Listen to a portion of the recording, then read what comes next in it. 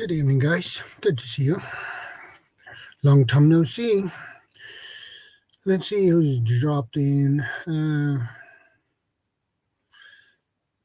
We have Huga Homestead. Good to see you. And CR. Good to see you too. And we have Sean Tuber and Darren Dobson.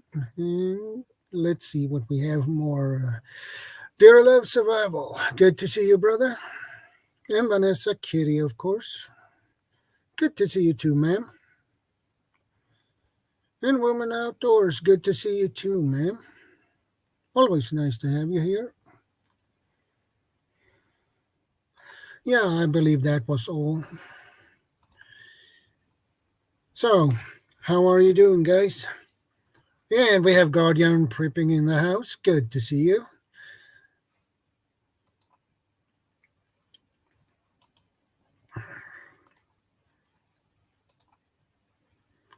And there is the ladder if anyone needs it or want to join me up here. And Magic Acres, good to see you. Okay, Mark, no problem. Good to see you. And you wait and see if anybody are up for it to join. Hey, Vanessa, good to see you, ma'am. How are you doing, by the way?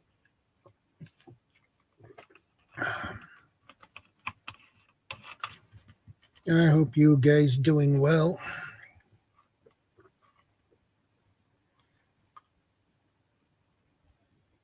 And Lisa, good to see you.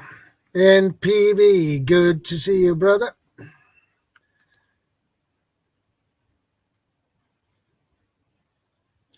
Good to hear, Vanessa.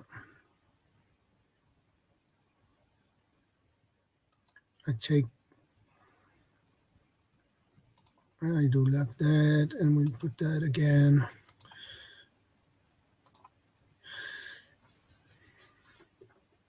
And I know you, PV, are up for it. Just click the link and join me up here. Or anyone who are up for it. But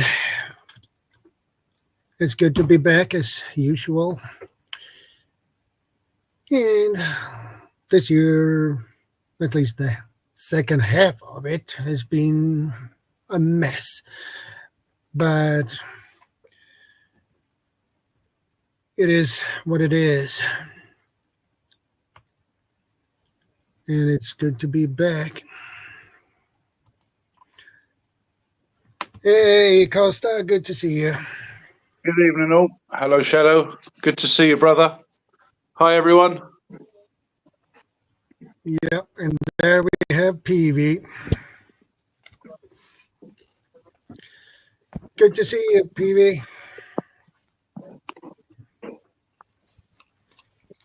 Can you hear me? Yeah, we can hear you loud and clear. There we go. You all right, Shadow? How you doing? All right? Evening, all.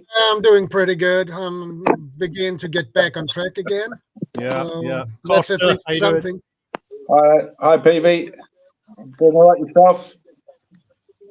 And we have CR. And Nick Mueller in the house. Good to see you, brother. Dang, you guys are fast. CR. you guys are so fast. I went, oh, I'll show up. CR? Never mind. Well.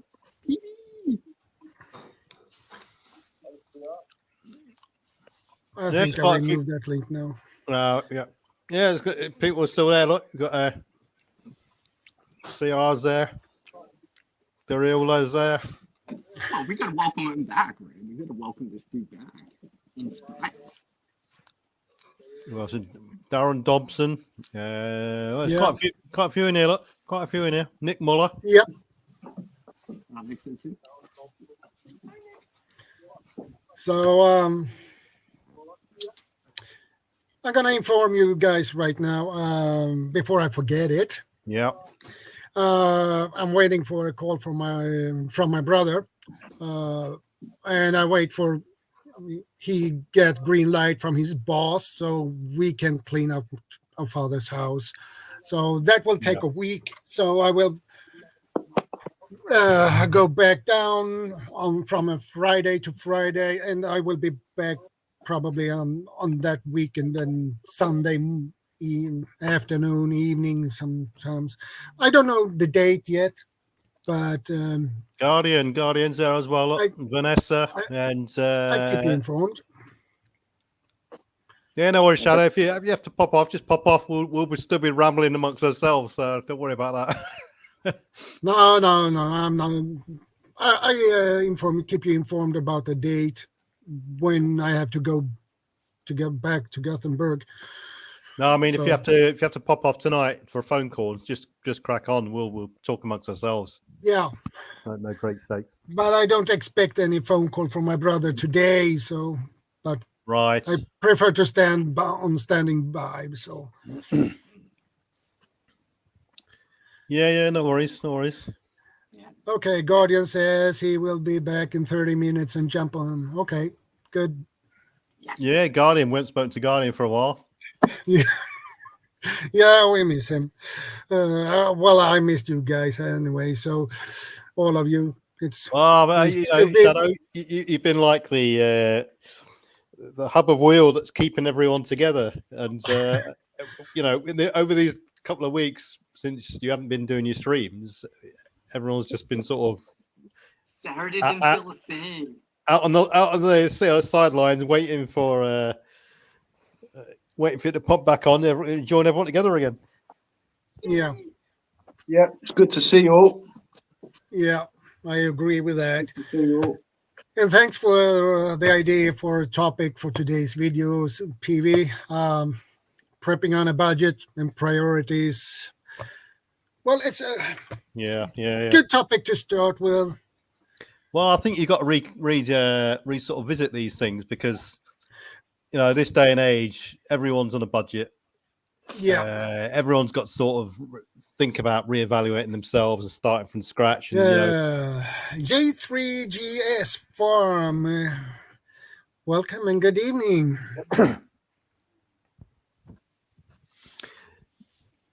Yeah, as well as going back to basics, everyone's got to sort of think about the direction they go in. They go in the right prepping direction, the wrong prepping direction. Are they doing anything right or wrong? What reference points have they got? YouTube is probably the main one. Talking to other people, it's good to band ideas around. So I think if you sort of cast your mind back to where everyone started preparing and reanalyzing their sort of what they're preparing for, then it's always good to do that, to see if you are on the right track. Yeah. And especially now when things get more expensive, you need to make your priorities and plan and think carefully on what you really need. If you don't have money for what you really need, you save up some money for what you really need and buy that first. So well, that's it's always the good intention to do that, but there's always something around the corner that knocks you back. You think to yourself, right? So I've got, all your fixed income, food, rent, heating, etc. Put that aside. Then you say put aside an amount for savings, whatever that is, 10%, 20%, and then the rest of it is almost like disposable income. And then something else comes along, like your alternator breaks on your van, like that happened to me, or you need a new set of tires or anything like this. And these days, all this sort of thing is not cheap at all, and it just wipes your complete budget out for the month, and you find yourself waiting basically in limbo to the next month. So therefore, things like that, you've got to consider prepping on a budget, or you can allocate part of your monthly sort of budget, I suppose. Prepping could be a fixed part of your allocations. Mm-hmm. It's so many scenarios, a lot of people in different positions, but it's I don't know many people these days that are, you know, have got who are flush, you know, and in a good position to just spend willy-nilly on all sorts of stuff. You know, we all have this dream, but to spend on the golden pieces of kit we'd like to buy, but it's not in realism. It just doesn't happen in reality. Feel the solar panels. I'd like to buy a bunker in the middle of the woods or something, you know, in New Zealand, but that's not going to happen. Well, a bunker, that is few who can afford that. Yeah, swallow your national insurance number, tear up all your ID, head out into the wilderness and never seen again. Society can kiss my backside, sort of thing, you know. The thumb screws. I think the thumb screws are coming down on everyone. Yeah. Therefore, you know, you've got to prepping on a budget is sort of in everyone's book. I think it just depends how you do it. That's the big question. And it'd be good to hear, you know, from many people, you know, on here and in the chat and stuff like that, how they prep, how they manage to keep some level of preparedness, because you know, all these different events, you know, it could be from disasters or the fallout from any event, from, you know, from cybercrime to grid down to loss of comms, all sorts of things, all the way to through to the what can be considered by many to be the mundane things, you know, unexpected injuries and stuff like this. So, you know. And Nick says, I'm so broke I can't even pay attention. Yeah, that's a good one. Yeah. The thumb screw broke off from being under so much pressure. Yeah. I'm waiting for a CR. Got one, has he? Have you got one, CR? Well, I was going to say that. About the unexpected stuff. Yeah, I've been thinking about. It just shows up. Right? And, you know, always at the wrong time. You know, before payday, or, you know, after you just spent all this money. Yeah. You don't even have that money to use anymore. Yeah.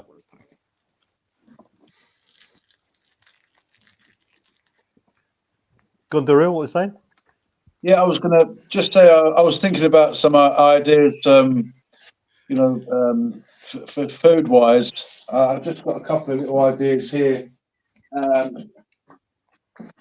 where you get some prepping, you buy some inexpensive baked beans, and there's even more cheaper ones that are, you know, say for example Lidl's, they do baked beans, and then they do a cheaper version of the baked beans.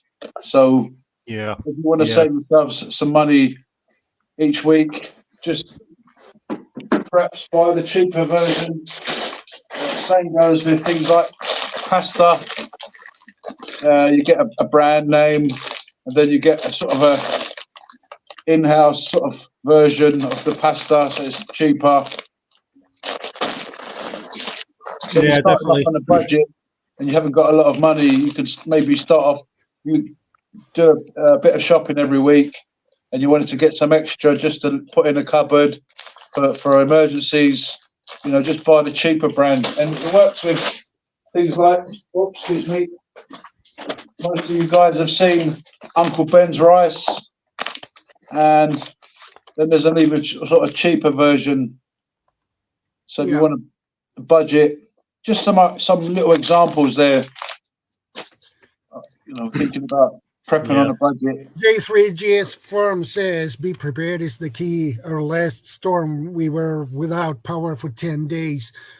10 days is a pretty long time. Yeah. But it could be worse. Yeah, always keep stocked up on candles and batteries. So even longer without power, definitely. I think it's a good place to start, as Daryl says there. Yeah, you know, there's we all know the mentality of, you know, buy a couple of extra cans every time you go to the store, buy a couple of extra rice or whatever you eat. If you are really sort of stretching yourself on the budget, then you can, you know, there is a difference between the branded foods like beans and the non-branded store budget brands. but you can bolster those up.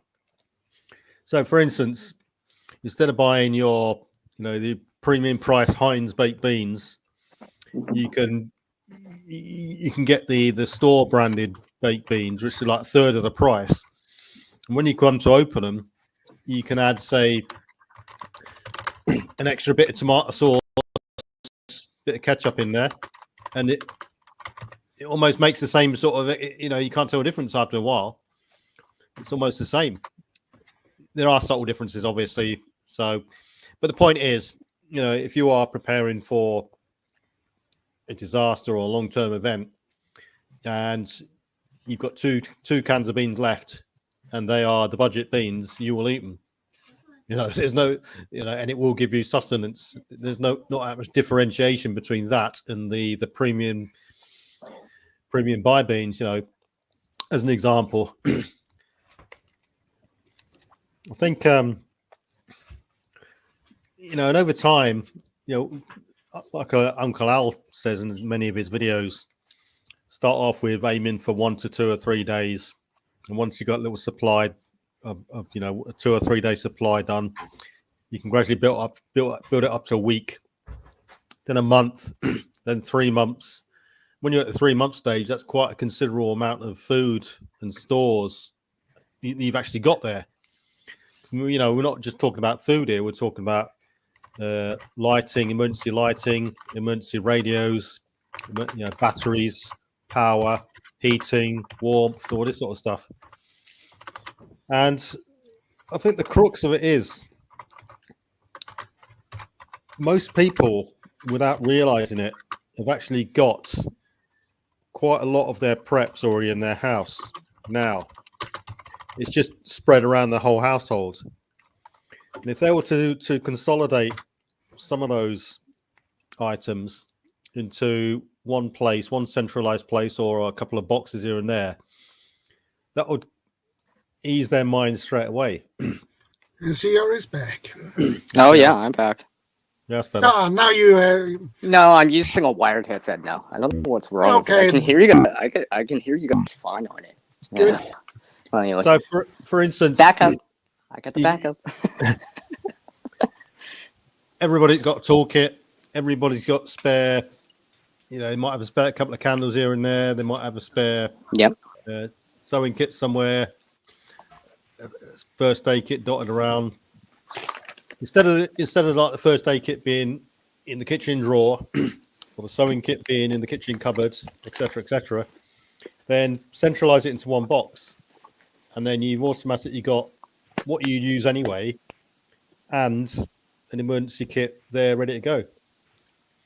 You might not have much redundancy, but over time you can start upgrading and getting some duplication. As in you've got a home kit and a extraction kit or whatever. What's that you're showing us there, CR? Oh, just something I put together. No, this is just a kit. I just got gloves on the outside, for access. That way I don't actually have to snap the case open. Yeah. Yeah, something like that. Yeah, absolutely. Well, to illustrate what you're saying. Yep. I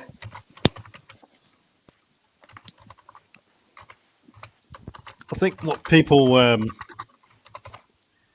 the vision people get when they think about putting together any sort of kit or some sort of contingency for emergencies or disasters or whatever, is that they have to go out and buy certain key items which cost a lot of money. And like we all know, probably, you don't have to do that. You don't have to go out and buy the expensive water filter, the expensive first aid kit, the expensive radio, and so on and so on. You can actually get by with quite minimal stuff. And if you strip it back to the basics, food, or water, food, shelter, warmth, all that sort of stuff, then take a look at what you've actually got. We've heard the old adage of, most people have got 2 weeks worth of food in the house at most. Or was it 3 days? Let's see.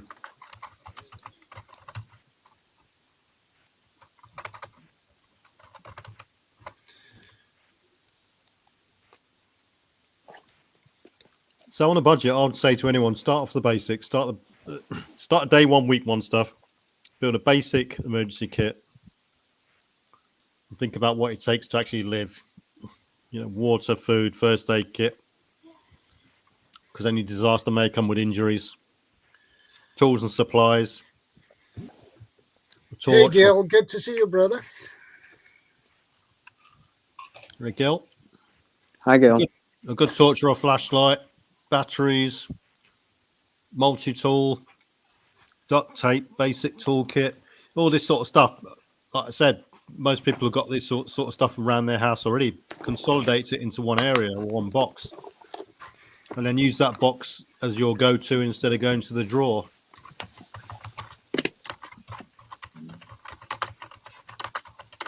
Keep your documents in a, if you got a waterproof bag, you put it in a Ziploc bag to start with.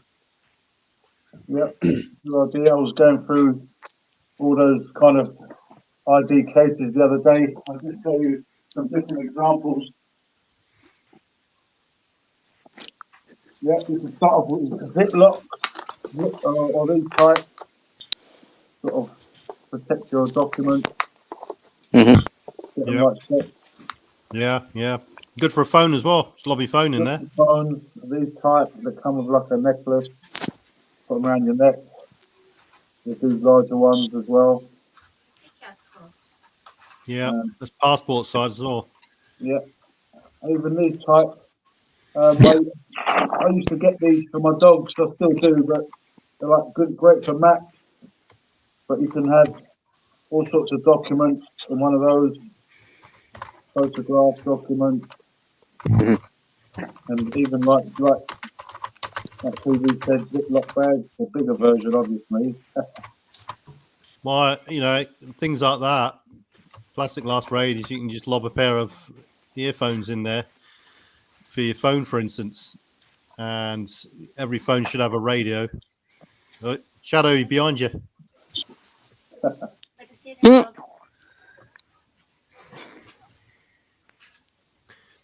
Yeah, so every phone should have a radio built into it anyway, or a part of its function. And earphones, put them in a little bag like that, and it was waterproof it. Mm-hmm. Or at least you'll be able to walk in the rain with it. Yeah.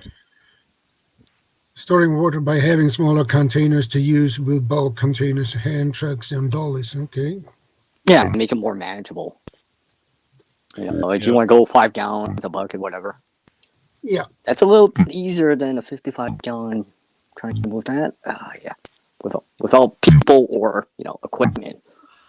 And then when you're talking about budget, I mean, you buy if people buy water that they're drinking all the time, save those containers and just use those containers.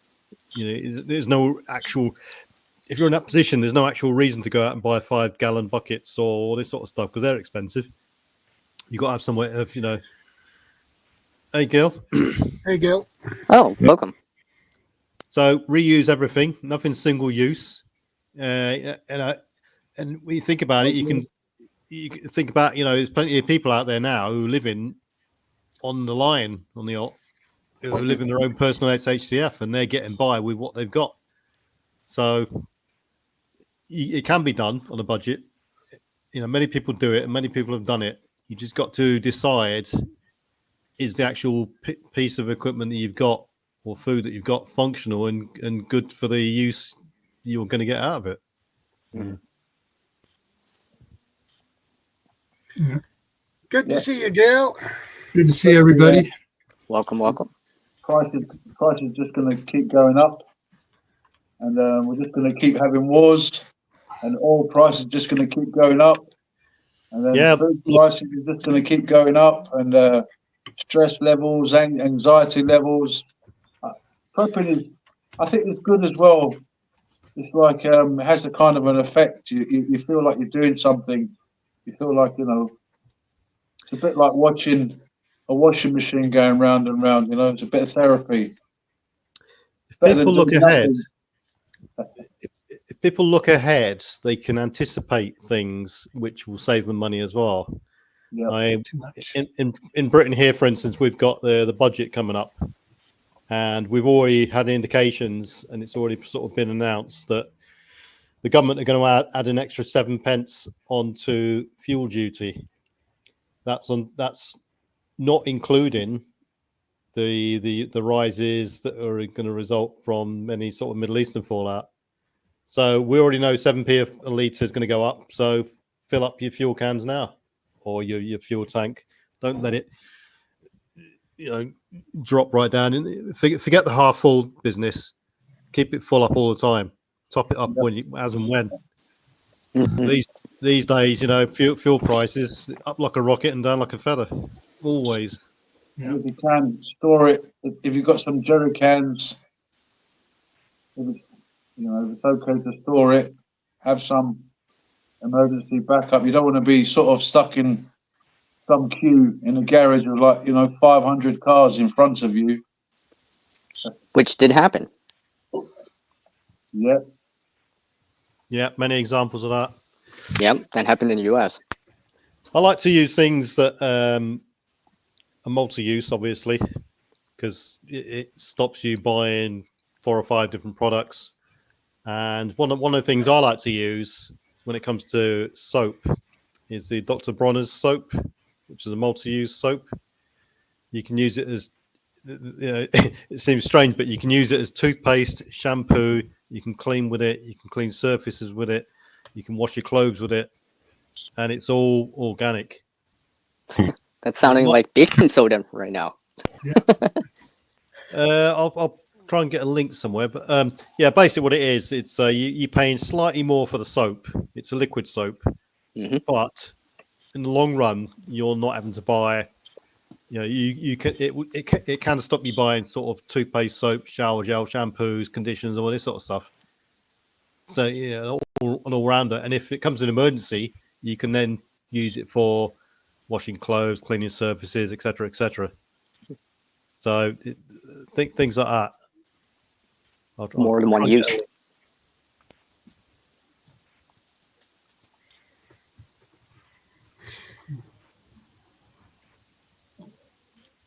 Do you want to add something, Gil? I'm just kind of thinking on some of the things I caught when I was trying to log on about different storage containers being able to be used, move and stuff. One of the things I've done for water storage, I got a distillery up the road here about 5 miles, and they do one-time use on their IBC totes, which are 275 gallons. Well, I pick them up afterwards for $60 a pop. But I got to be careful because sometimes they're the good ones, which have just had 93 proof, no, 93% potato alcohol in it, and that's it. So they're sterilized. But then sometimes I'll pick up some of that where they've made the mixes to ship to the other distilleries they have. So it's like a hard lemonade that was in there. But so that I can use for collecting rainwater for the garden. I can use that for turning it into a planter. But so I have several of the ones that just had pure alcohol in them for water storage. Yeah, granted, I'm not going to be picking up and moving. Froze. I'm not going to be picking up and moving those or loading them in a truck, but sitting in the shop, I just go up. You need just to go up there and turn the valve on the bottom, hook up my 12-volt pump to it, and I can fill up a 1 gallon or a 5 gallon jug and bring it in the house if I need to. So I got the smaller ones to move the big stuff around, but I got the big ones because $60. How many 5 gallon cans can you buy for $60? I got 275 gallons for $60 of that on the IBC tote.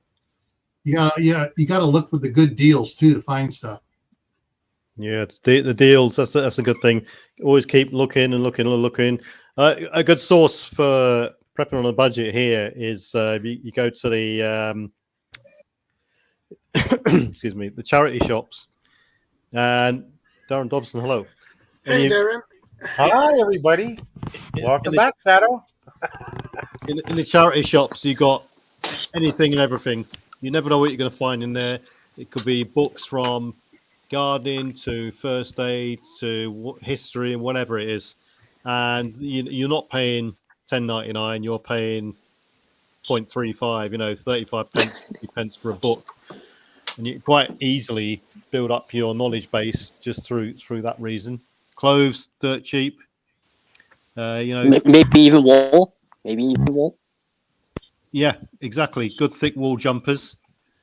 All sorts of stuff. Hats, ski boots. You can get skis in there. I've seen everything in there. Boxing gloves. I've seen the weirdest thing I saw in a charity shop was a poison arrow dart set from South America, and it looked like the arrows had black tips on them, or the darts, and it looked like they were genuine article, But the point is, you go in there and you're literally paying next to zero for quality items. Really, might be second hand, but they're still functional. And if you want to build up, say, a box of spare clothes in it, fine, charity shop. You can fill, $5-10 worth of clothes will fill a big container.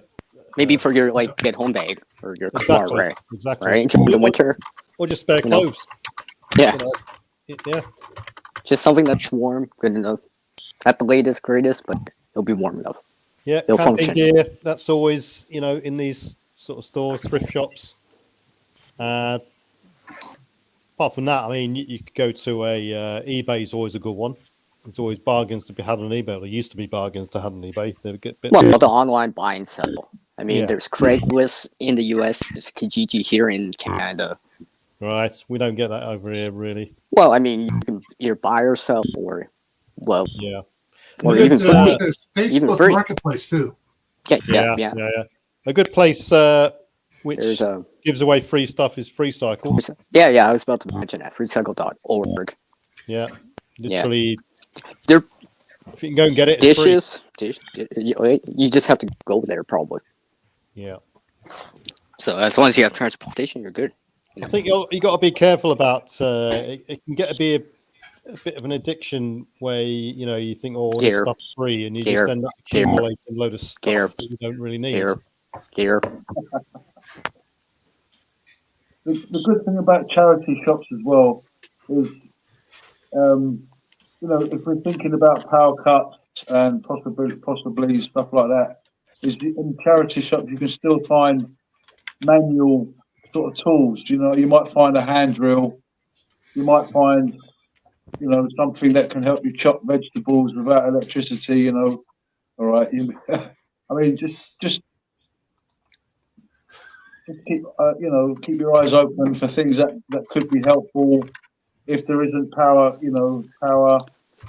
Things like secondhand cookers, camping cookers. You get that in charity shops. Blankets, sleeping bags, rucksacks. Even old boots, material. All kinds of different material that could be used for bandages. But people still going to be getting pregnant and having babies. And life goes on. Midwives are going to be needed, and so back in the day, people used to boil hot water and have loads of towels, to have when they had children. So, thinking about things like that. And charity shops are great for that. Yeah. And I think the boiling the water was to keep the husband busy. So to keep the husband out of midwife's hair, they can go boil water, get the husband out of the room. We need space. I like to look at I always think that a good model for preparedness is in the Second World War era. That was real. Go back to basic stuff. If anyone is thinking, real budget stuff, then you could harp your mind back to those sorts of things. But talking about free things, there's plenty of things for free, and knowledge is power and stuff like that. There's plenty of free courses out there, plenty of online free courses that people can accumulate. There's plenty of community courses that people can go to, like stop the bleed and stuff like this. Mhm. And most country fairs and stuff like that have a first aid stand where they just stood around doing nothing and still be quite happy to teach you CPR and stuff like that. So it's about taking the opportunity, I suppose, as well. Mm-hmm. One of the things too, Yeah, when talking it about power being out, one of the things you can do too is there are some online courses to learn how to work electricity, how to wire things and do things. There's also plenty of videos here on YouTube on how to convert broken down things and use them as such as an exercise bike or a treadmill. Treadmills have a 12-volt motor / generator. And so that's what makes it go. And also, if you turn it off, you can, if you push on the treadmill and put a voltmeter on the side, you're generating power. Mm-hmm. So you can use it, do it like a treadmill, or you can take that motor out of a broken treadmill, put it on an exercise bike. And now a little bit easier, you're making power to charge up your batteries, so you can, plug in an inverter to run, your blender or your coffee pot. Yeah. You can't have a wood burning stove in their house. Yeah, And you right. gain experience from it too, right? The process of going through that. Yeah. And learning about it too, right? And understanding it, right? There's something about that too. And once you have the skill doing that, guess what? You got a skill you can sell. No, well, yeah, you can reproduce it, right? Even without. You can barter with somebody else that has a whole bunch of fruit trees for food to fix his to take his old exercise equipment and turn into something useful for him. Yeah, and you might be like one of those scrappers or something like that scrap metal. Well, it'd be one of those things, right? You could pick up this extra stuff that they got to get rid of. Mm-hmm.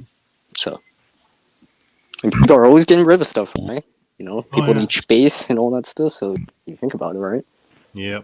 All you have to do in my area is drive around the housing areas or anywhere like that in town, and people will always leave unwanted stuff outside their gate or the wall. That's free for the travellers, the gypsies, to pick them up.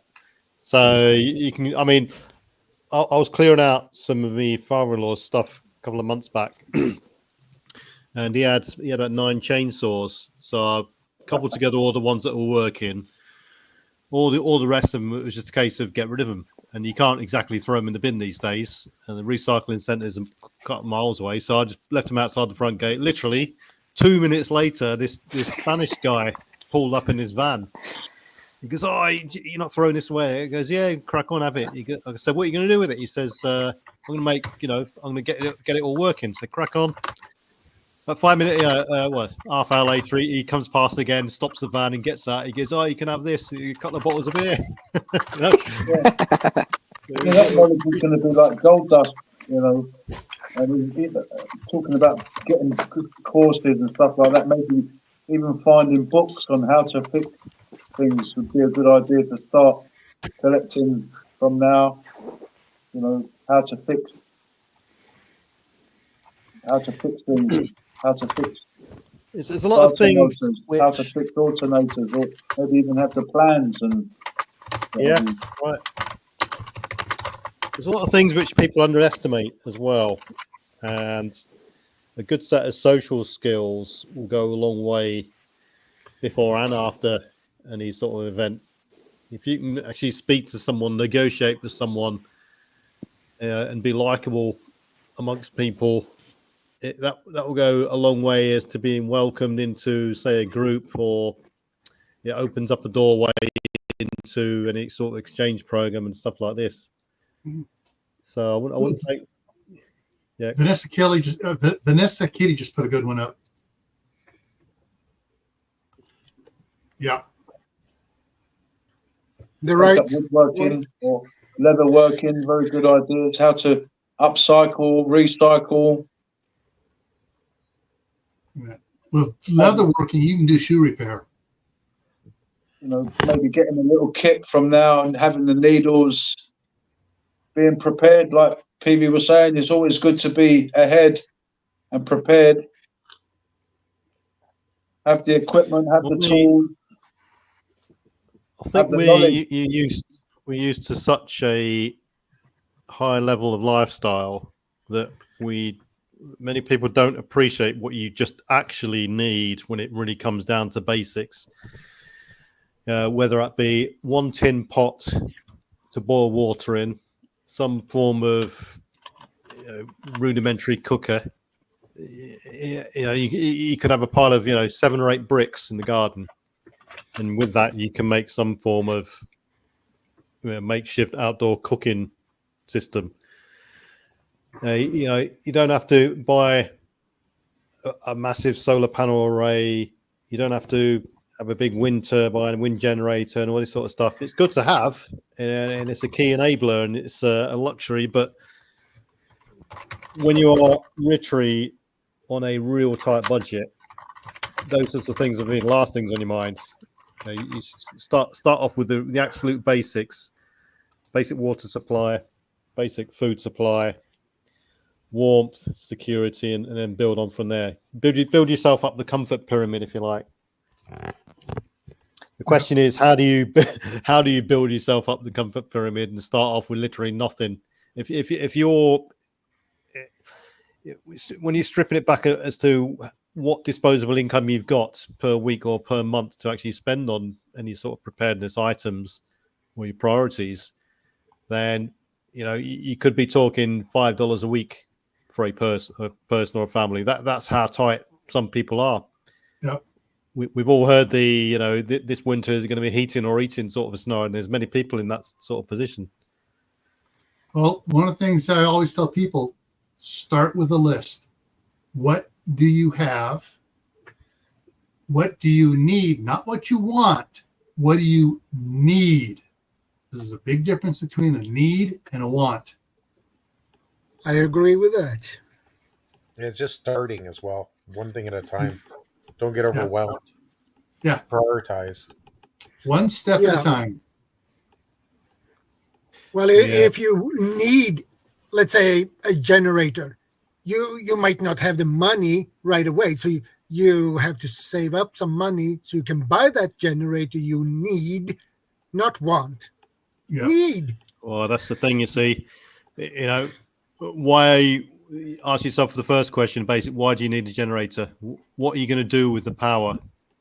Well, if you have somebody that's on a kidney machine or some medical problem where they need to have power all the time, that makes it a need. Yeah, CPAP as well. CPAP machine as well.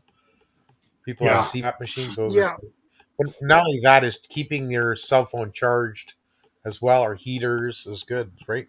You can always use matches and flame, but indoors you can't use fire. So that's why you need something.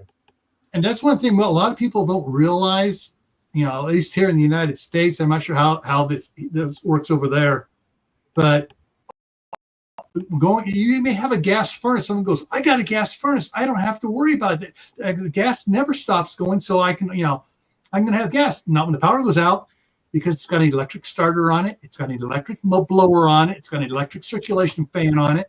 Without power to that furnace, it ain't running. It ain't heating. And people need to realize how things work. Yeah. It's not like the old days. When I was a kid, my grandmother had a gas wall furnace. No power at all. It had a pilot light and the thermostat that was battery power. It had battery power for the thermostat, and just turned on the little solenoid in for the furnace. Her older one before that had a mechanical thermostat on it, like a water heater. Totally no power. But you can't get those anymore. Yeah. For people in the U.S., I remember for people in the U.S., when they had those 2 hurricanes, they lost the power. I don't know if a lot of people are still out of power, but they turned on the what Elon Musk's satellite link. What is that called? Starlink. Yeah, he was able to turn it on. So it was funny because I was researching one of my friends. I'm going to be getting talking to ShadowScoutSwede. There's an American Canadian company that has this the pod thing, so I'm going to be sharing this, testing it out. It's a company that's been around for a couple years, and it's a portable thing so you can get signal. So I don't know how it works, but I'm going to be sharing it out with the preppers and see if I can get preppers where it's available around the world and get you guys to try it out and comment on it. So because that's one thing. No one had satellite service, or no one had cell phone service, so they had to use Starlink. He turned it on right away. Yeah. But, Hey, Guardian, how you doing? But I think Hey, he's Guardian, turning good to see pressure you. on Taiwan not to turn it on. I think he's being pressured by the Chinese not to turn on Starlink in Taiwan to cover that. So that's for me. So I'm checking Hey, out that. Boats, Iowa, good to see you. Good evening, all. Thanks for having me up. Yeah, I'm sure it's expensive, but I think when Elon turned it on for the area, it was free for everybody, I guess. Yeah, Did you he was guys? he was giving out. Had guys in helicopters flying in and giving out to people that were stranded way back in the boonies, so they could have access. Yeah. When sure the it was for aircraft free. were actually allowed in, they were restricting the airspace at one point, hindering. Yeah. A couple of those people got fired. But I mean, for me, I'd love to have a Starlink, but my budget wouldn't extend to that at the moment. So, where do I go from there? If the grid goes down and I need to speak to someone, I would. Someone mentioned that's fine. mesh system earlier. We were talking a little bit about mesh.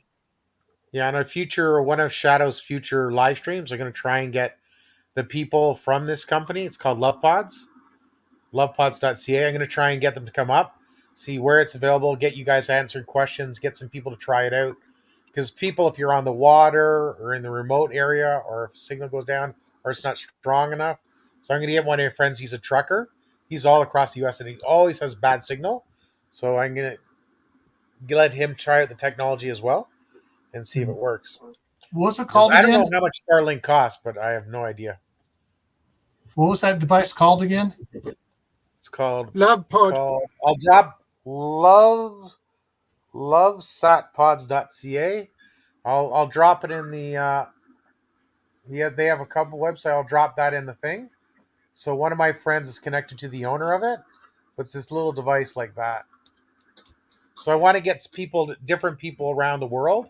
So Shadows in Sweden, you got some guys UK, USA. It covers all the USA. So my friend's a trucker, and Creative CRs in Canada. I'll get him to try it. I'm going to try it. I'm going to get one of my friends as a boat, try it on the lake. So just try different places, get feedback, because they can it works, but see if they can keep improving it, right? Mm-hmm. So I'm gonna drop that in the chat. And how much does this system website cost? I have no idea. That's why I'm going to have them come and interview them, because there's different plans you can get, but it's you want just a basic plan for emergency backup.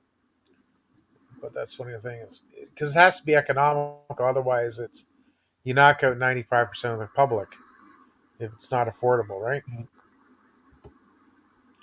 Yeah, I'll get the link for you guys and drop it in the chat. Here it is. That said pod cost $199. That's just for the unit, and then you're talking about shipping and merchant processing fee. So obviously, over time, it will become a lot more affordable and commercially available to pretty much your everyday man and woman as well. That's always how technology's been, correct? Like in the beginning, when just the general PC personal computers became available, I mean, it was only for certain, people within society that had the ability to attain that.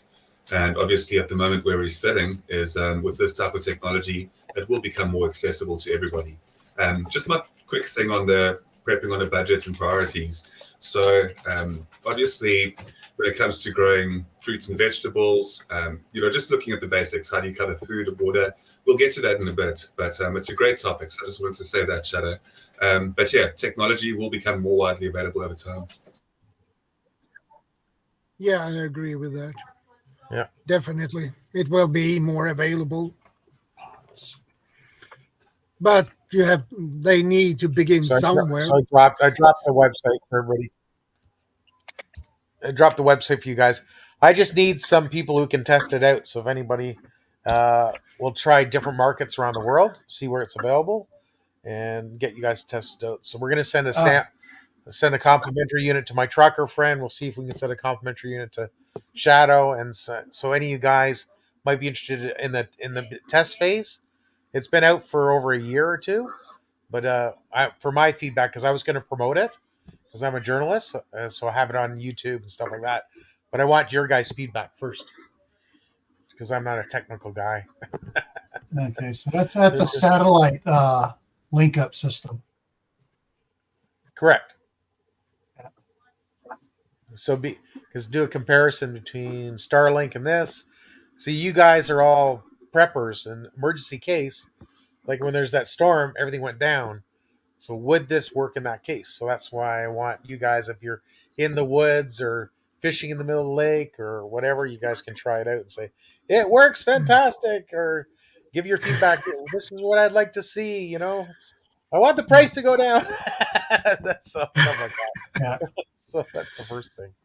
But just It's got some interesting stuff here on the homepage. Huh?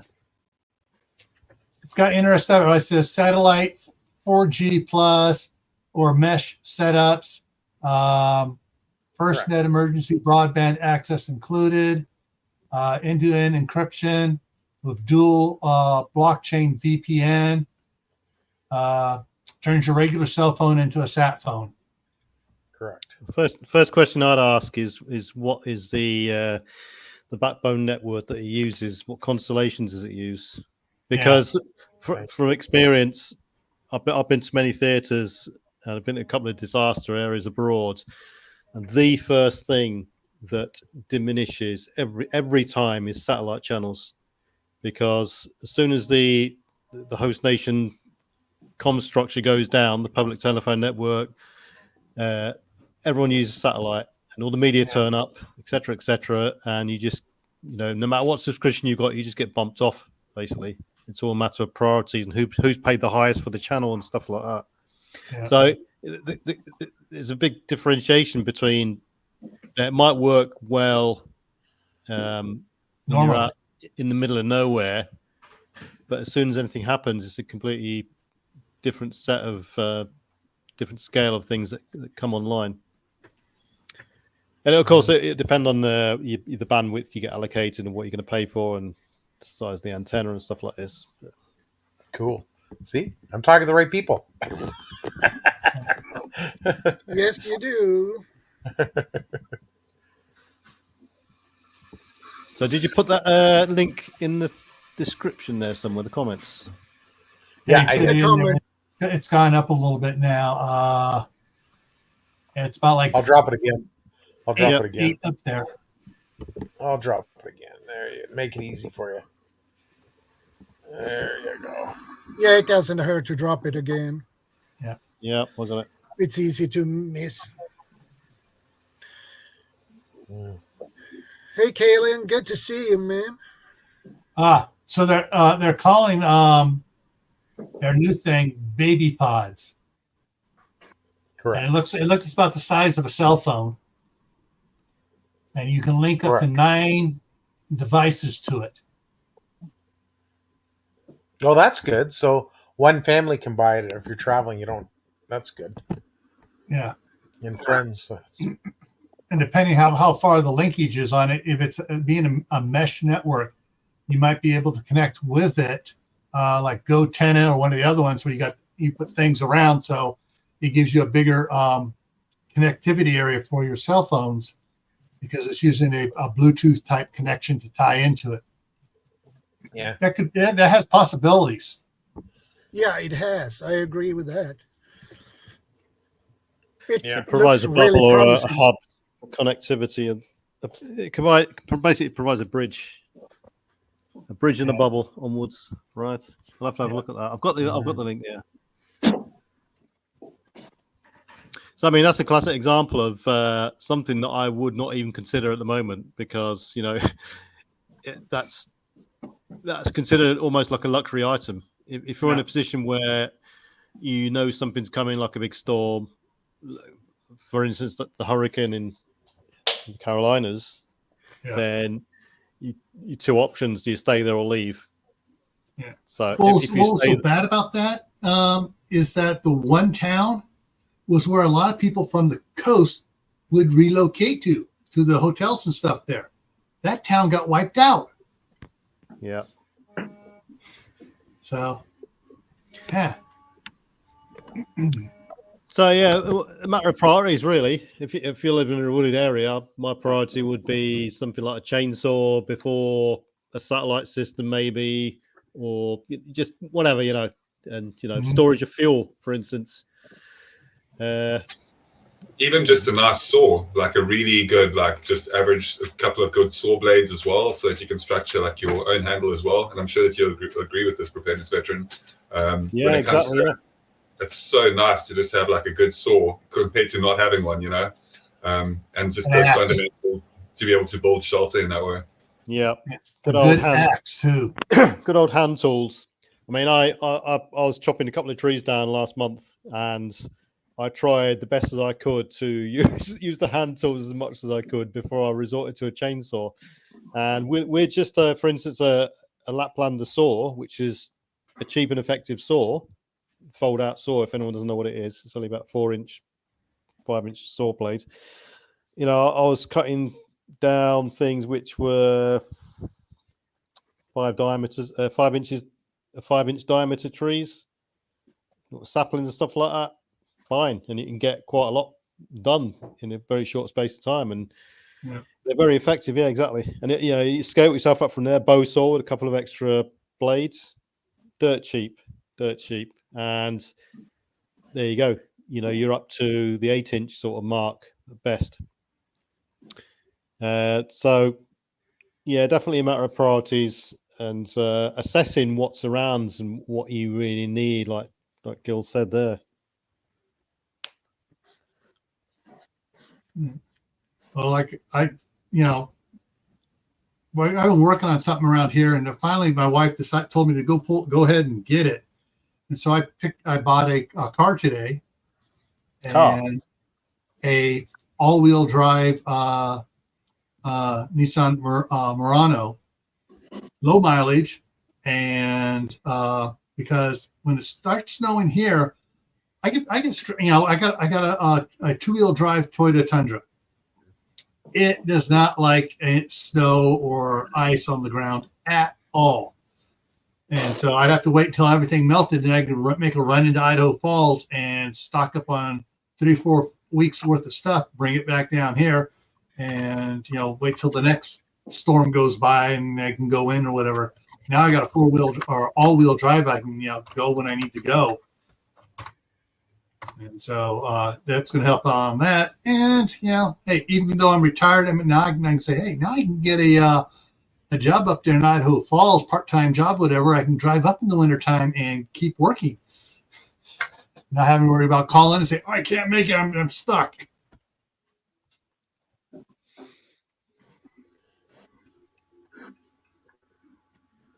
Yeah, but we've been looking at cars, for me for a couple of years now, and it's just it's just getting insane with the price of used cars going.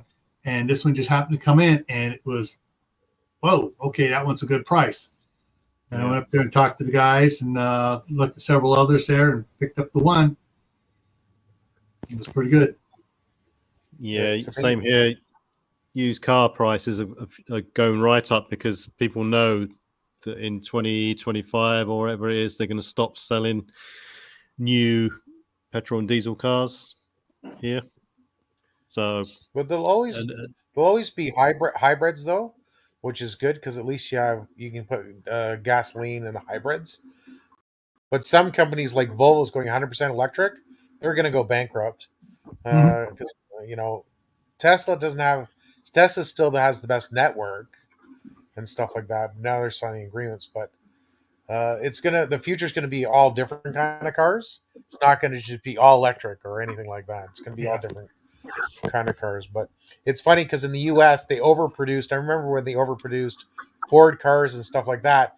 They had thousands of them, like these ports just laying there, and they can't sell them because the dealers have already bought the cars, and they have to make a certain amount of money, so they just rot.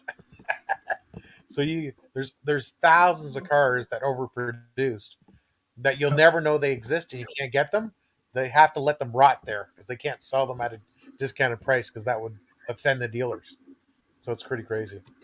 The best thing with hybrid cars, at least what they sell here in Sweden, is that you don't need a cable to charge it.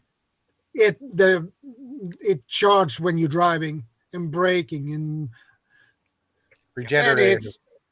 To a certain extent, yeah. To a certain extent, yeah. Mm-hmm. Because if you run out of gas and you go strictly all electric on your hybrid, you're going to need to plug it in. They said once here in the United States, you could plug them in after you've had to go totally electric because you thought you had another 200 miles on that little gas tank.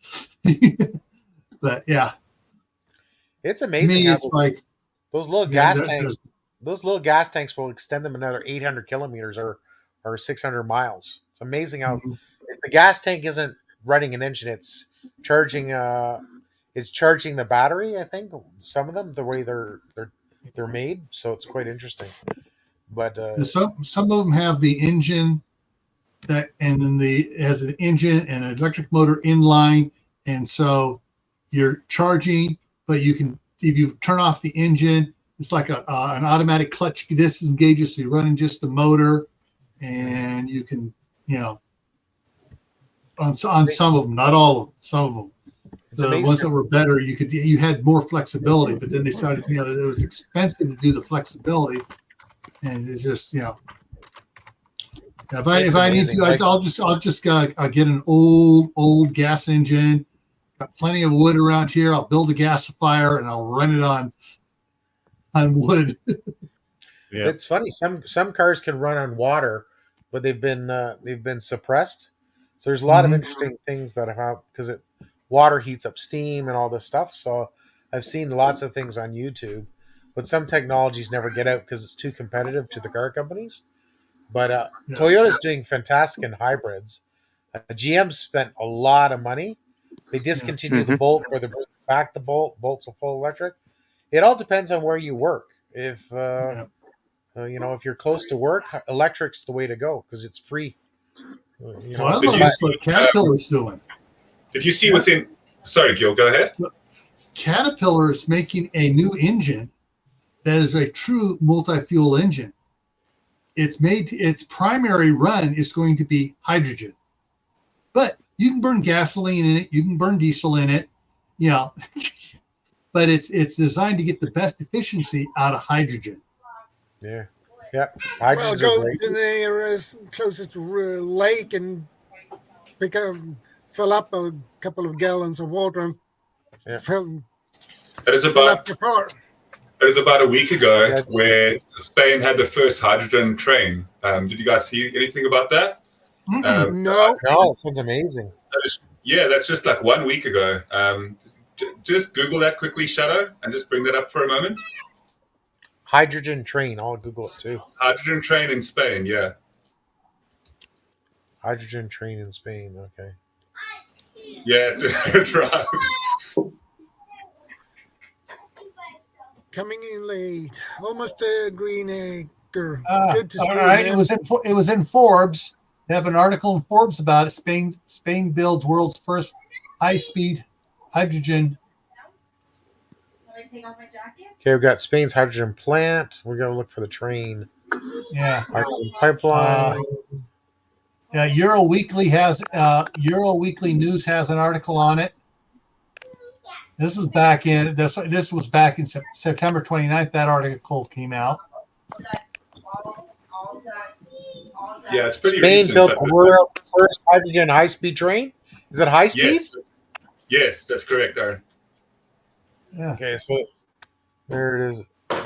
There it is, right there. There's one channel talking about it. Yeah.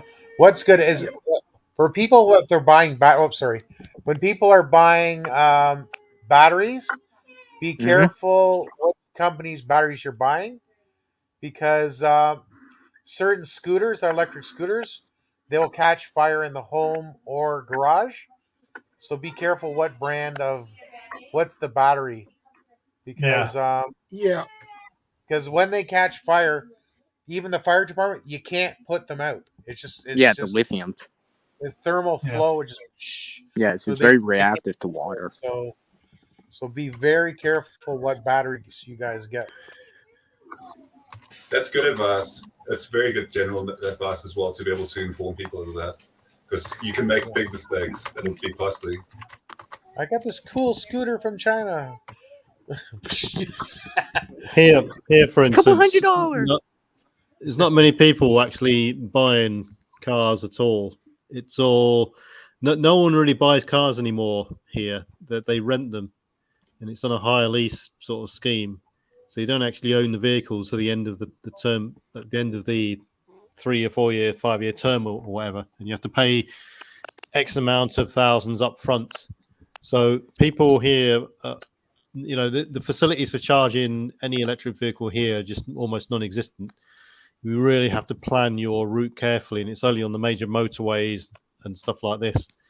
You'll find a car parking lot in a superstore, 500 cars, and there are like 3 or 4 electric charging car parking spaces, and those car parking spaces are normally just full of petrol cars. So people here are just buying older cars and just keeping them going as much as they can, which I suppose, and it's an indication of how deep people's pockets are these days here anyway. That's extremely concerning if you think about that whole statement where you'll own nothing and you'll be happy. It goes along with that, and that's very very scary. And if you think about that, and even if it's just specifically in the UK, maybe perhaps at the moment, just because it's somewhere in the world, quite often things like that do ripple and ricochet into other areas of the world as well. So that is very concerning, the whole thing, because I like the idea of customizing the thing that the vehicle as well that I'm using, but obviously that's not really the case if you're just leasing it, but if you're leasing it for very cheap and that's just the only way, then that's where people start having that mentality. George Orwell, right? Yeah, leasing's almost good for business write-off. Leasing's good for a business write-off, then it makes sense. But for a personal vehicle, if you're having electric, you have to have a stage 2 charger at home, which is a dry air 240 volt, and then you're fine. As long as it can get you to work to home, you're good to go. Otherwise, charging in a network, it's not there yet in Canada, US, but it's really advanced in Norway. 95% of people have electric cars in Norway, so it works there. It's just not going to be feasible in at least 60% of UK. People, there's a lot of towns and villages which have got terrace housing, and you have to park on the street, on the curb. So that's going to be a problem. Anyway, that's an infrastructure thing. So anyway, prepping on a budget, people here are not very, it's all geared towards, everything you buy now here is geared towards not owning anything. It's all rental type stuff. And it's as if electric vehicles they're almost like high-end mobile phones, high-end cell phones. It's called, they're disposable. Exactly, They're disposable. Like I say, for the people it works for, it's amazing. People it doesn't work for, it's not amazing at all. Yeah.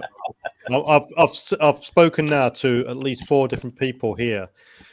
One of them bought a brand new electric Jaguar SUV, and within 3 months he wanted to get rid of it, and no one would buy it. No one would. The dealer that he bought it from wouldn't even take it back. He had to literally lose thousands selling it on the second-hand market. So, once you bought one of these vehicles, you're literally trapped with it for the entire term, your repayment scheme. But anyway. Yeah. That's a scary concept. That's definitely, and I think that's happening quite frequently. And as you were saying, PV, it's not even feasible in most countries. Like here in South Africa, these electric cars would never work. For one, we have such unreliable electricity, like charging the car would be ridiculous. And secondly, like our roads, our infrastructure is absolutely horrible. And with the corruption, that's not going to be changing anytime soon. So in order for the electric vehicle revolution to happen, it would have to be a perfect scenario where basically the whole world has like good roads and, you know, adequate charging stations and reliable power supply and all that. So it'll take that's a good to while. hear you. It's good to hear you, Mrs. GP there. With some input in the background. Hi.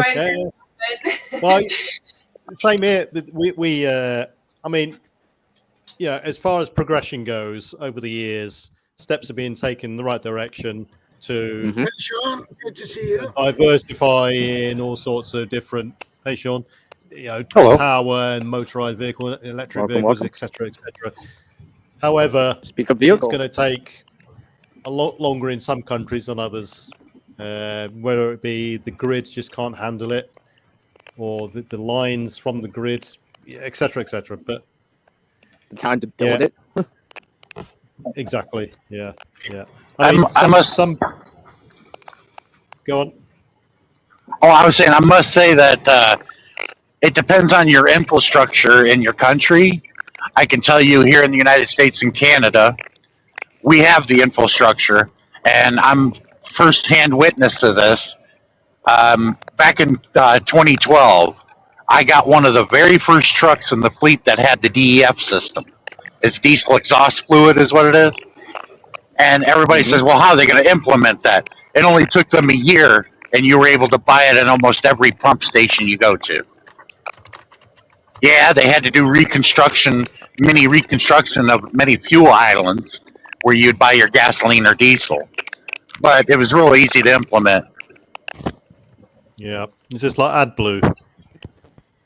So I just want to quickly say something quickly to Slippery Pickle about the fact that Eskom is proposing a 36% tariff increase to NERSA for next year.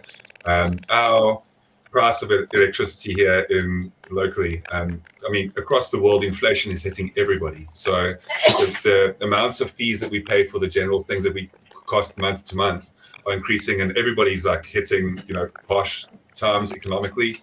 And I think that at the moment, with electricity being increased the way that it is, that's why being of a survivalist mindset and being into preparedness is actually really beneficial, because then when you see things in that way, and I know it's going to sound extremely weird for me to say so, but because of our electricity shortages that we've experienced in our country, I think electricity is very overrated. And I know that sounds insane, but like I really very true. I have a friend that I trained to drive a truck, and he owned a patent in it for years. He sold it to Mitsubishi back in 2015, but I don't see them implementing this. He designed an electrical car that does never need a charging station. Wow. How he did that was he installed a alternator in every tire, like right next to the brakes. So when the tires spin, it spins the alternator and recharges the batteries automatically, so you don't ever need a recharge. Oh, they That's don't want good us. after, They don't want us that's to good live after without 20 years them. when the patent expires. If they don't implement it after 20 years, it's open and anybody can then use it. So Yeah, he sold it to Mitsubishi for $34 million. Yeah, that's a good deal. he doesn't have to work anymore. He lives up in Reed City, Michigan. Wow. Almost Green Acre. What's going on is some of the guys have their avatars up, so you can't see them while they have their avatar up. See, I can do and put my avatar up like that, but you look around, you can see the little ring around it when they're talking. So some of them just have their avatar up. We know who they are. And some people are having You problems know what with their I'm mic. talking when you see my lips flapping. Me too. Me, you just look out my window of the road, you'll always see pavement in front of me. I just want to quickly say something. Someone asked earlier in the comment section about advice putting a budget bug out bag together. And just going on what PV said earlier on as well, how a lot of things are in your house already. So if you're still there, I think it was Camden King or something like that on the side there asked. So basically, if you're going to do it on a budget, just have a look at a few bug out bags on YouTube and just say to yourself, have I got these things in my house? Have you got a spare pot, for example? You might have a little pot in your kitchen. I can use that for camping. Little knife and fork, toilet paper you've got in your house, spare t-shirts, spare socks, spare underpants you may have. You may have thermals, so you whack that in your bug out bag. You know, you might not have a little gas cooker, but there's lots of little ways of improvising, making hobo stoves. You can even make a little stove with a tin of Coca. Well, I don't want to mention their name. A soft drink. So yeah, there's a lot of things that you've got in your house already. Before you start spending big money, you might have a pair of pliers in your house instead of buying a Leatherman multi-tool. You might just use a little plier. You might have a screwdriver, small one. Just whack them in your bug out bag. So start off in the beginning with things that you've got already and build on top of that, I'd say. And coming back to electric cars, I reckon that's just another way of taking away our freedoms. I think PV said earlier as well, sometimes you struggle to find places where you can charge your car up. And like Guardian says, they're overrated. They are. I like to hear, when I drive, I like to hear the first gear, vroom, second gear, vroom, third gear, vroom, that joy of driving. But they don't want us to have any more joy. You know, they're playing with the weather, they're playing with the food, they're playing with our cars. You know, they're playing with all the toys. They're scared of us having a go at the toys. And so, you know, it's all about grabbing land, grabbing resources, all these wars. You know, we're preppers on a small level, but we're dealing with people that are preppers on a massive level. And, you know, they've got bunkers, they've got all the food. Anyway, enough of the rant. Yeah. Well, you have to explain who they are. Well, they are the bankers. They are the people that stand to make money from these events. You know, we were talking about chemicals earlier, about lithium. You know, is there a company after the lithium in North Carolina? You know, is there some people that are after the resources in Ukraine and other parts of the country? They, bankers, who stands to make money in wars? You know, many people. It's your boards of directors of the three major oil companies that may dabble into other resources like lithium that decide that sort of thing. They buy off politicians so they can do that. Yeah, and things like, is it cobalt in Africa? You need, is it called cobalt? I don't know. There's some kind of stuff that you need to make mobile phones. Cobalt, yeah. I mean, you've got people digging with the mountains. You know, it's become extremely difficult for people to prep. There's some people that can't even. Sorry, darling. Oh, no, go ahead. I was just going to say, I wanted to add on that people are literally like doing slave labor to find the cobalt and the lithium for the batteries. And it's like such a problem. And then to add on to that, like, I don't know if it's BMW or Mercedes, but it's one of those brands. They recently did this thing where they install the feature, but you have to pay a subscription to unlock it. I can't remember what feature it was, but it was something like ridiculous, like heated seats or something like that. So the car has the feature, but you have to pay them a subscription fee every month in order to be able to unlock it. And more it's going to happen like that, where you'll have to pay a subscription fee for everything. It's also another way. Can I add in something? It's another way of getting in your car. You know, our technology. You know, slowly they're getting in your house, they're getting in your car. You know, they want to hear your conversation in your car. They want to know where you're driving, where you're stopping. Okay, Gil, no problem. Okay, Gil. Sorry. Anyways, like I was about to say, I mean, with everything going electric, all these companies are gonna try to have, custom parts, I guess, for lack of a better word. So everything becomes proprietary, where you can't interchange, you can't, they lock you out, like you guys were talking about, like subscription based or something like that, right?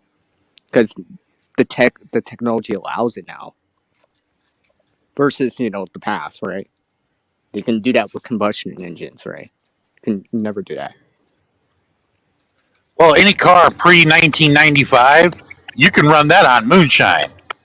But any car from 1995 till today, if you do that, you'll blow the fuel injection manifold. And here's why: because they make the fuel injection manifold of aluminum, and it can't stand that kind of pressure. That's why it blows it every time. Yeah, moonshine, you can drink it and get drunk to the bejesus, but it'll run your car too if it's pre 1995. Oh yeah. Back in the day. Well, in that case, the car get drunk. Oh yeah. I haven't been drinking, officer, but my car is incredibly fucked up. Blindfold.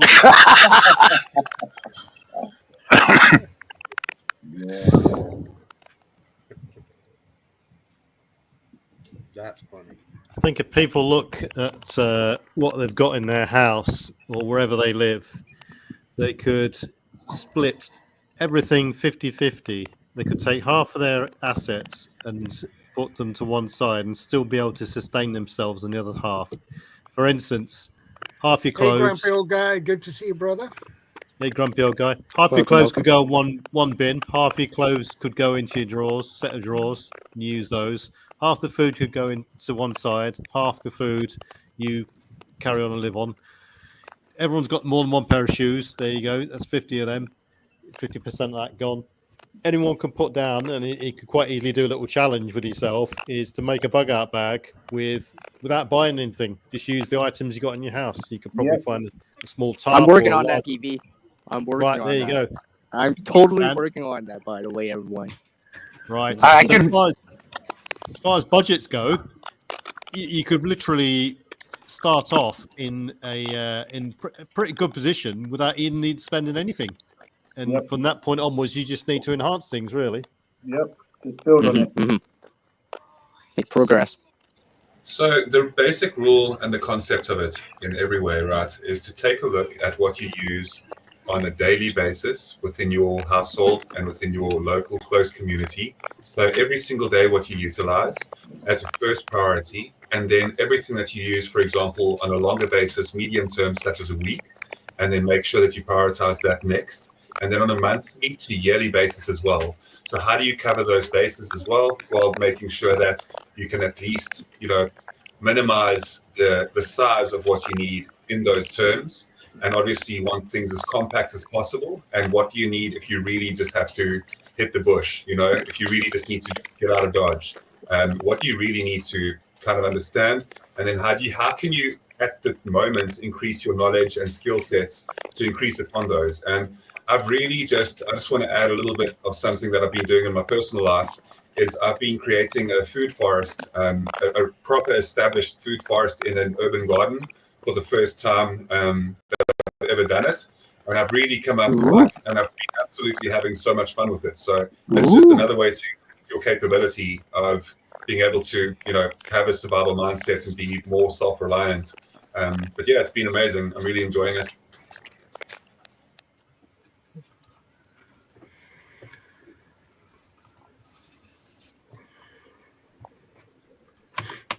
And you can farm good food on sale, especially pasta. If they have, you get 5 packages of pasta, you pay for one. So yeah, things. Look at seasonal events as well. Things like Christmas is coming up. You get big bargain bags of nuts. Oh yeah, and treats as well. That could be a good opportunity to buy them or just after Christmas when everyone's spent up and eaten up, and you get out of season. Yeah, they're trying to clear the shelves with all the sweets, nuts, and all the other party food and stuff like that. Mince pies. Yeah. Well, if you freeze them or whatever, but it's a good opportunity to seize the moment on various out of season stuff like see us as there. well, if you have like relatives or friends that like live in South Carolina, which I do, just say, hey, go out in the yard and rake up a bunch of pecans and put them in a box and mail them to me. And if you don't do that, you go to buy them in the store. Yeah, they're going to be $7.99 a pound. You can get them for free. Just have a friend in South Carolina because their houses are always being beaned by pecan nuts. Just hey, go rake up a bunch of them, put them in a box for me, and send them to me. Yeah, exactly. And same likewise. If you know people want I to don't adopt need any more more nuts for your town, man. people want to adopt a more frugal lifestyle as well, is to make use of foraging a lot more as well. Yeah, like if I wanted fresh coconuts, I just go ahead. Sorry. If I wanted fresh coconuts, I just contact my eldest sister in Florida. You know, they got them all over the place. They hate them down there in Florida because they're laying all over the yard. So precisely, right? So food procurement and being able to forage and being able to like create food, having an heirloom seed vault and just being able to pack that, like with the whole bag system as well. That's definitely one of the most amazing things because I mean, obviously, there's only a certain amount of food that a person can carry with them. But if you look at a lot of short-term, vegetables and greens that can be grown over a short term and you implement that with hunting and fishing, you can do so much further than the amount of beans that you can carry, tins of beans or something. You hear what I mean? Like it's a much more adaptable, capable, when you live alongside nature and you can actually procure out there your market for it. Yeah. When it comes to get used to a local diet. When it comes to gear and equipment, if someone wants to buy a water filter system like a mini Sawyer or a Life Straw, there are now plenty of unbranded ones, half the price of those sorts of things. So people have also, if they're on a budget, is to get out the mindset of branded items, because some of the unbranded items, for instance, the Sawyer minis, which are now gone up quite a lot in price, they're £25 over here each. Then you can buy, the unbranded version, which is exactly the same on the inside, and uses the same technology for a third of the price. So seek and you shall find. And you know what? One of the benefits of being a truck driver, owner operator, is if things get really bad, but I don't ever see it get that bad. But if it does, we know where all the warehouses are. That's right. Whatever we want, we know where the warehouses are. Secret. It's not only that, but there's so many more advantages as well to being like a truck driver in your position. You have the ability to like know the roads the way that you do. You're very well connected with different people, like all throughout different areas. Like you have the ability to drive vehicles that not many other people can. Like I know that it's a bit fictional when you look at Mad Max and that type of thing, right? But ideally, like in situations like that, when you do need to have any sort of logistics, you need people with that skill set, and not everybody knows how to do that. Not only that, but like you have that there's many different things that come up about being a really good driver. Like I don't know, I just have a lot of respect for it. And also, I love the road. Like there's nothing like the road. Like the road is special, man.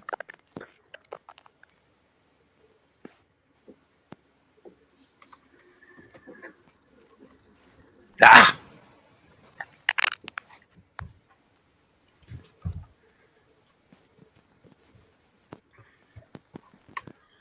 Yeah, hit the road. That's nice. I like long distance driving.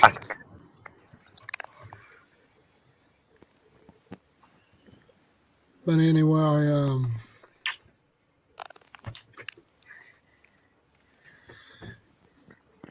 water filters can be expensive.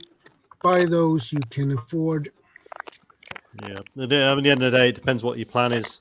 I mean, if you got plenty of water at hand, you live next to a stream or river, or rainfall is in good supply, then do you actually need a water filter at all? Get a big pot and boil the water if you've got enough fuel for it. A good enhancer is to get a solid fuel stove if you've got access to wood. If you haven't got access to wood, you can go and find it. Skips, plenty of people all the time throwing away cardboard boxes, old furniture, stuff like this. Furniture. If you go to a second-hand store or charity shop, you can buy an old piece of furniture which is actually made from wood, because these days a lot of things are just veneered, and they've got chipboard on the inside. Make your own furniture and make some good quality alternative gear. So it's I think the more of a budget you are on, the more inventive, creative you've got to be. You have to be, otherwise you've got no other option really. Hence the foraging side of it, and scouring around for freebies, looking on free websites and looking for bargains and stuff like that. And growing your own vegetables and like fruit trees, because you can graft off other fruit trees as well. Like that's a way that you can get fruit. Like, food comes from the ground. Like I don't know, like you know what I'm saying? Like it's such a basic principle that people just overlook. Like the stuff grows on trees, guys. Like, you know what I mean? You just need to plant the trees, and then we were talking about it the other day, how society's kind of made it like you must have this nice lawn where it's like just green grass and maybe some flowers, if anything, but pretty much it's like this very bland look of just green grass, when you could be planting like fruit trees, which is what we've started doing. Yeah, it's amazing. It's a really nice journey. I think the working towards the ultimate sort of budget golden solution, you've got to start growing your own. Definitely. The more beholden you are to someone else, supermarkets and so on, the more you will lose when it all goes down. So, if you are growing your fruit and veg, that you got no worries. That's if you can sustain your year-round supply for yourself, or even bolster up what you're buying in the store, then that's a huge step forward to being on the road to self-reliance in that respect, definitely. And you know where it's coming from then. You know what's gone into it. You know what chemicals have gone into it. You're not buying anything. You're not constantly looking around for the organic option, because there's too many pesticides and herbicides and fungicides and all this sort of stuff. Yeah. And permaculture is addictive. Permaculture is amazing. Like the more you get into it. Sorry, Shadow, go ahead. I was thinking about if you can't afford to buy a water filter, you can make your own. Buy activated charcoal and make your own water filter. You can buy those activated charcoal in bags, so you can stock up on those and make your own you water could do. filters. I mean, you can get some water filters these days which are so cheap, it'd probably be even cheaper than to do that. You could even, so, and it's a given that you're going to need water. So that is a key resource. Where you get it from? If you can't get it, can't filter it, then you have to store it.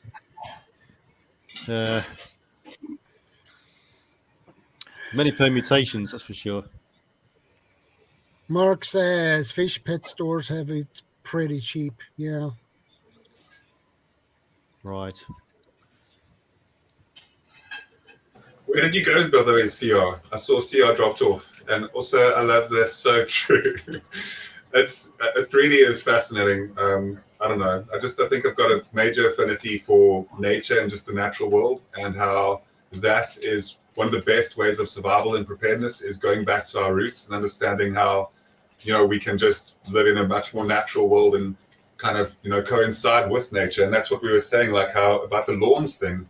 It's just so many people have that mentality to rather have decorative trees and trees that are planted there instead of functional trees that can aid communities. And it just doesn't make sense. It's like there's something just missing, that people have just learned to not plant, things that can assist around the house. It's weird. Hey, Second Star, good to see you, buddy. Second Star. Hey, Second Star, good to see you.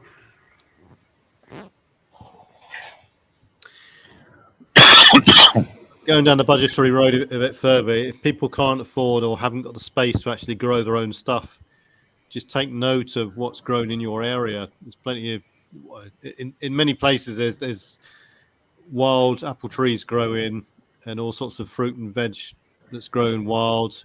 You may be able to tap into a community garden system or a community allotment as well, which are all sort of, because they're community led, you're not paying as much into it as you would do if you bought your own plot of land or your own allotment set aside for growing, if you see what I mean. Yeah, in my city, downtown, they have planted, the municipality have planted fruit trees. So and they have been there, I don't know for how long, but you can go there and pick free fruit, basically. So right, that's really nice. That's such a good way to live, and it's so good for communities. And then I was going to ask Vanessa Kitty, because Vanessa Kitty, they said I counted 20 plus different in my yard at various spots that once trees stood. And I don't know why they would have taken out the trees without replacing the trees with something else, or, crop rotation with the trees or something. Just being able to, remove trees. Like I've never, our trees can live for so long, as Shadow's saying there as well. Yeah, it's just kind of, replacing them. Nature will always grow something where there isn't something there. But just also soil and nutrition as well, and just making sure that soil gets a chance by having a top layer, because obviously the way that soil's always reacting is just like with having a human with skin, like soil always needs that mulch, always needs that those three main ingredients that make soil alive and healthy. So it could be that the soil was lacking, perhaps.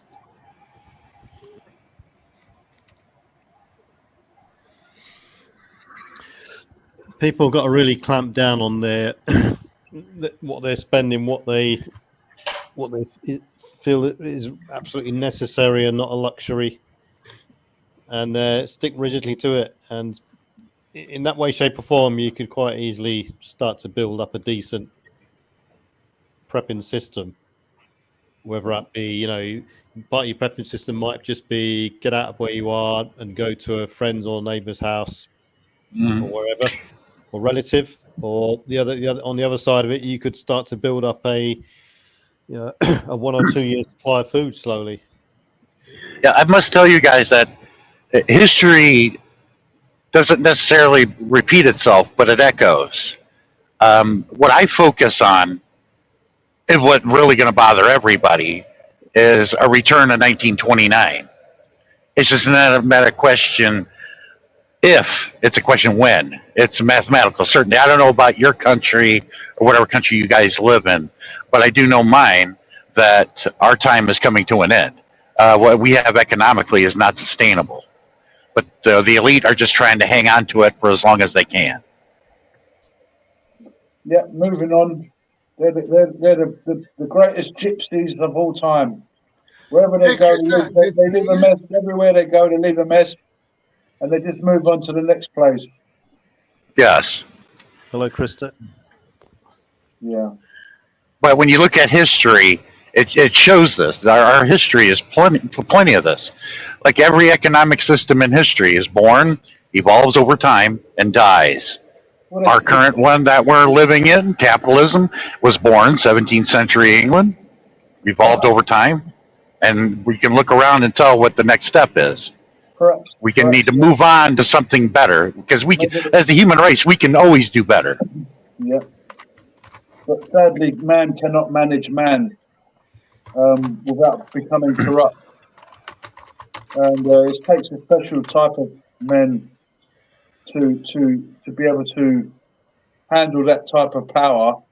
And sadly, the men we've seen in power have not been able to handle it. I mean, they've tried to, or at points in history we saw maybe Kennedy tried to make peace with Russia, and there was people that didn't want that to happen because it doesn't make it, there's no profit in peace and love and all that. But actually, there is. We could actually live really good, and if we all actually did love and care about each other. But again, corporations that if they were too loving, then they won't make profit, and they want to squeeze every cent, every penny, and it doesn't matter what they do to the landscape. And sadly, we've allowed these type of people in. 1 minute there could be a general in an army, next minute they're a CEO in a big company, a food company, for example.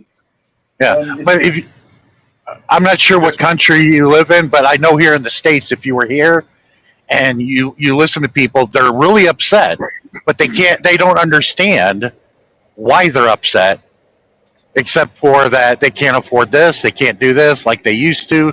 The American dream is dead, which has been dead for a long time. They've been promised, they've been told lies. They've been told, look, just pay your taxes, Yes. just pay your mortgage, just like everywhere else in the world. Just like I'm in London, UK. It's just like that here. Pay your taxes. Make sure you walk across the zebra crossing. Stop at the red traffic light. Everyone's doing the correct thing, but sadly, there's still chaos in the street. We've got immigration problems. We've got cost of living problems. We've got the immigration for us, that's just a distraction. Well, of course it is. It's just cheap labour. Everything that's happening. Yeah. Everything that is. May I just interject just for a moment? Welcome, Krista, to the panel. It's good to have you here with us. I appreciate you joining us. Sorry, go ahead there. I just wanted to welcome you to the panel. But what we're witnessing over here, I don't know about y'all's country, but here in the United States, it's a Punch and Julie show. It's like watching a bad episode of WWE. Yeah. Both parties fighting each other, but the massive majority of people in this country are going to lose in the process. Well, it's our fault. It's the people's fault because we've let go of the reins and the horse is bolted. No one knows who's in control. No one knows who's doing what. Even the people in power don't know what's going on. Even presidents don't know what's going on. Well, yeah, the presidents, yes, but the corporate leaderships of the boards of directors of your major companies, they know what's going on because they want to make sure that continues to happen as long as they can. When you allow a tobacco company, when you allow the tobacco industry to take over large parts of the food industry, all of a sudden you're giving these guys the power who know how to make people get addicted to certain things. Now you're giving them the food, and of course they get people addicted in the sugar. Then you've got the problems with obesity. You've got problems with people being overweight and heart problems. It's all cheap, rubbish food. But the thing is, with our source of power as the people diminished quite a bit, and at this moment we literally can't do anything about it. We're on the lower end of the food chain, and we have to deal with it. I'm just interested in Second Star. I put up a comment there. Go on. Sorry, Krista. Do you want to say something there? Yeah. Can you guys hear me? Yeah. We can hear you loud and clear. Oh, okay. So the reason that I joined the chat is because probably about 5 minutes ago, you guys started talking about water. And I live in a tiny home. I built this tiny home back in 2022 myself with a little bit of help from some volunteers and family members. And I do have a well, which is like I have the trench from the well hooked up to underneath the house. But because I didn't complete the electrical, I don't have the submergible pump and the electrical connected yet so that I have running water within the house. So it's interesting that you guys should start talking about water because I'm going to be doing a video actually in the very near future. There was somebody that I follow, a channel that I follow that was talking about being prepared and blah, blah, blah. And because I have physical limitations, I have a lot of, I have a slip disc and I have disc damage and from a car accident and this, that, the other thing.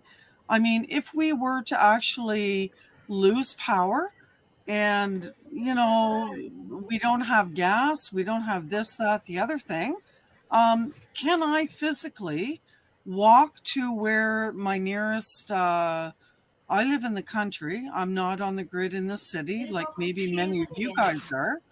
You know, hydro goes out, you guys still have running water if you're living in the city.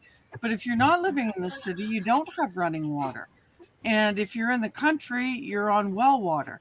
And if you don't have a generator, then you don't have the means to be able to pump up that water out of your well.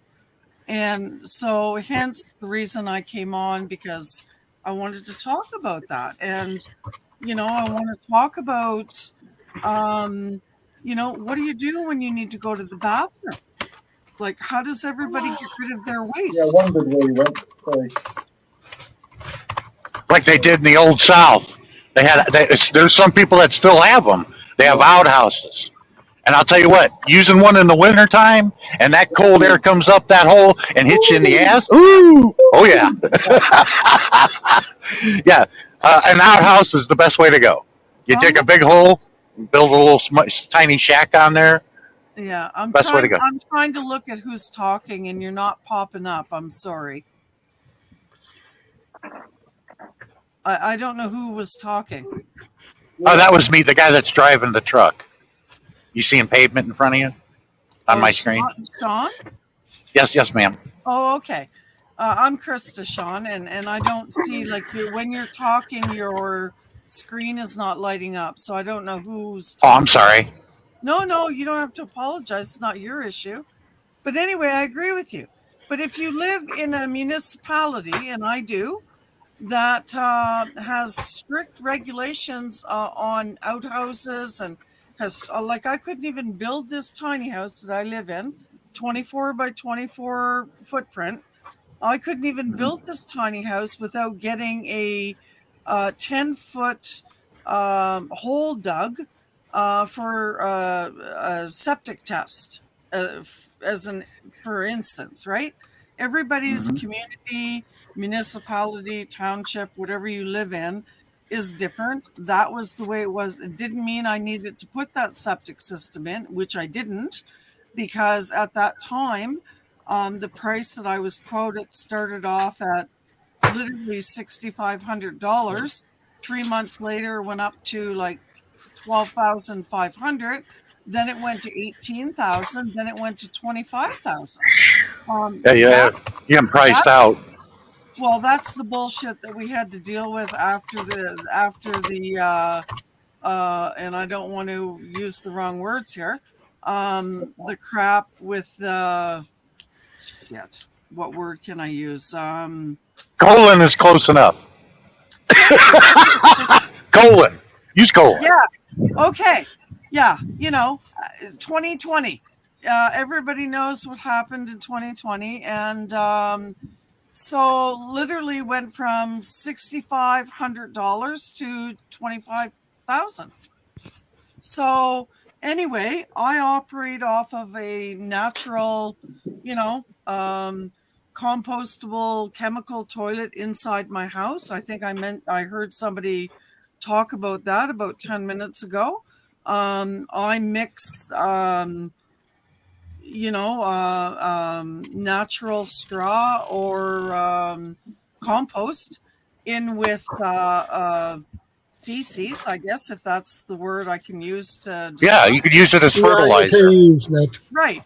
And there is no smell. There is no nothing because, your urine is not mixed with that. There's a separate, but most people aren't aware of that stuff. And that's why I wanted to come on here, because I will be doing a short little video about that in the very near future for people to learn about these things, because people aren't aware of this stuff, right?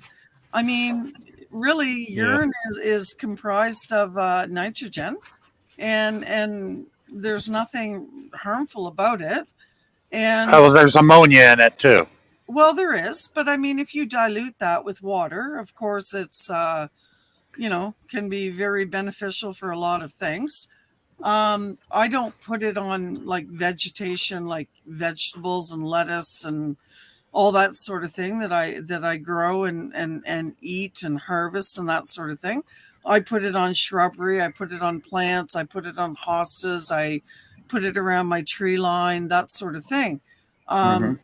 Everybody lives in different types of municipalities and townships, and you have different rules for different things.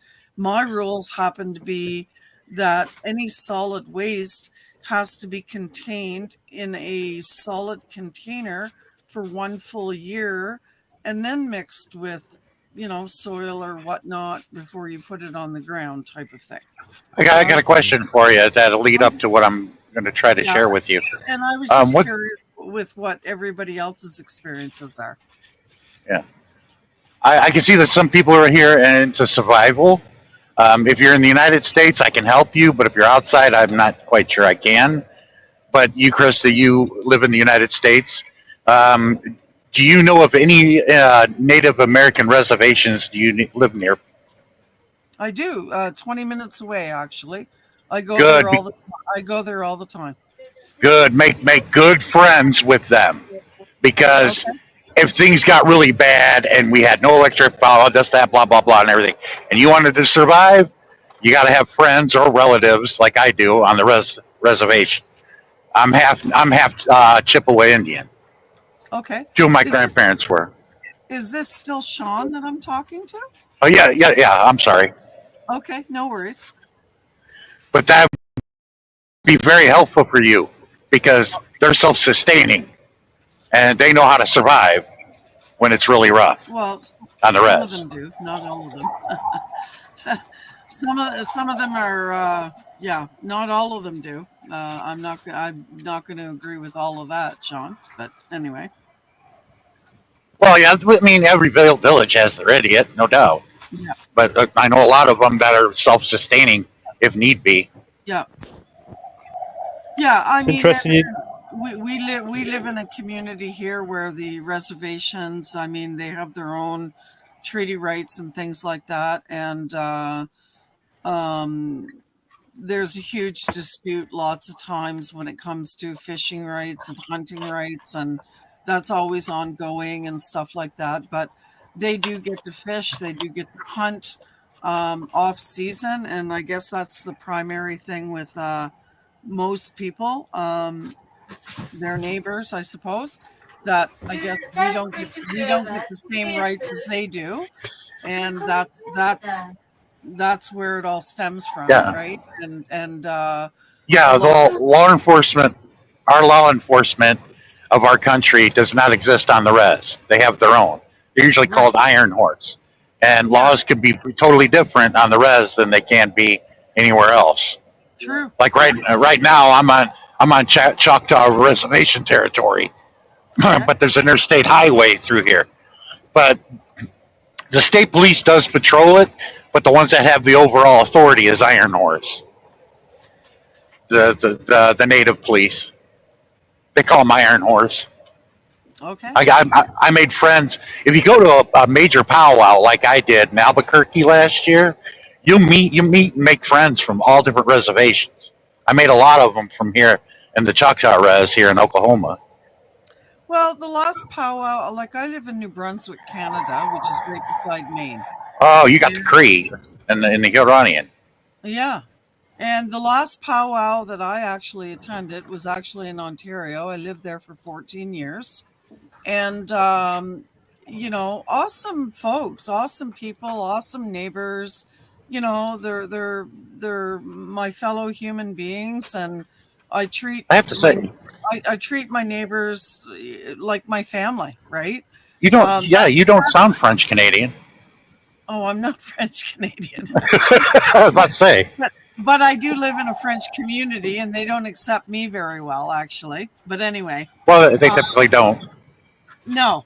But anyway, that's different. That's a totally different story, Sean. But anyway, so you're relating my my topic, I guess, to Native Indians, and I should go make best buddies with them in order Oh to get yeah, survival. they could show you. Yeah, that could show you different survival techniques that the white man doesn't know. Let's put it that way. But how does that help me with my water and my sewage situation on my little homestead here? They would have different ways. Some would, some won't. Okay. But you got to deal with the legal side of it too. Like, you know, you got to have a permit to build this outhouse out here, and you got to do this, this, and this, and this. It's a pain in the ass here in our country, in the United States. Yeah, it's But a pain in the ass here too. you got Darren Dobson. He's from Toronto. I've met him before. Darren Dobson. He's on the top right. You know, with the Maple Leaf says Canada. He's from Toronto. Okay. I met him in person about 3 years ago. He's a great guy. Okay. Hey, Darren. Hey. He's here. Sometimes he falls asleep. Happy Halloween, it says. Darren Dobson, happy Halloween. That's me. That's you. Yeah, that's Darren. Yeah, I think that when you're talking about the chemical toilets and the composting toilets, we use we've got two chemical toilets we're using, and we're thinking about going down the composting toilet route because our friend's got one, and they're excellent. Completely, like I said before, as soon as you go down any self-sufficient route, you take out the reliance on anybody else, and you're so happy you did it. You're independent in that means, and it's another one of those little tick in the boxes. We move along. We use chemical toilets, and yeah, you can extend them, and you find a manhole cover, and you pour it down there. When you finish them, it goes into the regular sewage system. Depends what chemicals you put into it. And you can get away with not even putting chemicals in it.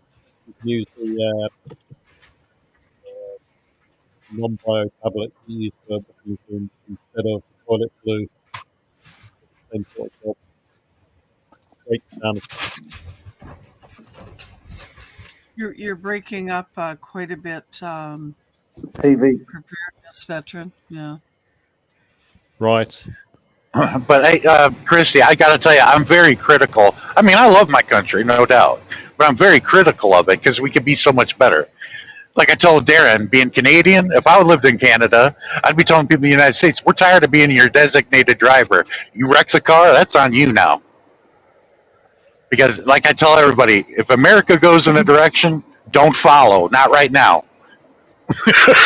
Well, the thing is, realistically, it's not even any country. There's more than 50 wars happening across the world right now. So, like, and we're involved in every one of them. It's a fault. Well, I wouldn't say so. I would say more just the fact that it's a human problem, more than it is like any specific country. And I really mean that because, of course, we have like. Yeah, you guys just happen to have the biggest military. Yeah, because of the military. Yeah, we want to supply the bombs and the bullets and the guns.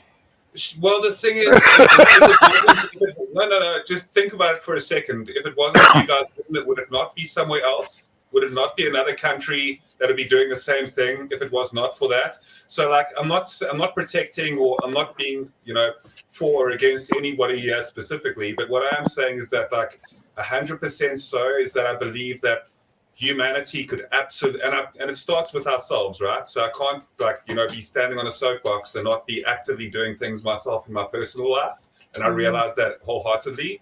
But what I will say is that humanity as a whole, if you look at certain societies, are absolutely flourishing. And I think that it would take like a lot of people to just take a step back and think about which of those aspects of those specific societies are doing so well, and perhaps mimic them to some extent as well, and just try and have the betterment for humanity overall. I think that we are stuck in our ways, unfortunately, across the board, and it would be of great benefit for everybody to try and together and to just care for one another. And I think that empathy and living in synergy with the natural world should be something that we try and reinforce more. I wish that I knew who was speaking. You, the one that just spoke, and the female voice before you, I have no idea what your channel name is. I don't know who you are that's talking, because it's not popping up on the screen before I joined the stream and now that I'm on StreamYard. Oh, you eventually get to learn who everybody is. I couldn't tell you who it was either. I know Swede. I've known Swede for 3 years. Yeah, the person who was Yeah. just speaking was Guardian Prepping. Thank you. So I'm preparedness veteran. I see, but as you speak, preparedness veteran, Yep. your screen does this, it pulsates. Guardian Prepping does not, and the female right. voice does not. Right. So I don't know that it's that particular. Oh, I see. Right. So you can see a little grey ring appearing around my voice now as I'm speaking. Right. I see a Yep. gray ring appearing around you, but not them. Right. And It so might be something to do with the strength of his microphone, maybe. I don't know. It's just odd, and it's always nice to know who's speaking and who you're listening to. That's the only thing I'm trying to say. Yeah. Can I just say something about going back to those Hey, Matt. Indian reservations? Hey, family. And having survival knowledge. And how often have we heard people say things like, "Oh, that's an old grandma remedy. You just get some herbs, mix it with this, mix it with that." What I'm trying to say is basically the old ways work, and how so many. And TV mentioned something as well. The Second World War. Going back to basics. We're talking about the basics of prepping, and the old ways worked. And this is a lot of young people today are so disconnected from a lot of things that they don't sit and eat meals with their parents, let alone know remedies that were old remedies. So learning how to store things without refrigeration.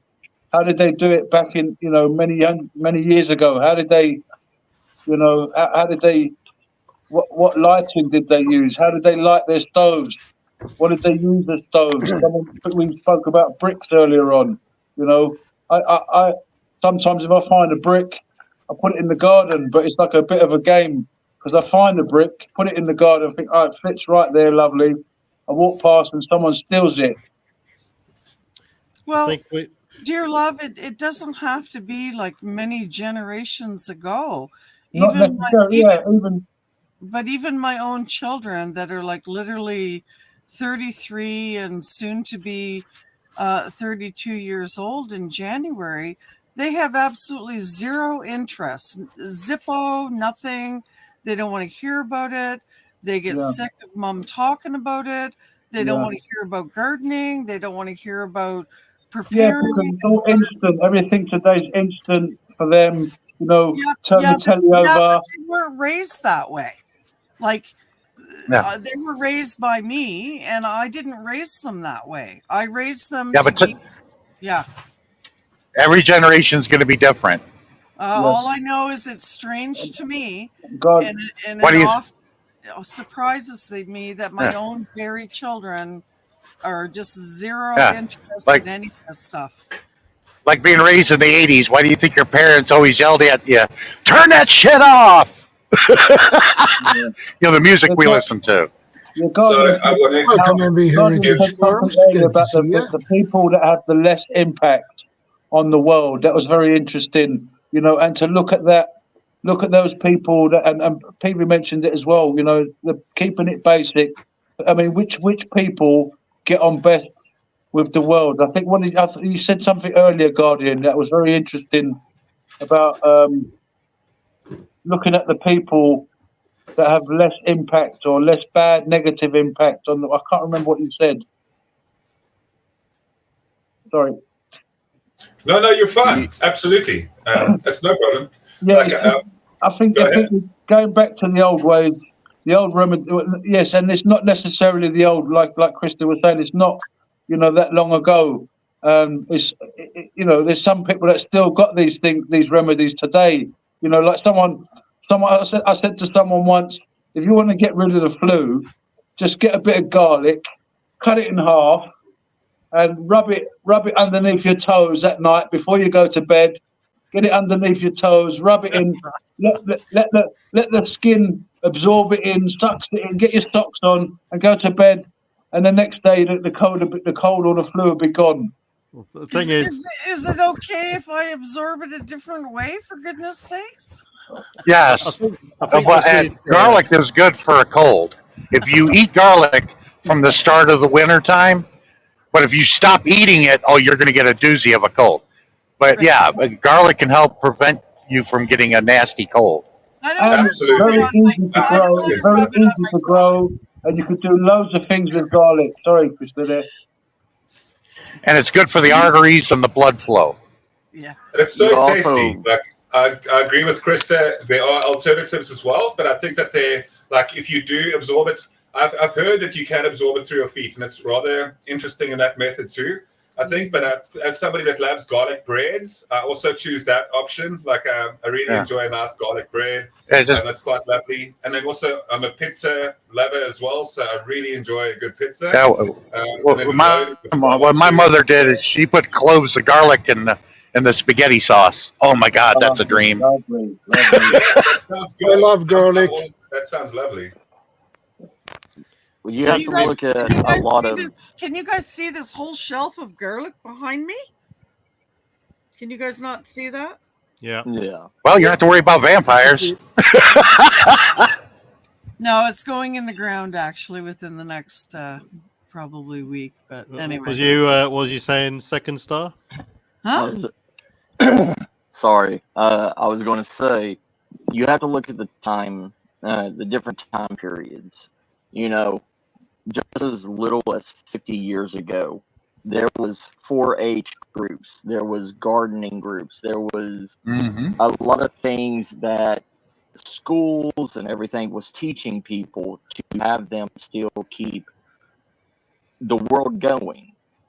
Nowadays, you know, they don't do 4-H anymore. There's only, just where I live in San Antonio, Texas, there's only one school that has 4-H anymore.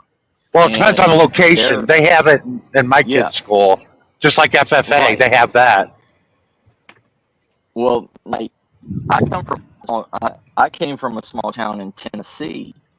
The last 4-H group, the last vocational school and everything died out when I was a freshman in high school.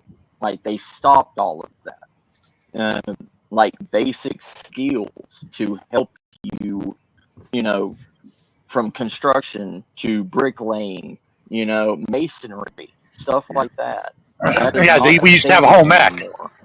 Right. Yeah, home ec was ended after I graduated. Shortly after I graduated, they stopped teaching it. Right.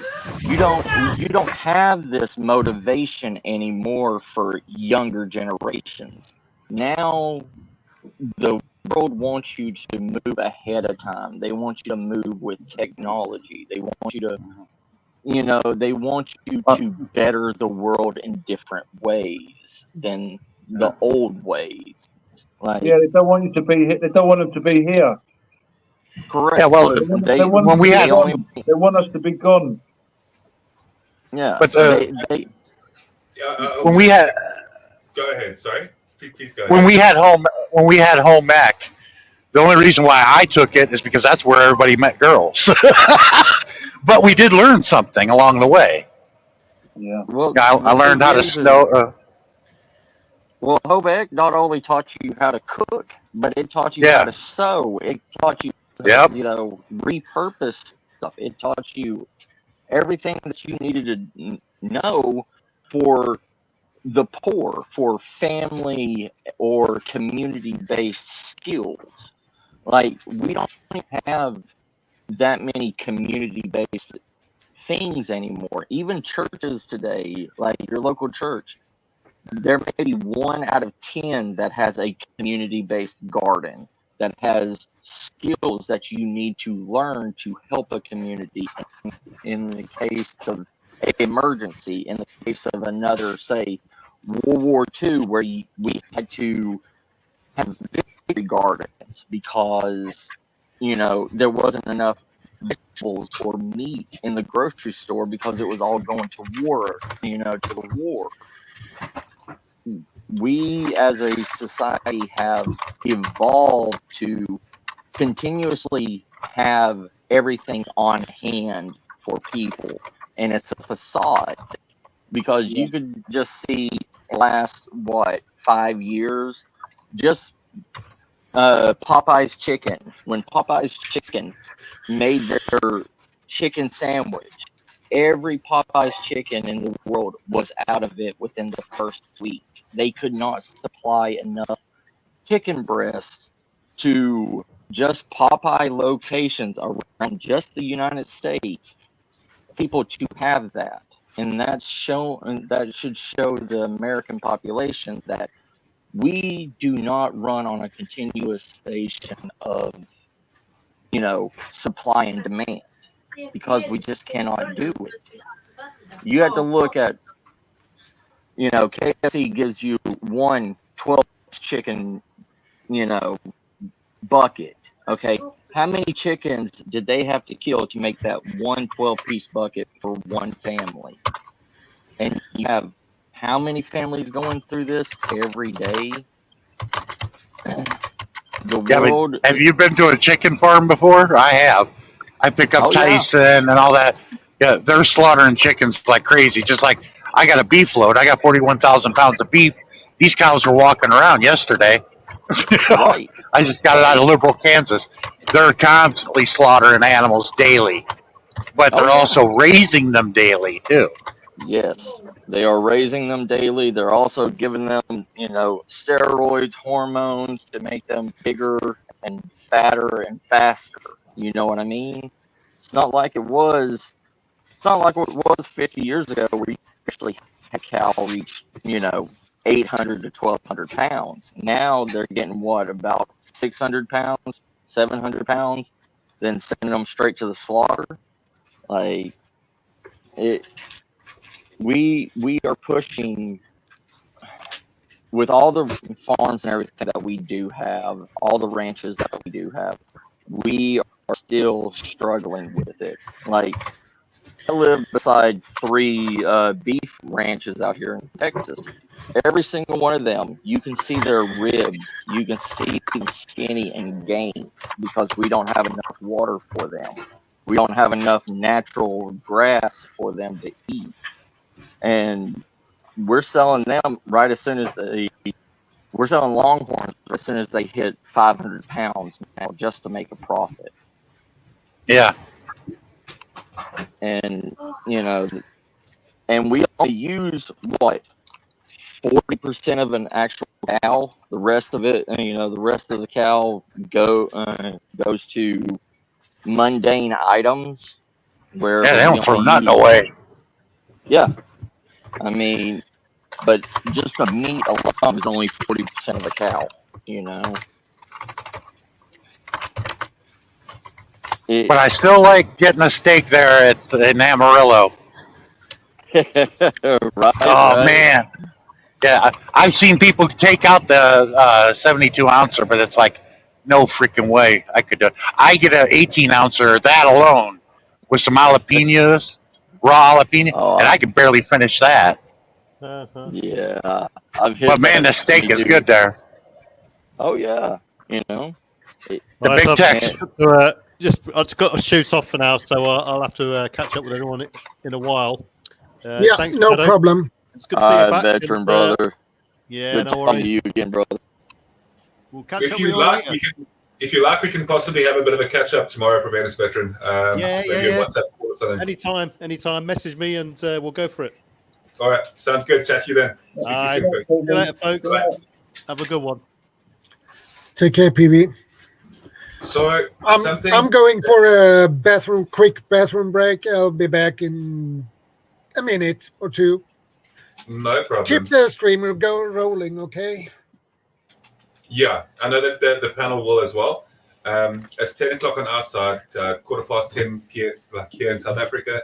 What I will quickly say before I step off here in a moment, I'll definitely say that I also have a certain level of frustration with people who do not take, any sort of level of independence upon themselves or self-reliance, or that they're completely unwilling to be, in any sort of way, have a self-reliant mindset, or just try and look after themselves, or be able to procure food or water or anything like that. Like, they just completely don't give a damn, and it's frustrating to me too. But then, we should always just remember how important it is to have compassion and kindness for people as well. Like, even people that we do not understand what they're doing at that time, and how mundane and stupid it may seem in a lot of ways, because they're being raised in a world where they're not even being taught to think that, and it's not even them that are to blame when you think about the quote unquote, and I don't like to use terms like this, but the society that they're brought up in doesn't push them into those directions at all. Where we were saying that they don't have those same sort of classes like home ec and woodworking, carpentry, anything like that, it's not pushed in the same way. And when like cell phones are shoved down their throats at like very young ages, before they even hit double digits, like they own cell phones, and they're like forced by parents to like watch today, and that's how they get raised. I thank the Lord that I was raised in an era that I was, and I was born in 1985. So I was young before cell phones were really a thing, and I'm so grateful for that, because I can't imagine what it must be like to be like raised in a world that teaches you that is the answer to everything, is just to have your face in a screen all the time. So what I will say is, we always have to have compassion and understanding for others, and I think that everybody in this panel does agree to that to an extent as well. But what I will say is, stay safe, everybody. And this is a great topic, and I'm really happy that Shadow had another stream. I doubt he'll hear this, but yeah, really nice to meet all of you. Thanks for popping up on the panel, Krista, and nice to meet you, Darren, as well, and Sean. And I'll speak to you soon, Durella. But bye for now. Is that Guardian Prepper? Yeah. Talking? Yeah. That was. Let me actually say goodbye to Juice, because Shadow's just come back now, so just give me a moment. So as he comes back and puts on his headset, I'll just wait for him to do so. And then who's talking right now? Who just talked? Guardian Prepping, yeah. That's Guardian Prepping. Thank you very much. Africa. Okay, South Africa. Thank you, Guardian Prepping. Yeah, I totally agree with you. I mean, I think that if more people, if everyone had the mentality where we're offering kindness and mercy towards, and I don't know who on the panel here is a believer and a Christian and believes in God. Okay, Amen. I believe in Jesus. Amen. I'm a follower of Jesus. Okay. Well, I mean, that we're supposed to love our brothers and our sisters, and Amen. Yeah. And if we look at all of the absolute hogwash that we've been forgiven, right, and all of the crap that we've gone through, and sometimes we forget, right, because we've come such a long ways since that time, and we've learned so much since then, that when we look at possibly new believers or even unbelievers, maybe we don't necessarily look at it in the eyes of mercy, like Guardian Prepping is talking about, and really we ought to. I'll also quickly say that I know that we live in a world where people also, where somebody that is taking the stance from where I'm coming from as well, can also be fictitious and kind of like just, be kind of blowing smoke or saying things at other people on a public platform. But I can swear to you that on my day-to-day as well, I try to practice what I'm preaching as well. And I really have to remind myself consistently to be like a person that helps everybody wherever I am, and not does so for my left hand to know what my right hand is doing, but because genuinely I believe that we should try and be that change that we see. The change we want in the world, we should be that change ourselves. But I'll leave with saying that I really do enjoy these conversations. Thank you for having this panel again, Shadow. You won't know what it means to me, because you guys are like, this is my bar night with the friends. You know what I'm saying? Like, for me, this is like the modern version of that, and I cherish it because I stay in a remote-ish kind of area for the most part. So thank you for having this, Shadow, and have a lovely weekend, everybody. Bye. Bye for You're now. very welcome, Guardian. You too, Guardian. Please add me, Guardian, if you don't already have my channel, and I'd be happy to stay in touch with you as well. Yeah, let's talk gardening sometime. I'd love it. I really would. Absolutely. Have a wonderful evening. Chat to you soon. Bye-bye. Bye. Okay, guys, I've probably chatted your ear off enough here, so I'm going to... No, we're sharing ideas and good information. That's good. Yeah. All from different countries. Something that the elite fear. They don't want all of us talking to each other and becoming friends because we got friends all over the world. They're less likely to be able to get us into war willing to kill each other. Exactly. And we can turn all the weapons into gardening tools. Well, I don't know about all that, guys. All I know is that it's been interesting meeting you, some of you, and I hope to, form tighter friendships over time. Yeah, I picked up this book in a charity store for like 20 pence, and it's handbook of country crafts, and basically it shows you how to make things, containers, and how to make wines and different types of plants that you can use for medicine. I found it very interesting how to make baskets. Gives you different ways of weaving, even things like that. That's a lamp made from natural materials. So I thought it was interesting. In second-hand shops you can find this is the old age carpet. So if we're bugging out in the wilderness and you know how to make some flooring, that'd be handy.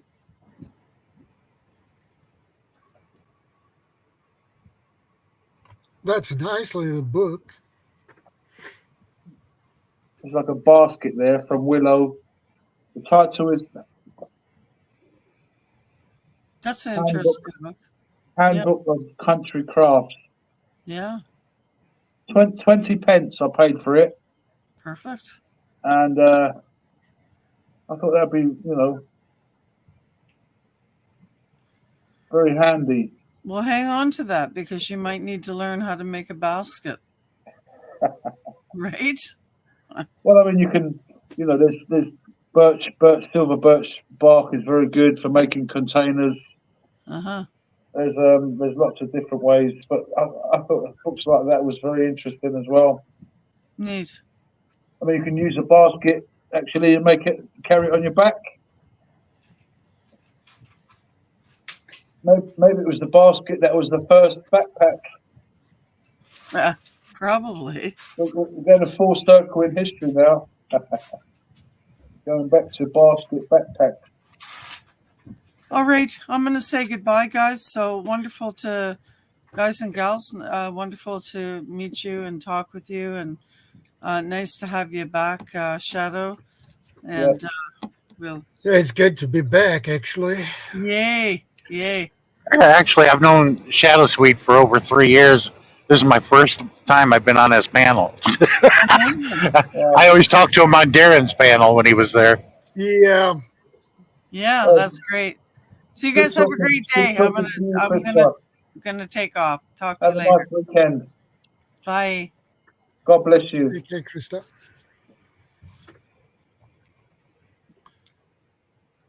Yeah, God bless you, Shadow. It's very good to see you, brother. And, Yeah, Shadow, you and Fanatic were a pair. Every time I saw one of you, the other one would be there too. Yeah. You and Fanatic? Yeah. Fanatic Guide, yeah. Yeah, I definitely think the old ways of doing things, obviously, they worked for so many hundreds of years. Why wouldn't they be, still used? I mean, the actual saying things like, "Oh, that's old-fashioned," nobody does things like that no more. It's really stupid. When actually there are still people on the planet today that are still using very old methods to survive and live, and they're very happy.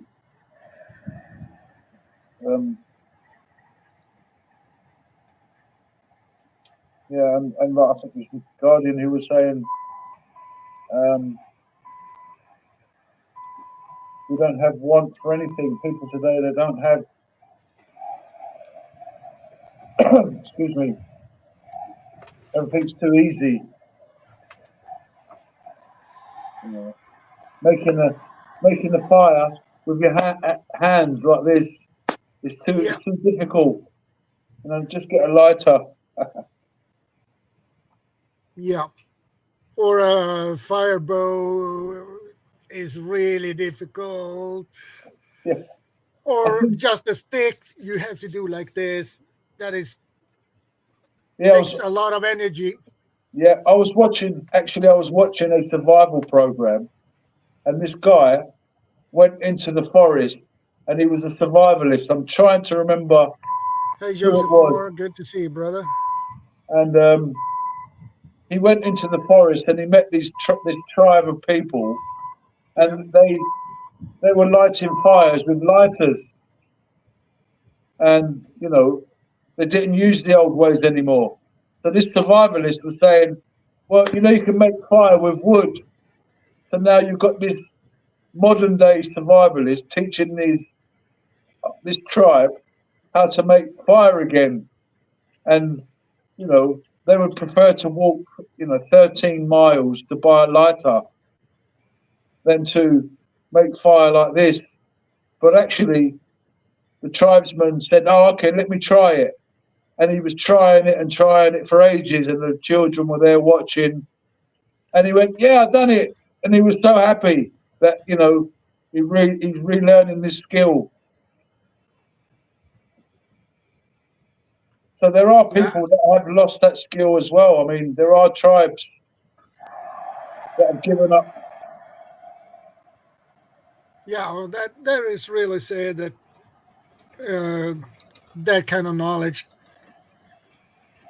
get lost. Basically, it's sad because that is, you can learn it, but that takes a lot of practice. You need the right wood for it. You need, and you can't just pick any kind of wood. It depends on the area, country you live in. So I can use a certain type of wood for that here where I live, but in US you might not be able to use the same wood because that would not work, because there are other types of wood they have that work much better. So, and you got to know to use dry wood, not freshly cut wood. It won't work that way. I agree.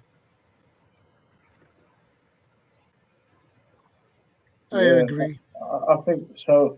I think this technology has got a big part in actually disconnecting people more from nature, even more than before. You know, you see people walking with a mobile phone. Oh, where am I going? Direction. You know, you see them with the mobile phone. They don't have to spell any. You know, oh, I'll just use the phone spell check. Yeah, so it's like the technology is made people dumber instead of smarter. But the question is, did we really need it? Do we really need a computer as a phone, or do we need a phone? You know, hey, Sean Tuber, good to see you. But the phone can do so much more, and probably got functions that most of us would never even use. So there's more technology in our cell phone that you have in your hand than what was on the Saturn rockets that took us to the moon. I was going to say that. Yeah. Now that's scary. I agree. Yeah, even on a basic calculator was more technology. But it's made people. Has it made people more materialistic? The technology, I would say yes, more materialistic. More consumerism is like a if you're not in it, you're not part of that. There's something wrong with you.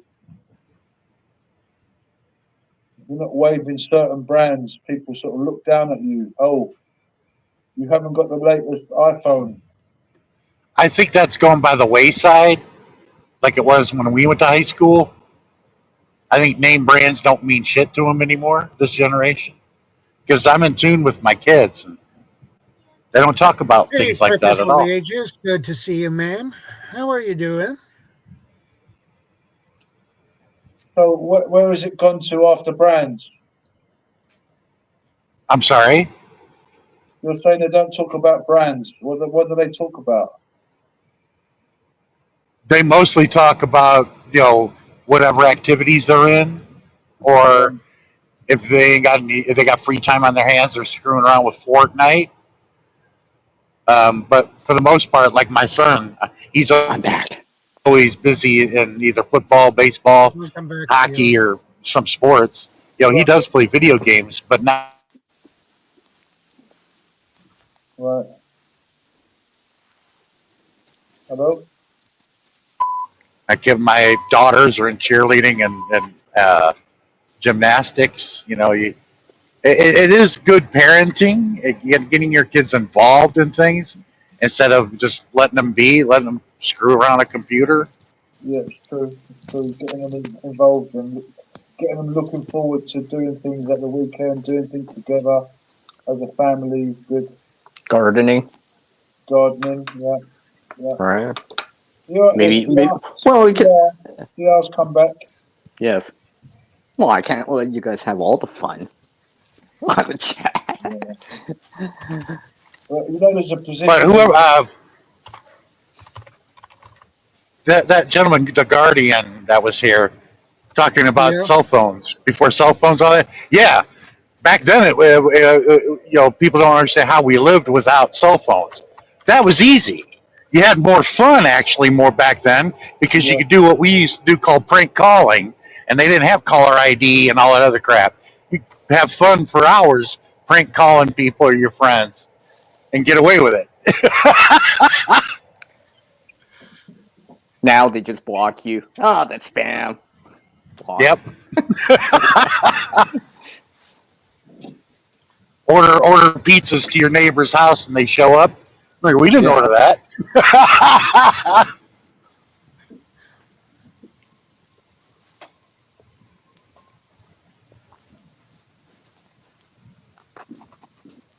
I remember when I was 12 years old, you could go to the 7-Eleven on your bicycle with your friends and buy Red Man chewing tobacco, carton of Marlboro 100s, Playboy magazine.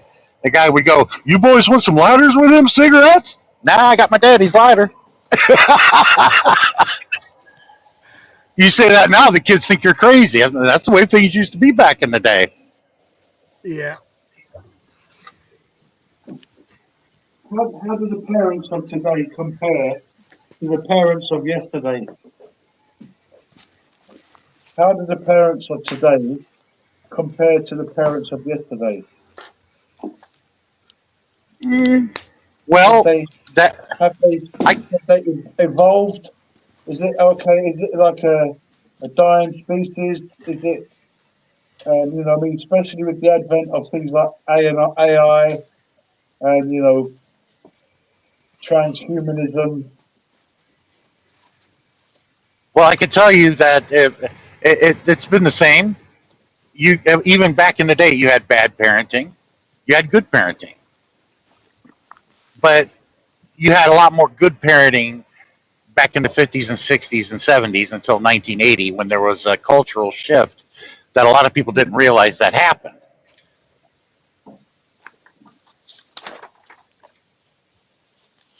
So when you do the economic studies, it was in 1980 because what the average American person can buy with the money that they make today, it's the same as it was in 1978. It hasn't gone up.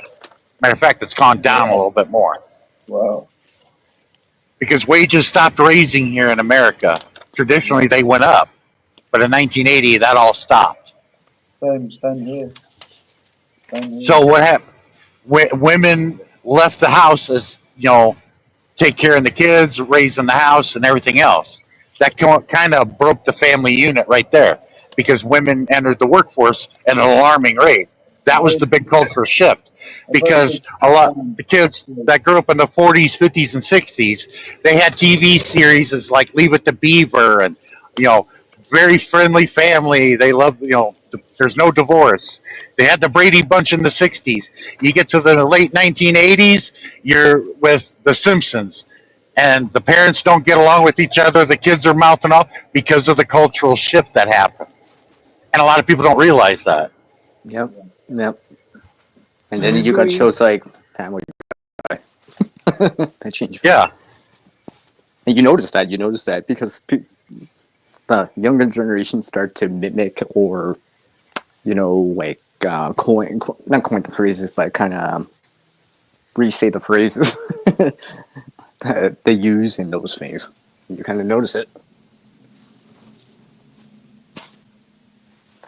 Yeah, Rockefeller one of part of Rockefeller's plans, to get more taxes was to get women to work, and so they put a lot of money into women's lib, and got women to work. But of course, it was one of their plans to get more taxes. Ursary's wicked. Women get tattoos to get attention. That's the only reason. And for validation. Here in the States. I don't know about anywhere else, but that's why they get tattoos is for attention. And to be validated. That's all. Yeah. And if a male get a tattoo, then? I've never had one. I thought about it, but, get a tattoo of $100 bill on my dick and say, hey, baby, if you want a chance to blow $100, now's your chance. I think it's a very difficult time today to be a parent in the environment that we're in today, especially with the stuff like the LGBT. Well, the economics it makes it difficult for people to start and raise a family, comfortably. It's impossible. And yet you see other people's, they're having children, like, loads of kids, and for them, they seem to be having for some people it's very difficult, the cost of living, yet for others who have come from, let's say, a poorer country, they come into a richer country, all of a sudden, they're booming. Yeah. Because of the benefits, because even the benefits. Yeah, but it's called the human natural. It's only human to naturally want to breed. Exactly. Because you're not going to stop anybody from screwing. That's going to happen regardless of the situation. But Westerners are saying that because as a result of not having much money, it's hard to raise a family.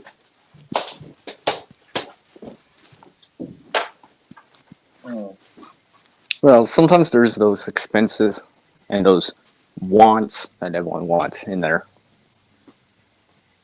Subscription-based services. People talking about, let's get another TV. Well, I mean, there's a certain point, right, where is the technology making you happy anymore? Or are you just replacing it all the time, replacing the hassles, right?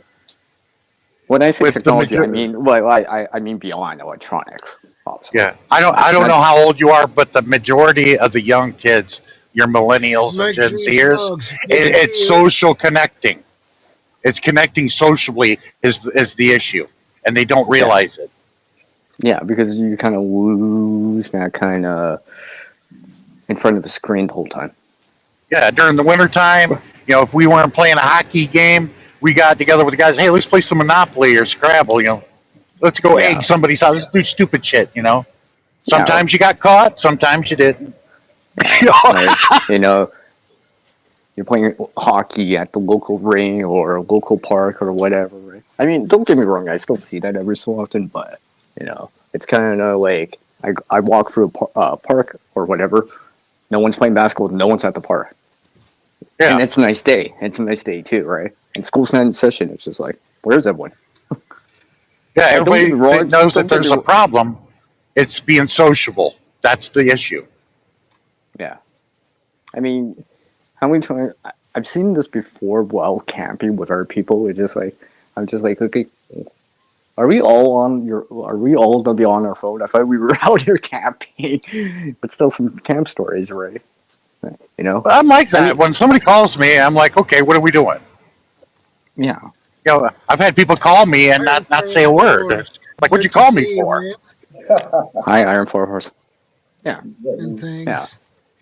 It's good to be back again. Yes. I'm a little bit rusty when it comes to do live streams, but I'm getting back in fact. It's like riding a bike. Riding a bike. You'll get back on it. I mean, we're helping you getting with some together training socially. wheels. Getting together socially with some friends or acquaintances, you're going to have a good time with me, or we're going to find one. Yeah. Imagine the Greeks used to have whole stadiums, like just to go and chat. Let's go to the stadium at the weekend just to chat. And big colosseums, and the Greek people just go in there. Imagine, like, I don't know if have you heard of Speaker's Corner? Has anybody? Well, basically, in Speaker's Corner is somewhere where you can just go and speak about anything you want to. So it's good to talk. But see, social media should teach everybody that. We're all great here socially. The only difference is we don't do it in person. And that shouldn't make a bit of difference. They don't want us to get along. They don't want us to unite. They don't want the different kind of people to walk on the same path. They want us divided. This is, the division today is just like, people like different fashion, people like different haircut colours, different styles, and the left and the right and the far left and the far right and the in between, and like guys like Darren. Darren goes into a neighborhood in southwestern Chicago. I'd feel sorry for him because they'd see Darren and they'd raise their hand and say, "White power," because he has a shaved head. That's what. It's like, I'm not a skinhead, you idiot. Yeah. Yeah, it's true. And then there's the danger of that as well. Being associated with this other gang. Oh, you're part of them, and let's get him because he's part of them. We could get caught up in that. I hate that. Where I live in London, you've got the left and right. What if you're not part of any of it? I'm not part of none of that, and just leave me alone. But you're still seen as you're not part of anything. If you're not part of something, but yeah, that's great. We're outcasts. We're used to it. I think preppers are used to it because we've been outcasted for a long time. Some of us think a little bit differently. Yeah, my friend Todd, he's Jewish, and he's gotten bald on top, so he just shaves his head. He's done it for years. And I'll tell you what, man, he gets a lot of women. I don't know what it is. I said, should I shave my head? He goes, you can if you want to. Notes? Should I? Yeah. I mean, literally, we'd go to a restaurant. Maybe I should start taking notes. Yeah, we'd go to a restaurant, and the waitresses would just throw their phone number at him. It's like, and he didn't do anything. You see, I think mankind. Well, I'm definitely taking notes. Where's that pen and paper? Go old school. I'll write it down. Never learned how to properly control woman. I think mankind. There's been mistakes made, and we're living in, as what's happening today is part of that. Can I answer? No. Yes, some people, their experience is different. Go on, sure, Steve. Go on, carry on. Sorry, I just want to mention, because the stream's about budget preparedness and priorities. Some people, not all people, some people, and it depends. I mean, we can all be guilty to a little degree at times, prioritizing certain wants over needs. At times, it's like, oh, there's a deal, there's a discount. Prepping. Don't have a lot of girlfriends. Don't go out a lot of the weekends. No, but what I was going to say is that, like how I said about like getting a TV before something else, right? The priorities, right? And sometimes I hear that, right? It's just like from people I know. Oh, hey, Sierra, I'm gonna be getting new phones soon. I'm like, didn't you just have one? Right? I'm just like, what? And they're changing. People that change their number so often because they're changing phones and all that stuff. They can't stick with the same number, and you're just like, did you get another phone? Isn't there? I see another number on the caller ID. When I was a kid, you memorized phone numbers. I'm talking. My friend Danny memorized just about everybody's phone number. It was insane. I know, my own number. On average, we memorized about like 10 phone numbers. Yeah. I could still remember the phone number we had back when I was 5 years old in Chicago. Well, I still remember it, but we don't need to anymore. Yeah, I mean, in terms of preparedness, like the budget thing, even, right? It could just something simple as writing your number on a sheet, putting it on the back of your phone case. Have that $5 bill in there, No one would know it. No one would know unless you showed up. Yeah, but you go to a club today and you meet a nice lady. You don't have to ask her for a phone number. Just hand her your cell phone. Yeah. That's all you got to do. You don't have to say anything. Yeah, you don't even have to say anything. You just like show a message on screen that says, "Can I?" Whatever, right? I mean, do people even like talk? Maybe I should go back to the bar and just take a look, see how things have changed. There's more women than men now. I'll tell you that much.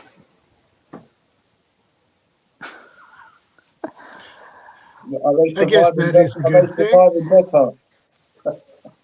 Maybe I should do some research for educational purposes. Of course. You mean for academic purposes? Yeah, what he said. Yeah. No, but seriously though, like some people out there is just like that technology drives them much more. Like, I'm not just talking about electronics; it could be games too, video games, the latest. Oh, I want to get this. Oh, it looks, I want to get the latest modem. The speed will be faster. I need this TV. Where it's really a why.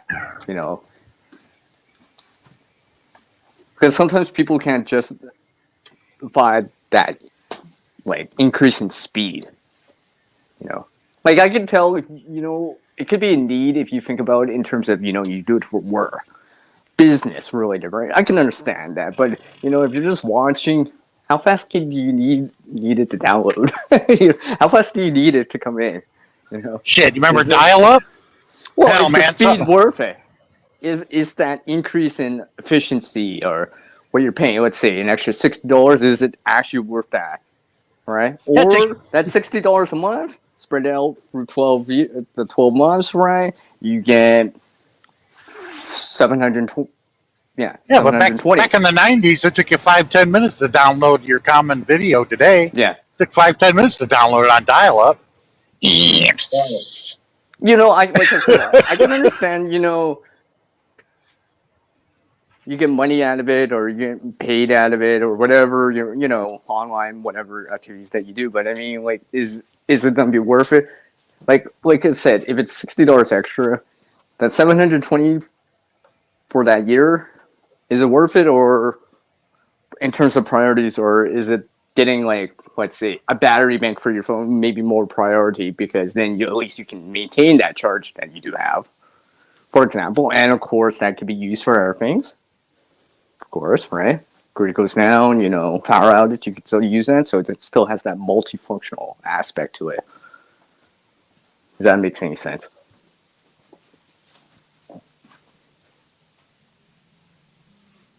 Oh. I'll just assume it does. I'll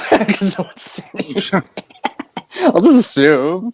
No one's saying it because I'll just assume. Well, when if you talk about priorities, mine was a little bit harsh, my upbringing, because my father was a sergeant major in the Marine Corps. That makes a big difference, my upbringing. My dad was like this: if you can't eat it, wear it, or live under it, it's useless. I mean, I can go and buy, a boat, a camper, and have all this crap at my house. Keeping up with the Joneses is what they called it. Yeah. But I'm like, okay, then what then? How often am I home to enjoy it? I'm like, I'd rather have the money. Screw that.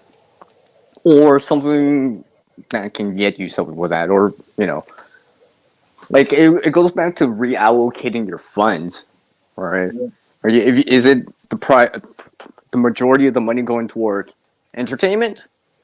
Then you or whatever.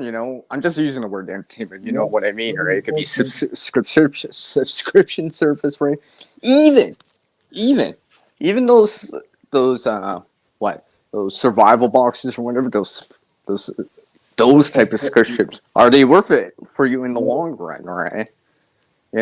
Maybe you want to try it out or whatever. You're like Netflix or whatever. You binge watch or whatever. But then, is it still worth that? Thrill or ooh, I can do this. But I'm barely at home now. I'm working more. Yeah, but I do like Netflix because it's the only way I could have watched the new series Shogun. Very good series. Yeah. I mean, for Disney Plus. I'm sorry.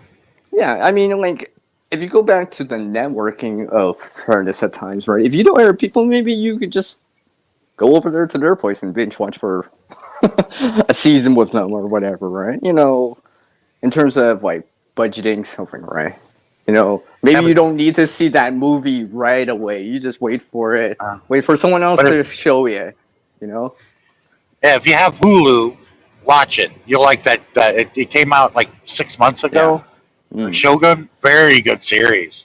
They're gonna make a season 2 of it. I see. Yeah, I watched that one. Yeah. The acting was spectacular in it. I like Hiroshi Sanada that played Lord Toranaga. Oh, he outdid himself in that part. Yeah.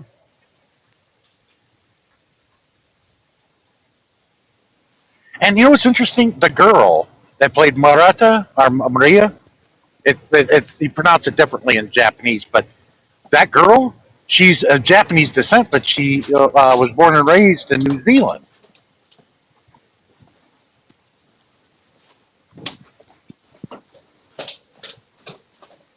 And she played a nice, but they killed her off, and it pissed me off. They didn't have to kill her off.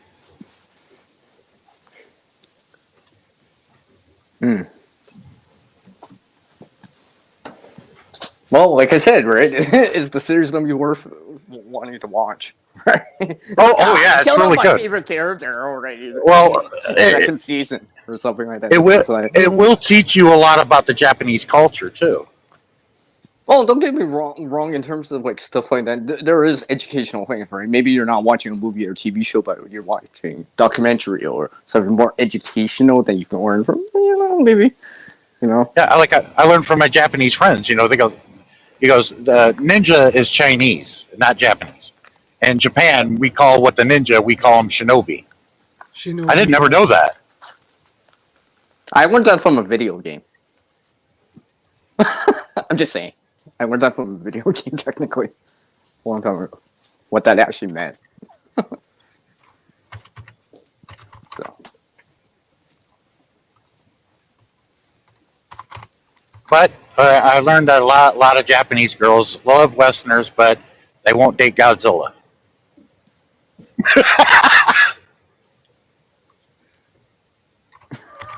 I would say something, but never mind. Well, I stand 6'5", so I'm like Godzilla to them. I feel like Gandalf in the Lord of the Rings with the halflings. Remember they Yeah. were celebrating and dancing around? Yeah, I felt like Gandalf. Yeah, but no special camera angle needed. You could see for real. Yeah. I could be in a crowd, a concert, thousands of people around. They're like, "Where's Sean?" "Oh, he's right there." You can see me from the waist up almost. Hey, do you guys see Sean? Yeah, that's that tall guy right there. Can't miss him. He stands out like a sore thumb. You talking about me? Yeah. Whoa, look who it is. It's Mark. I like how Yeah, he it's Mark. just showed up right there in mid-conversation. Hey, Mark, where's the bacon? I'm on my iPad, so not happening. You can't show I the thought food to about me. it. I don't know if I have The bacon dude. That's my new whenever nickname you're for on him. there, it's gotta be The a bacon food dude. I call him the bacon dude. Sean, your The laugh freeze-dried bacon dude. Sean, your laugh was killing me. I've been listening on my in my truck for the last 2.5 hours since he got on. I couldn't get on, and when you got on, I about went deaf. I had my volume up to hear everybody else. I about blew it off the road when you started laughing. I was like, "Oh shit, this is gonna be fun." Well, like I said earlier, I'm having troubles with the mic on I my wasn't talking headset. about you. Your mic is you know that. Oh, I thought you. Oh, my bad. Sorry. I'm Trevor. I'm well educated, yes, but my idol growing up was Robin Williams since kindergarten. That's when he did Mork and Mindy. I followed Robin Williams' career my entire life. He was my idol. So the way he was rubbed off on me, having a great sense of humor. Nanu. No. Yeah. He was right about George Bush, though. He's not very smart. Oh, he was the self-opening pinata. He gave us the jokes to tell. That's how stupid he was and funny. Well, this is what the joke's on us, though, because they put these people in power and then they laugh at us. They say, look at these people. Look how, we could put anybody to govern them and they would accept it. And we accept it, It's about but time back then, it's about time that people produced someone of their own and said, well, how about we have this person as the leader? yeah, but back then, between 2000 and 2008, if the shit went down and got really bad, they were going to throw W out there, but they were going to protect Dick Cheney. We all knew that. W was there just to be as the fall guy to protect Cheney. Well, it's always protecting their own interests. It's always about protecting their future, national security. People think they hear that and they think, oh, it includes us. We are part of the nation. No, we're not. That's the joke. That's the dream. That's the illusion that you're part of that. You're part of these elites. Just merely an illusion. People are still saying they haven't seen FEMA and in 20 odd days. After the hurricane Helena, is it Helena? Excuse me. Well, one of the things that always stands out from this a little bit more, I guess it was a little bit more apparent, maybe more mainstream, more people talked about it, was how the preparedness community came to help these people. You see the videos out there, right? Yeah. There's videos out there. People, you could tell they're there. They're not BSing it. All right, they came by with their own will, just to help people out, right? Well, because there's that stereotypical view at times, right? Oh, they're in it for themselves, right? Not everyone. That's why it's called stereotypical, because Hey, CR, I changed my picture, CR. Are you happy now? I want a slice. Yeah, it's all gone. That was yesterday's lunch. Damn it! I missed it by one day.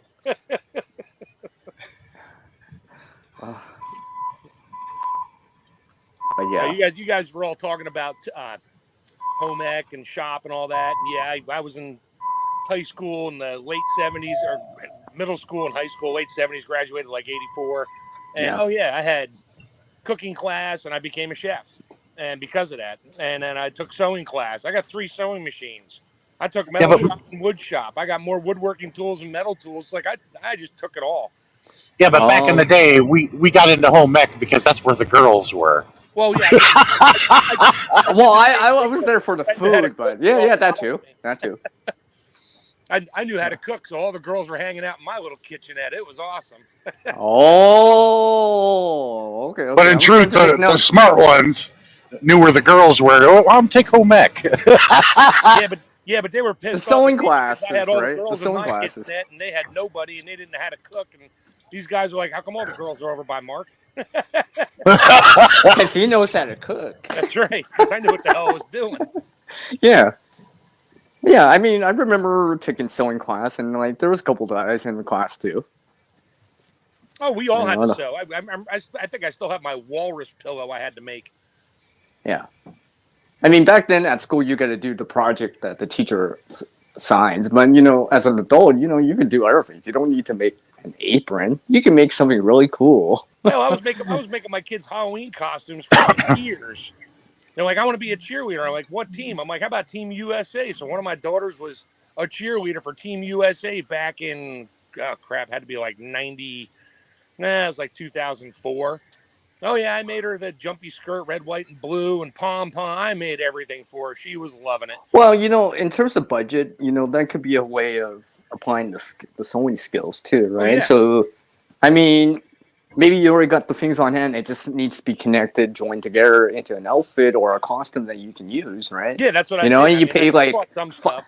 you pay $5 for the materials or whatever, right? And you go to your nightclub, dance, school, whatever, and people are like, "Whoa, what's this?" Right? Because it's not just some off the shelf kind of thing. It looks more like back in school. I always remember the kids that always had the unique costumes, where it kind of seemed like one of a kind or lots of work into it. Everyone always enjoyed more. Yeah. Because it's one of a kind. None of the guys liked the fact that I was making my own stuff at home, but man, the girls loved it. Well, you know what, Mark? Sewing has actually helped me in that category because sometimes there was wardrobe malfunctions in the middle of dancing or at a bar. Oh yeah. Yeah. You can go run to the bathroom and sew that crotch back up real quick. Yeah, right. And then the next thing I know, well, never mind. I was gonna say something. I gotta keep this PG. I gotta keep this PG, sir. Dang. But yeah, there's some benefits to that kind of stuff. In terms of budget, right? You could be sewing something with scrap material, right? Something, you could buy it, but you'll probably get more out of it if you made it, right? Because you can make it custom to what you want, right? Sure, you fit it the way you want it, make it the way you want it. Yeah, right. Whereas when did shop class end? Let's see. When I went to school in Jersey, they sold out the entire, because it was an insurance thing. They didn't want somebody getting hurt. It was right before the woke stuff started. But I think they dumped and sold off the whole metal shop, wood shop, and sewing rooms and the cooking rooms. They sold that stuff off, I think, in like 95. It was done. Yeah, and I mean, I was sad. We went back for a reunion and it was gone. I'm like, what happened to the wood shop? And they're like, well, insurance rates were too high and we had to get rid of them. I'm like, these kids are stupid. Well, I can tell you how that happened. What happened is this. I graduated in 89, and right around your time, 90, 92, they were removing that because of cost, because they were cutting our education, is what it was. They couldn't afford it anymore, so they got rid of it. Yeah. It was the government doing that. Yeah, they didn't want you to learn anything either. Just teach to the test. Don't worry about me. Oh, you can learn all that stuff online. Yeah. But you don't get hands-on. No. It's the difference, right? You don't get hands-on like you would in a kitchen at school or in the work with the shop in school, right? Where you can try stuff. Where people are beside you, your classmates or whatever, right? Telling you, oh, it looks like crap. Oh, that's great, right? You don't kind of get that online, right? No. Yeah, like when I went to high school, it was free for me to go and play football for the high school, but Yeah, not not anymore. anymore. It costs you several $100s. It's Yep. because the cuts to education is what did that. You got to go buy your own pads, uniforms, helmet, whatever. Well, it's like I hockey can't or use any the of the same sports. uniforms anymore. I was wearing somebody else's uniform from 4 years previous because I was bigger than most, and they're like, "Oh, this will fit." Yeah, great. It fit. It was a little big. I didn't care. Had somebody else's number on it from back then, but it was my number now. I didn't care. Nobody cared. Now it's like, "Oh, you can't wear the same clothing. Ew, it's gross. Oh, there might be something in it." It's like, yeah, what? Yeah, forget it. I'm not going to go there. But, but I mean, I learned how to do so much just growing up with my parents and my uncles and that. I built my own cabin out in my property. I build whatever. If I want it, I just make it. I just build it. I don't even think twice about it. Well, Mark, I've said this before. One of the things I've been starting to say is like, if you can't buy it, you don't need to find it or make it yourself if you can't buy it. Yeah, that's what I do. All right. I make a lot of my own stuff. Yeah. You know, and then those things you can't buy, can't make or find, well, then you allocate the funds towards, right? I don't know if Mark knows how to make a freeze dryer yet, but, you know. I don't need to. Well, let's just say I understand all the functions and how it's built because I had to take it apart once. And I'm like, oh, okay. Oh, okay. If I had all the equipment to build it, sure, I could build it, except I need the computer skills to make to do the board and the programming. But that I'm kind of a little lax on, but I'm not worried about it. Because if there's no computers around, who the hell needs to know how to code? Yeah. Now that's old school. Yeah, and I just bought a log splitter. It was like $400 off. It was the Tylenol and super fast. I'm like, yeah, and I always thought about building one, but I don't have a welder. I could have found some I-beam and stuff and made one that worked. Well, if you easier, it's already on the trailer wheels and that. I dragged it out to my cabin. I split 4 cords of wood in about 3 hours. Stacked it up. Well, the stacking took about 5 hours, but stacked it all up. And it's parked there now until the house is built, and I got a wood splitter ready to go. You know, when I was in shop class while I was taking it during, well, I guess that'd be middle school for everyone. You know, computers were just coming in more and more at that time for me, and like we actually had the shop class actually had a computer room, but we were learning about like printing, screen printing, for old school photography.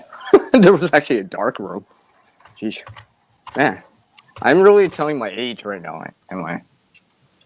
Nah, not really. We're all about the same, I think.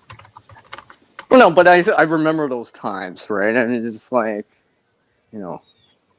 Oh, we had Commodore computers with a tape cassette drive. That's yeah. Some of you guys remember that. Sean probably remembers that one. Yeah, it was old. Yep. Tiny green screen. Mm-hmm. We all played the game Minor when the teacher wasn't looking, and yeah, and then we had a big crap. I forget what it was. It was like a big stand-up thing with a big wheel on that tape wheel. And that had we had 3 telex machines and a deck writer. That was all typing. You just type, and you could still play a game, but it was typing.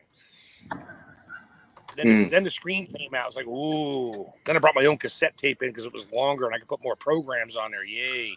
You know, about 1 meg. Yeah, but back then it was mostly all text. It was all text. I mean, there was barely any graphics unless you knew how to code that in there, which I never figured that out. But it was fun. Now, there is no computer class anymore. Yeah, there is. You can go learn how to. Now you got to code in Python or something. It's like, yeah. My daughter did that. She went to tech school to learn how to code, and she doesn't do that now because this stuff changes so fast. If you don't keep up with it, you're left in the dust. You mean? Are you talking about like what? Oh, let's see. How old school? Like C++. All that. No, we're talking basic, like basic, like line 10, print A, line 20, go to 10, and your entire screen just goes A everywhere. Oh yeah. We're talking. That was the original, and then I took I remember COBOL, that back, which was C+ before C+. I took COBOL. Then there was another program that we were doing. I forget the name of it. That was based. It was based on Basic. It was like Turbo Basic or something. And, I can't remember the name of it now, but the biggest video game back then was Asteroids, and you were the man if you got the high score. Oh yeah. Until somebody unplugged the machine. Hit that reset in the back button back there, and all scores were gone. What happened to my score? Oh, sorry, there was a power outage. I want my pinball machine back. I had a pinball machine a long time ago. I sold it. I shouldn't have. I should have kept it.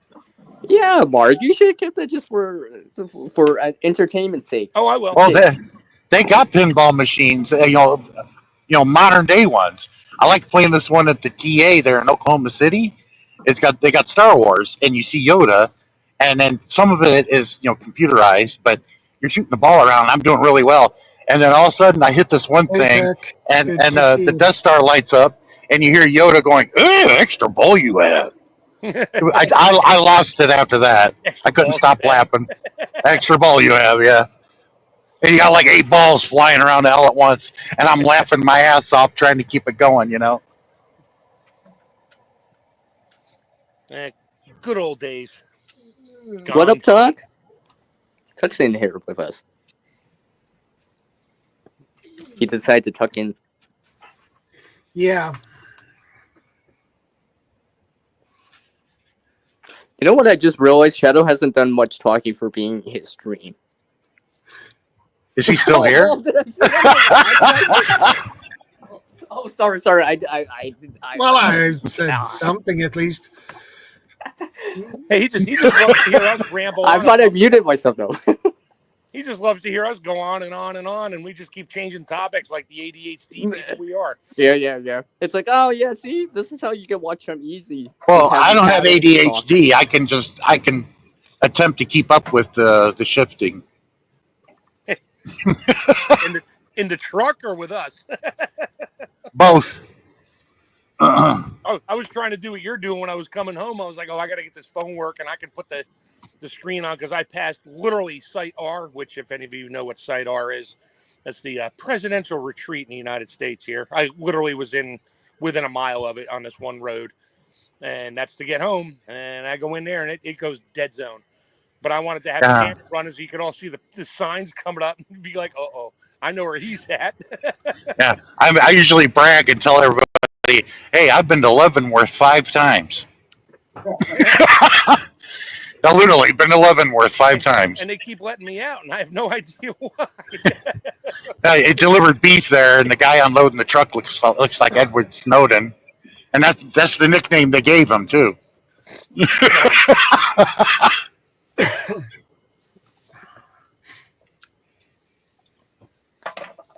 Yeah, I live out here in government land. Yeah. Lots of choppers flying over all the time. Like,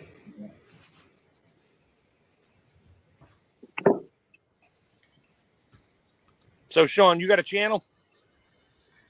Yeah, but I mean, I'll do a live stream here and there whenever something comes up that I've deemed to talk about.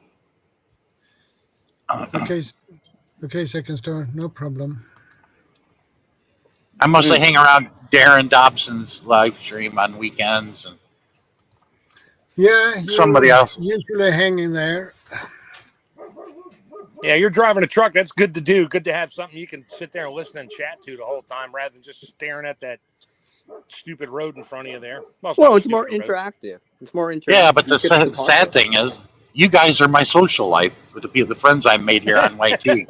Well, I mean, we're still people, right? We're still real people. It's not like, it's not like. It's either that or sit here in silence and talk to myself like a nut. Hey, did you do part of that? Oh, yeah. What do you do that? Were you involved in that truck thing out here when they all went into DC with all the Trump stuff back in the day? No, because that wasn't going to solve anything, and a lot of them. A lot of the truckers' behavior was despicable. Taking pictures of everybody shooting the bird and everything. That's totally unprofessional. Yeah, they stayed at one of the local racetracks near me out here. I drove by. I mean, yeah, they were okay. I knew one of the guys that was in there. He said the same thing. He's like, yeah, there's a big group of us that we're fine, but there's a bunch of them that really they're just assholes. And they're getting sloppy drunk and everything, talking shit, and it's like, and then driving a truck. Forget that. Yeah. Running their mouth. And you try to talk logic to them, and they have no clue. Yeah. Yeah, logic. What's logic? Let me search that. They all drive let me check. automatic transmissions too. They don't have no idea how to shift a truck. I still have a 10-speed, but at the end of this year, I'll probably have an automatic. Yeah, they're getting a little better these days than they used to be. Crap, my work van has a 10-speed automatic. It's like you can't even tell it's shifting unless you put it to the floor. Then you can feel it shift. Other than that, nope. RPMs just hover right around 2,800 RPMs until you settle in. You don't even know it. So many things going on in that transmission. I was a Ford tech, and I look at this now going, oh, I am so glad I'm out of that mess. What do you guys think of the old school wagons? What's that? Horse and wagons. Horse and wagon? Yeah. What about it? I mean, what? I wouldn't do it. My step grandfather had one of his nuts cut off in a buckboard once. Screw that. Oh, don't even want Oh yeah. I'm like, forget that. Don't scare me here. Don't scare us. That's one way of putting people off the idea. Yeah. Whoa. Well, I mean, well, that's if you've got no fuel, and you've got no electric, and I mean, you could have the best vehicle on the planet, but if you haven't got no fuel, you ain't making it go. I was just thinking maybe horses would be a good thing to have. He was our step grandfather, and we all called him One Nut. I'll never forget that. And it was cousin Billy. He's the older one that gave him that name. We all just copied what he said. Go One Nut. Why do people call you that? Don't ask. And that's why he walked like he did. I mean, shit. He never spoke like that, neither CR. He lost that. He's more like, don't ask. Well, as long as you didn't say, hey, you want to see my war injury? Mark, keep the pants on here. What? My pants are on. I sewed them up already. With the skill gap. So we're in a SHTF situation, and you're there on the road, and the only vehicle you've seen all day is a horse and wagon, and they've stopped and said, yeah, we'll give you a ride, and will you tell them the story, or will you get on the horse and wagon? But see, back in the day, those boards were loose, and cars weren't really widely used at that time when he was a kid when this happened. Right. And they wore loose clothing. So he's sitting on the buckboard. The boards are loose. What happened was there was a gap between two boards, and the horse kicked. And when the horse kicked, it shifted. Yep, it shifted all the wood together, and pinched it right off. I'm like, God damn! Wow. I remember hearing my mom tell that story. I'm like, God. Very bad day. That was a very. I'm not having nightmares tonight. I know it. Yeah. I mean, sorry. Yeah, go on. Can we talk about something else? I feel like I'm not having nightmares. Yeah, that's true. The visuals are not helping. Yeah, going back to also when you were saying how you make your own clothes, you make your own, your woodwork and stuff like that. I've seen YouTube footage of piles and piles of clothing just on waste sites in different parts of the world where they've just got so much clothing. Fast fashion, it's a thing. I mean, there's so many warehouses full of last year's. That's the problem. The extra large, last year's extra style. We don't small. want that. We have to sell this year's style. What are we going to do with last year's style? I don't know. Send it off to donate it to somewhere, some other foreign country where they just had a donating is just an illusion. It's piling up. Yeah. Even things like mobile phone accessories, the cases, yeah, the leads, the accessories, they're just piling up. This year's model, last year's model, the year before that's model. That's why I love going to like the we have all the donation centers and that around here, Goodwill and that. I go in there. I don't look for clothing and stuff for me. If I'm in the middle of making something, I'm like, I know what I need. Type of material, type of color. I'll go in there and find a shirt, a dress, or something for like $2. And I pay for it, and they always look at you weird. I'm like, I need the material. And I'll go home. Well, right. I'll It's de-stitch I'm not wearing it. cut it up, and I'll use what I need, and the rest of it goes in the bucket with the rest of my scrap materials. And I always know what's in there. I mean, I can go digging through and be like, yep, I can make this. I don't care if it's purple, white, or pink. It doesn't matter. I just need this, and I'll make it. It's another way for preppers, for people on budgets, to go and find stuff cheaper. You know, go and find last year's model, the year before's model, and just recycle it, upcycle it, whatever it may be. Machinery. I bought broken tools at garage sales and yard sales. They're like, you want that for 5 cents? I'm like, I'll take it. What do you need it for? Mine, I have the same one, and mine's broken, but your part is still good. So of your nickel one and mine, I'm making a good one, and I'll still have a couple spare parts of all the other things that are going to break. Exactly. Yes. Uh-oh. I think they're scared. I think they're scared of people that can do that. If they're not controlling what you can do, but that's why people that invent certain things disappear. You know, they want to be in control of whatever industry, you know, that is, you know, making money, profitable. They don't want us to have these skills. No, it seems that way, that they, you know, because you guys were saying earlier how certain programs, they stopped doing this, they stopped teaching people to do these things, these skills, and then you wonder why would they do that? Why would they want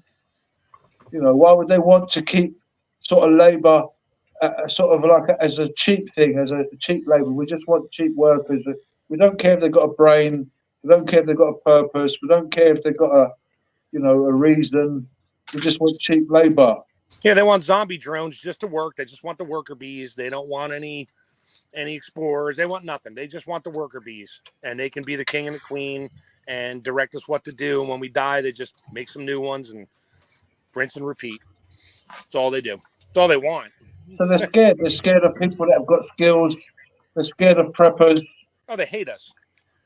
That's why people who prep are, you know, we're portrayed as some whack job in the woods wearing camo, carrying a shotgun with all kinds of things hanging off the front of the cabin in the middle of nowhere. That's what they. I mean, but that's like, you know, less than 1/1000% of any of the people who prep out there. The rest of us are in houses, apartments. You know, nobody knows. Who knew? If you compare preppers and survivalists in U.S., there is a difference. There is a clear difference between those two. Preppers stock up on food, focus on food, water, and things like that. And survivalists do the same, but they have more focus on guns and ammo and things like that. And they don't like the state.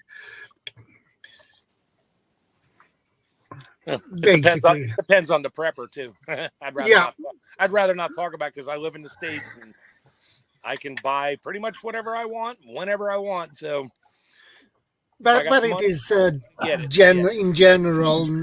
I don't say all of them are like that, but that's why I like knowing where all the warehouses are. Where the food's at. Yep. Of course, I come right back there to with the you, food. Sean. I get that. All up and down Route 81 in Pennsylvania. They're everywhere. If you go online, you can find where they've got pallets of stuff for sale. You just can't get rid of it, fast enough. They've just got pallets of the stuff. And depending, you might want wood. You might want material. You might not necessarily just want, a sort of to take a gamble and just buy. There are some people that take risks and just buy pallets and just see what's in it. But if you can try and buy stuff, like for example, if you got returns, like furniture returns, this was returned because like open box, you mean, right? Open box two things nuts or was missing. Yeah, A scratch or a button's A gone. piece of wood yeah, was they can't sell it missing. new. So it made the whole thing, unsaleable. Yeah. Well, they can't sell it new. Well, yeah, it's you rather want to get something out of it than nothing. Yeah, And that's where people go can get deals. along everything, the whole range, from wood to tractors, Well, it whatever. could be anything. Really. You can find something that's. My daughter had a friend worked at Best Buy, which is an electronics chain down here. Anyway, I think it's up in Canada too. Yeah, we have it in Canada. Her friend worked in the back, and people would bring stuff in. Oh, this big 18-inch or 80-inch flat screen doesn't work, and they would plug it in. Nope, doesn't work. And they went in a pile in the back. And once a month, he went to the dump and dumped it, and he had to sign off on what went to the dump. But of course, the rest of us are hanging out at the dump waiting for him. And they'd sign off on the way in, take a picture of it with the big camera going into the dump area, and we'd be in there dumping our stuff or whatever and waiting for him and throw that stuff in our truck and leave. I'd get home. Oh, what a coincidence. That flat screen TV didn't work. Why? Because the plug was pulled halfway out inside. 18 screws later, put the little connector back on. I got an 80-inch flat screen TV now. Well, that could be a vacuum cleaner too, for example. Well, it was everything. I'm just saying. It was everything. I mean, computer, even laptops, they bring those in, didn't fire up. Well, guess what? It still had a hard drive and memory in there. I'd strip that out, sell the pieces, upgrade mine, whatever. I mean, this is the disposable society we live in. It doesn't work, throw it out, get another one. Well, because I think it's because we're in the society that doesn't repair stuff, or it's too hard to get parts. The parts you can't cost find anybody more. to repair a VCR anymore. Those guys the cost of a part is like almost the cost of the phone itself, right? The screen, all of this stuff, right? That's why it discourages people from wanting to repair or learn that stuff. Yeah, I broke it's not worth my working. dishwasher. Just the rack, the upper rack, it got rusty and one of the little pins rotted off. So I was like, let me go online and find the rack for this dishwasher. It's $290 for I'm like, the dishwasher only cost me $299 when I bought it. What a rack? Okay, a metal rack. Yeah, well, they're all, everything is made a little bit different, just like car parts. Oh, because it's proprietary. It's a specific size. It was probably they only made like 10 extras, because that model only ran for a year. And we got to ship it from overseas. So all kinds of crap. I eventually found a used one that was never used. It was a different model. Mine's a Kenmore, or the one I bought was a Kenmore. Mine's a GE. I'm looking at it, I'm like, that's the same machine. And I did some research. Yep, same machine. I bought that for $20, never been used. Pulled it out of a model home and put their own dishwasher in. The realtor was selling it. I brought it home. He's like, you're going to put it in there? I was like, hell no. I'm stripping for parts. I'm not pulling mine out. I took the pump motor. I took everything out of it. Now I got spare parts for this thing. When it goes bad, this dishwasher will probably last me another 20 years. It kind of reminds me if someone throws something out. Oh, without knowing, it was just a fuse. That's why your device wasn't working, and they throw it out. That'd be like, did you just do that? It's a fuse, right? Yeah. You know what the greatest feeling is when something in your house breaks and you're thinking, all of a sudden your eyes open wide. You're like, I got one of those. I've been saving it for 40 years. It's worth it. You go dig into your junk pile. It's like, there it is. You put it in, you're back to normal. And everybody else, why are you keeping all that junk? It's like, well, might need it someday. Guess what? I don't have to buy a $900 whatever it is because I had a 30-cent part that you just can't buy anymore. Well, this is it. This is a good idea to do things like that. To look at all your stuff and say, right, if I bug out, I'm going to need this machinery as well, or this, or that, or that tool. So it could be a good time now to sort of look through your stuff and say, well, can I buy the parts now? Can I get them secondhand? Is there warehouses? Do I need, like we're talking about material, wood? Is there ways of me to get this stuff on a budget? It might seem a lot of stuff. I might need a lot of stuff, spare wheels, spare parts. Yep. all sorts. As on top of things like fuel, food, rice, pasta, The water. water. When I bought my filters. tractor, I bought a coffee. new tractor a bunch of years back, and the guy looked at me. It was back during COVID, during the issue in 2020, and The TP heist. yes. Anyway, I'm so pointing that right here. I told him. I said I need I want the tractor and I want this attachment for the brush hog and the bucket and all that. I said I also want a belt, 2 oil filters, 2 hydraulic filters, and 40 gallons of hydraulic fluid. He's like, why do you want all that? I was like, because I'm not. I just told him, I said, because I'm not close and I can't. You're gonna deliver the thing. I can't get over back to the shop here. I said, and that way when I need my oil filter, I got it. Well, I got to change the oil once. I'm a few hours overdue right now, but I'll change the oil and then I'll go buy another one just to make sure I have 2. So, and I got 55 gallons of off-road diesel sitting out of my cabin in my container. So, and a pump. I bought everything I needed. So I'm good for a while, except for if there's an EMP, my computer's shot, even though it's in a metal container, it'll probably still get buzzed. Yeah, it makes sense. Even things like socks, thermals, not even just fuel material. We're talking material, socks, clothing. I'm not going to buy the latest TV. I'm not going to buy the latest, truck. I'm not going to, but I'm going to get a couple of wool blankets. They're threatening us in the UK. Or there might be some power outages soon, or for whatever reason. So, Can I bring up a story? Yeah, again. Feel free. Once yes, Mark. Again. No. This is historical. In terms of, because this reminds me of something, because I was watching about this and learning about candle making and all this stuff. Because back in, I think it was medieval time, we're fortunate enough to have the convenience of petroleum type of things, like paraffin, for example, right? But before that, candles like beeswax was much more expensive. People didn't have candles at home at that time. This is during medieval times, right? And people had to use what they had. They had to find a way to get to or make something, right? They couldn't buy it, or it was too expensive, so they had to make it or find it, right? So they're finding, what's that called? I forget what's the like they would use oil, like bacon. Yeah, I just said bacon fat. Yeah, whale oil, bacon fat, beef fat. Yeah, it's actually.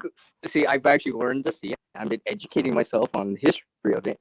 I've been learning about it, right? I was just like, they used to use that for lighting, for example, right? So if you think about that, in that same principle where we're talking about budgeting, right? They had to, they couldn't just buy it, or it was too expensive at their price range, whatever, right? So they had to use what they had, or find it, or use what nature provides. Prepper for the Ages says tallow. Yep. Tallow. Yeah, tallow and stuff. Hey, like CR, your microphone is like spazzing out really bad. Terrible, man. Dying. I'm having to sort of get close to the phone and see what I can to hear you. I can hear you. We can hear you, but there's also noise in the background. It's all scratchy sounding. I think his battery's dying on his phone. We are with you on the story. Waterproof hard case for portable power setup. No, I so it's a difference now? Oh yeah, that's better. Yeah, because I put on the headset, the wire headset. I don't know why it's not working. Stop putting it on. Jeez. No, because I need to charge it. Okay, anyway. I need to charge the phone. That's why. Remember? Yeah. And remember, Shadow, I just spoke to you before the stream started with the headset. That's why. That's why I'm saying. Hour yeah. Or two. Yeah. So I'm having issues with the StreamYard side because I've already messaged this guy with a voice note, and it just sounds perfect. Yeah, you're sounding great now. Yeah, but the only thing is, I have to charge my phone because it's a wired headset. You get what I mean? That's why every so often I come back out. Anyways, keep going. Leave it off. That's my reasoning. So Tuck My V just said he had needed a waterproof case. I actually used a I just made one at my cabin, and it was one of those Stanley roll-around totes. It's got the handle that slides out. It fit everything nice inside. I drilled some holes in it, put meters and stuff on it, and it works great. And we always talk about backup, backup, backup. Well, I have a little Jackery that's been powering what I needed. And then I had a little portable generator. I bought 2 of them. I still got 1 new in a box. That was at the cabin. And then I had my solar set up. I've got all the stuff at Harbor Freight. Works great. Well, my refrigerator, my mini fridge popped open in the middle of the night. Didn't know it. Drained my Jackery dead by morning. I'm like, oh, I'll just fire the generator up. Generator wouldn't start. So now I'm charging my Jackery off a DC AC converter from my homemade solar system to charge that back up because I can't leave the door open all night to run this solar thing. So, yeah, lots of backup. So, yep. And I'm like, well, now I need another battery. And I brought the generator home, so I got to take that apart and clean the carburetor and get that working again. Yep. And speak of backup, thank goodness I have a backup headset. That's right. I had three sources of power. 2 of them failed, and 1 of them still worked. And I used that one to charge the other one, which is weird to go from I'm having the same DC to issue. AC back to DC because I didn't have the adapter for the battery cables. I'm like, oh, crap.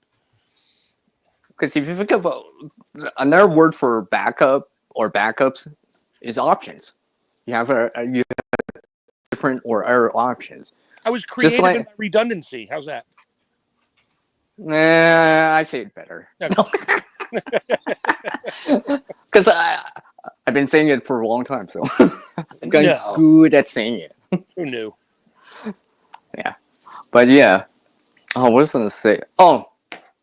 So, I mean, if you look at, like I was saying about the candles, right? And you start to understand these things have happened in the past and people may do or found a way around it to get what they needed still, right? Because obviously these guys in medieval times still need to see, still need to do certain things, right? Still need to see what they're doing, right? The fireplace only gave so much light, for example, right? So they still had to do something about that, you know?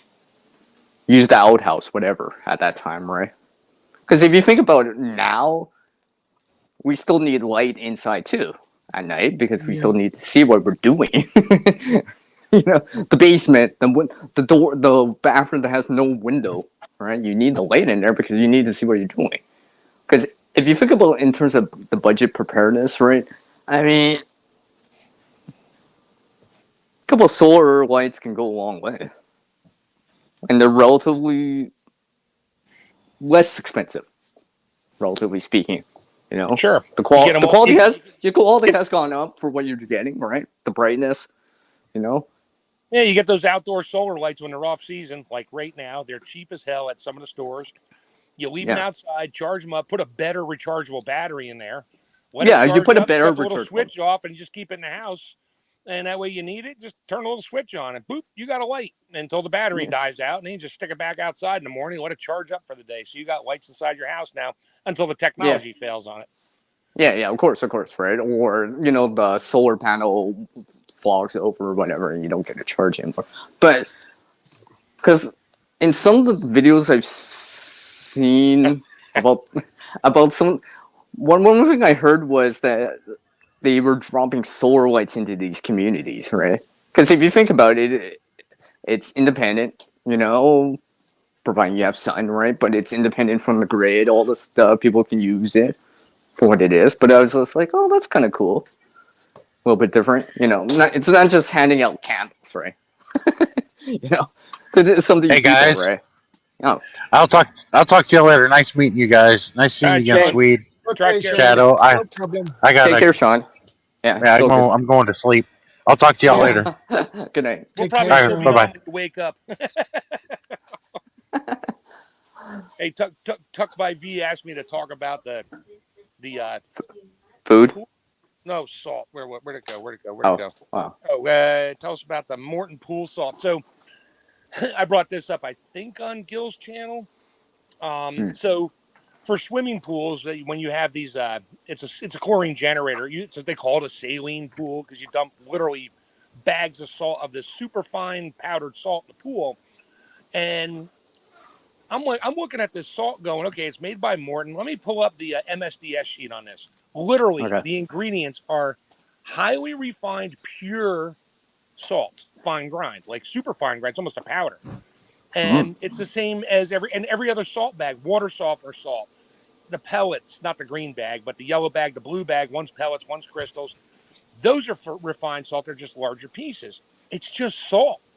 So if you need salt in a SHTF situation, and you know there's a couple of hotels nearby that have pools, you wouldn't believe the things you can find in the chemical room next to the attached to the pool, especially if it's a saline pool. You say salt, right? Would that be Salt, NaCl. Iodized. Sodium Would chloride. that be iodized? I'm trying to ask that. No. Oh, so potentially you can use that for fermentation purposes, right? And Because curing and everything else. Yeah. That's why I'm asking for everyone. Yeah, Just in case people were wondering. It's salt. Literally, it is super refined, not processed. It's just super fine and super clean because you're dumping it in the swimming pool that people need to stay clean in. You can't dump dirty ass, halite ice melter in your pool and make it work. It doesn't work. And this stuff, you want to cure meat? Great. And a bag of that stuff is like $30, and it's a 50-pound bag, and it's super fine. So, yeah, you go by weight, not measurements, because if you take a 1 cup measuring cup and you measure out a cup of water softener crystals, which are huge, and then you measure out 1 cup of pool salt, which is just super fine. Yeah, salt. the surface. Yeah, you're gonna have your 1 cup of the fine salt is gonna weigh a whole lot more. So you got to go by grams. Yeah, you gotta gotta do this quarter cup, tablespoon. go by mass, not by weight. Yeah, well, mass is weight, but that's another story we'll get into. But anyway, well, I can't wait for you to tell me that. I can't wait for you to tell me. It's weight, not volume. Anyway, back to the reality of the situation. Oh yes, I keep forgetting. Yeah, so did he? What did he say? I keep searching. I'm looking. I thought he was going to respond back. Oh, a few solar yard lights. But yeah, I mean the solar lights. I mean, like the technology's gotten a little bit better. I mean, like now, what's funny? I've noticed like even at a dollar store, because I was just there the other day. Like, let's say 10 years ago, you would get an LED light that has 9 LEDs on it, for example. Now they got slightly better bulb on it now, right? For the same, relatively the same price, right? So, I mean, it is eventually it would catch up. But that's just something you can get for a couple bucks, right? You can, you say you don't buy coffee or Starbucks coffee for a day or two. You can get something like that. Yep. Have something that you can use maybe even every day if you want to. Camping, grid down, power outage, something along the lines of that, checking the fuse box, maybe even working at home, right? Yeah. As you're doing stuff or, I can't see in this because there's no light. I can't see. It's too dark. It's in the shadows. It's attic, whatever, right? Hey, I'm just responding to Tuck. He's going to Home Depot to buy the big crystal salt. That's fine.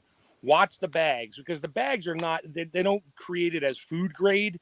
So the bags get thrown on wooden pallets. They get beat up. There's little holes in it. And sometimes the birds poop on it if it's outside. All that. So just be careful with that. It'll still be fine. I mean, it's salt. You could always just, literally if it's big crystals, put it in the pot, add some water to it for a minute, drain it out and let it dry again. You're going to lose a little bit of salt off it, but all the stuff on the outside of the crystals that's stuck to it, like dirt or something, that'll at least wash off. And then the sodium chloride in the water solution will pretty much kill whatever's left. And then you still just dry it back out again so you have salt. And those are big crystals. What are you going to use it for there, Tuck? I'll wait to see his response. I'm assuming something salty. Yeah, the crystals. The crystals for softeners are a little large for curing meat. So, and it's not iodized, obviously. Yeah, so you can use it for fermentation purposes. Yeah, you dissolve it. The pool salt, like I said, when you open those bags up, it is bright white, and it's powder, and it's salt. I was like, oh, let me see what it tastes like. Oh, look at that. It tastes like salt. Imagine that. Yeah. It's really salty because the crystals are so tiny. A lot more on your tongue. But that's my next and pool supply. I think we talked about this, Shadow, before you went out for a while there on break. And when you're now, crap hit the fan and all the whack jobs are done doing their thing for the most part. Now you're out looking for stuff. Yeah, you'd be surprised at what you can find in like hotels, housekeeping closets, sanitizing chemicals, stuff like that. Their little laundry rooms. They got laundry detergents, either liquids or solids. Just be real careful with it. Yeah. And bleach, sodium hypochlorite is their bleach. You can use that for sanitizing stuff. There's just so many things out there that everybody's like, well, there's resources everywhere, right? You just Oh, have to understand what's inside or what goes in it, right? For example, I mean, like, Right. this is why I watch how it's made on TV, Yeah. because I like to see how Yeah, things are yeah. made and put together, right? Because if you ever randomly had to walk into or whatever, you'd be like, oh, I know exactly what this does. I know exactly what's in this product, right? Because I've seen Even it. like in the beginning, people are going to, their food is gone. Now they're going to raid the office buildings and see what's in the fridge, even though the power's been out. But are they going to go, down in the maintenance room and find all the tools and stuff down there? All kinds of equipment. Every building has some kind of a facilities area in it. Well, yeah, And there's resources around. Just so many things. I mean, people are going to break in there looking for food. They're not going to think to take that hand-powered drill or, the batteries or something else. They might take the batteries and other tools, screwdrivers, wrenches, whatever you need. If you don't have it, it's there. You can use it for trade. But there's just so much stuff out there. Well, you talk about food. It could be, hey, I'm going to take these garden indoor plants, take up the plant that's in there, and I'll replant something like green onion in there and try to regrow it using this. For example, a different way of thinking about it. Miles go into an office building just to take a pot of dirt. No, but it could be already there, right? Let's just say you're taking this with addition with our stuff. Picking up that soil if everything else outside is contaminated. Oh, that's true. There is that. You got big corporate office buildings with arboretums inside that are closed off, and they have dirt and plants and all kinds of stuff in there. Well, it could be why can I remember the word? Large greenhouse. Mm-hmm. One of those, but that typically are used for entertainment purposes or educational purposes. Like, I mean, I'm talking about grand scale. Like, it takes up like several blocks. All right. Would people think about going in there? Because if you, like the real said, like, what if there's something contaminated outside, that might be an option, and you would know. Okay, well, if it's kind of sealed off, right? As long as nothing came in, maybe. If you really had to. Of course, we're talking about like kind of like SHTF. There's something definitely going on. You're not doing this like now.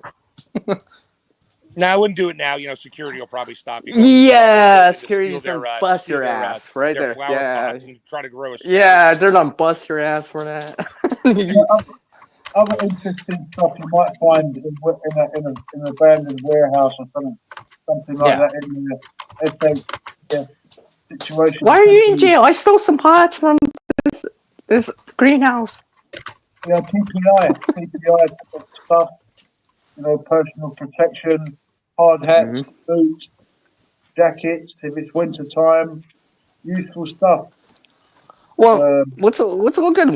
That's a good. Can we bring this up, Shadow? Because technically we're transitioning into like November soon here. Yeah. Right. The cold is actually coming back. It's just, and technically we're in this neutral or La Nina period of time, technically, or typical value, right? It's not gonna be as warm or whatever, right? And all that stuff. Because if you look at it on a budget, some of that winter gear is expensive for what it is.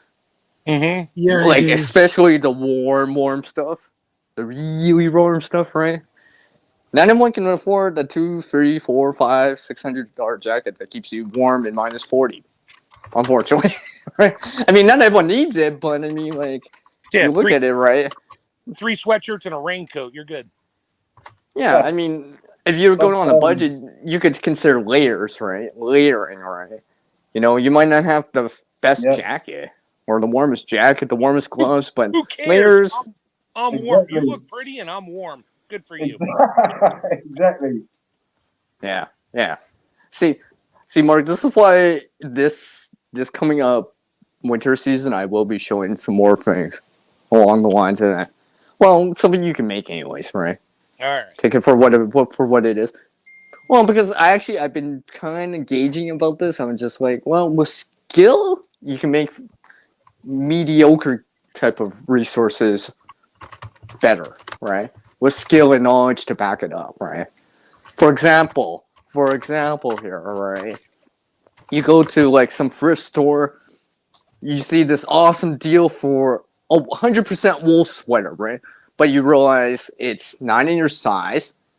But in my point of view, I see it as a resource that I can convert into like mitts, a hat, for example, right? If you have the skill and also the equipment to rent it, but you can do it by hand. In theory, you could probably do that by hand, really, right? And let's say the sweater costs you $5. You're gonna get way more out of it in terms of a hat, mitts, whatever, right? Yeah, maybe you don't have that sweater portion yet, but you got your hands are gonna be warmer. Your hands gonna be warmer, right? You know, if you wear enough layers on around your core, you'll be fine still, right? Kind of deal, but because if your extremities start getting cold, your core starts to pull heat away. Yep, and you get colder. Yeah, right. So. Because sometimes the hardest thing to layer is on your hands and feet, because you can only put so much on before you lose dexterity, or you can't fit in your boot or shoe. It's just right. So if I was seeing it like that, I would be like, okay, I might not be able to use the sweater in terms of wearing it, but I can mix with skill and knowledge and some of the gear, like a sewing machine. Maybe you have one, or can borrow one, or whatever. That skill. Hand sewing, whatever, and be able to change that into something budget friendly, but is really functional. You just have to just tweak it, make alterations to it. All right, like if you look at the more younger generation, you know, they got those games like Minecraft, blah blah blah. You know, like you do all this stuff in it, or in the game, right? And you think about it. Well, in the real world, you can do similar things. If you think about it. Yeah, if you go search for it, if you know what you're looking for and you know what to do with it. Yeah. I've got a challenge. I've got a challenge for you, CR. Oh, okay. How about this? How about we you start off a serious viral challenge on YouTube? I'm working the real Costa. I'm working on that for next year. I've already told Shadow. I think I've told Shadow this. I told someone else this. All right, I was supposed to actually release. I was trying to release the video last month for National Preparedness Month, but because I'm not ready and I didn't have the footage and I didn't record it, I'll have to wait on it. But this comes back to that. Who was that? Cam. What's his name? Cam. I'm trying. He was asking about the bug out bag or survival kit or a go bag or whatever, right? That's what I'm working on. You say budget friendly? It will definitely pass this budget friendly. Is it a My Little Kitty bag backpack? That's budget friendly. You can get those for like $2 at the Goodwill. Yeah, well, that's why, Mark. But there's gonna be a challenge that makes it even harder to do. But carrier bag can be a bug out bag. I'm sure all of us have seen someone, maybe in our lifetime, with all they had in a carrier bag. Yeah, I have a lot of that in my town. That's real. That is. I have some that have everything in a carry bag. Other ones push it around in a shopping cart. I have a lot of in my town. And half the crap in the shopping cart is crap. Here's the challenge, CR. Yeah. The challenge is, right, I'd be up for it. I'm sure Swedish would be up for it. I'm sure others would be up for it.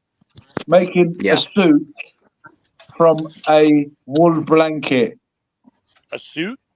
Making a suit out of a wool blanket, not like a going out suit, but maybe a jacket and trousers for wilderness survival, like survival on a budget.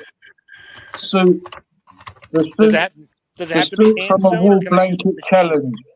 3-piece suit? Does it have to be hand sewn, or can I use a machine? What do you guys reckon? Well, you know what? To be honest, it probably doesn't How really about hand matter. sewn? All Yeah, right. I I was gonna mean- say, if it's with a machine, give me 20 minutes. I'll show you. I believe you. I reckon you could probably do a James Bond suit in 20 minutes. I got to make sure I got my cell phone pocket hidden in the back there too. So. Well, yeah, Oh, yeah. he needs his gadget. Oh, yeah, don't forget the helicopter pocket. Yeah. It's a go gadget helicopter pants. Yeah. Yeah, but how about by hand sewn? This is the challenge, right? CR. The suit from a wool blanket challenge. That sounds like fun. So it seems. It could be like a Rambo jacket. Remember Rambo jacket? Oh yeah, it was a piece of leather he ripped out of the coal mine or the. What was that? I mean, what was that? He just sort of flung it on himself. Yeah, he just cut a hole in the top of it and let it hang on it like oh crap. Yeah, the good, the bad, and the ugly, same thing, that type of thing. Just it's a shawl with a hole in it. It looked like something he found in a warehouse, Well, some people are naturally talented that they can actually create something, let's say a pouch or something that looks like it could be mass produced or, from a store, So people out there can have that skill to do that kind of stuff. It just looks that good. One of a kind, too, probably. Yeah, the government don't like ideas, initiatives. I saw this program recently where these guys in Jamaica were recycling rubber, and they were sort of going to scrap yards and finding old wheels and recycling them and doing stuff with them. Yeah. And then the government started doing the same thing. So these guys were trying to do something to make a few pennies, and the government stepped in. Yeah, we got to be quick with our ideas. Before the government steps in. You better get your wool blanket suit sorted out. Well, yeah, that's why I didn't put out that video I didn't actually say anything about that last month because I'm still working on it. I actually got the items. I'm just kind of working it together. I have mentioned this stuff. Oh yeah, I did mention this to Shadow. I remember at least one. In between. Yeah, I've had this idea for a long time. Yeah, it's good. Yeah, and I forgot that you even mentioned it to me. Well, now he remembers, Hepwin. Now he remembers. No, but that's the part of the the reason for the challenge, right? It's just like those, we're talking about budget preparedness, right? If you think about, look at those, hey, $20 survival challenge, $20 survival kit, $10 survival kit, blah blah blah, and all that stuff. Those are challenges because there's a limit or a set overhead limit on the price, right? So that's what makes it difficult. You gotta think more, or you can only get it at this store. You gotta think differently. That's why these challenges are good, right? And you think about in terms of budget friendly. I mean, people have put 72-hour kits on the dollar store, right? Obviously, the quality is what it is, but I mean, just the simple exercise. You get what itself. you pay for, basically.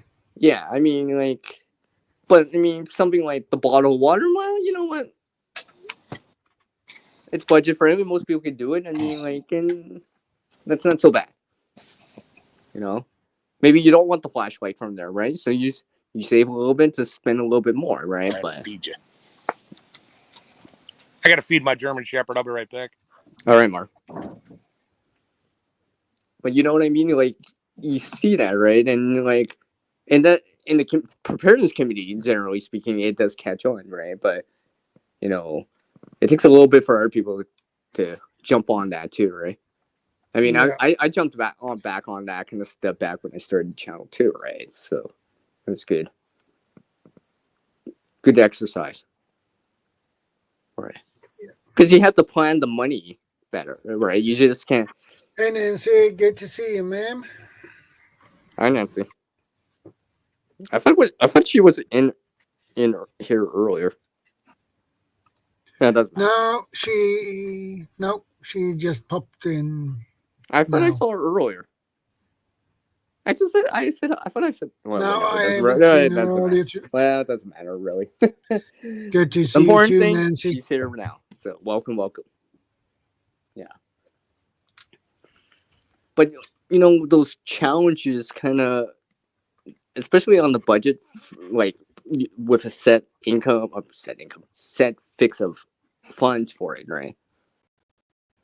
Because like I said earlier, sometimes you can't just buy your way out in terms of, if you can't buy it, well, you don't have to make it or find it one way or another. Exactly. You know what I mean? Exactly. Because if you make something, technically, let me correct myself. If you make something, you generally learn from that, because the steps you have to take to creating it or making it in the first place, like sewing a pouch or something like that. I mean, like there's in the bushcrafting community, there's this. Oh, here's a Tinder pouch, Tinder pouch, pouches. right? A pouch to put Tinder in, right? If you're on a budget, because I've actually done this and other people have done it, reusing like scraps of leather, let's say from a couch or whatever, right? You could do that too, and you would learn something because you would have to learn how to put it together, right? And you could reproduce that again if you wanted to, right? Now, obviously, you're probably not get what you get from making it, but I mean, like, it's a good. I mean, I made a few before. I even gave one to someone. So in terms of budget preparedness, right? You can look at it like that. It's like, maybe to get that higher quality gear that I would like, let's say, going from, let's say, a dollar store multi-tool all the way to an actual SAK, Swiss Army knife, right? Let's say that ranges in that $30 range, right? Obviously, that might not be in the budget for everyone or whatever, right? So you don't go for coffee for a little bit. You decide not to get that dollar store multi-tool yet. Just because you want one or would like one, you save a little bit more. You save that extra dollar. You pick up a couple bottles and cans to make it work too. You would take that odd end job to get that, right? If you wanted to get that quality, a little bit better quality, for example, right? It's not the most expensive thing here, right? It's no Benchmade or anything like that. But in terms of Benchmade is really expensive. well, it's just like so on the bushcrafting community sometimes, or in the survival community. Well, I mean, sometimes people just say, start with Mora, right? Yeah. Even Dave Canterbury says it every so often, right? He promotes his Pathfinder stuff, but every so often Mora, right? Right? Because on a budget, I mean, I got one for like $14 Canadian, and I was just like, I love it. Worth every cent I put into it. And stuff like that. And you start to learn some other things because you're actually using quality items and stuff like that. But because it comes relatively sharp for what it is. I mean, like, it's not the make or break it. It's cheaper than a Swiss Army knife. I mean, it's not full tang, but I mean, like, you can do something like that, and it's just 4 times more expensive than something that looks similar at like Walmart or something like that, right? I mean, so you'll get a little bit more out of it. So, because sometimes budget is just spending once, or maybe not necessarily buying the cheapest thing right away. Maybe it's just waiting just a little bit longer, right?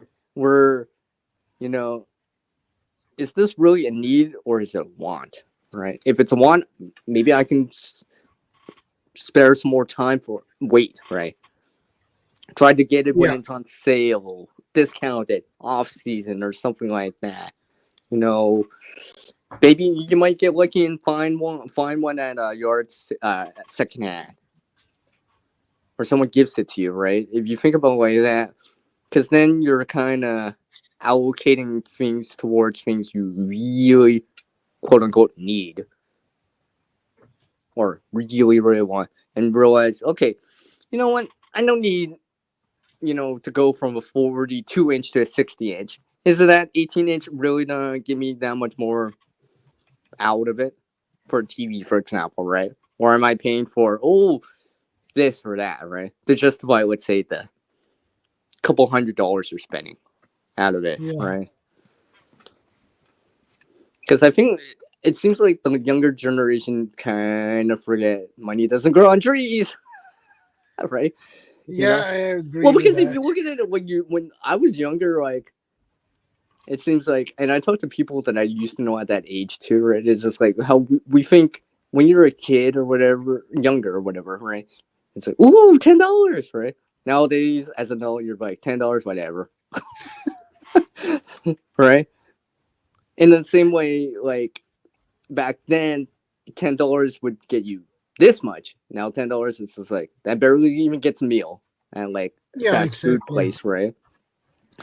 Because if you look at budget preparing, sometimes it's just allocating the funds differently in terms of budget, right? Because budget, well, you balance the budget or, allocate the funds in different ways or not allocate it towards something like coffee, going to Starbucks, whatever. I guess here in Canada it'd be towards, but, and stuff like that.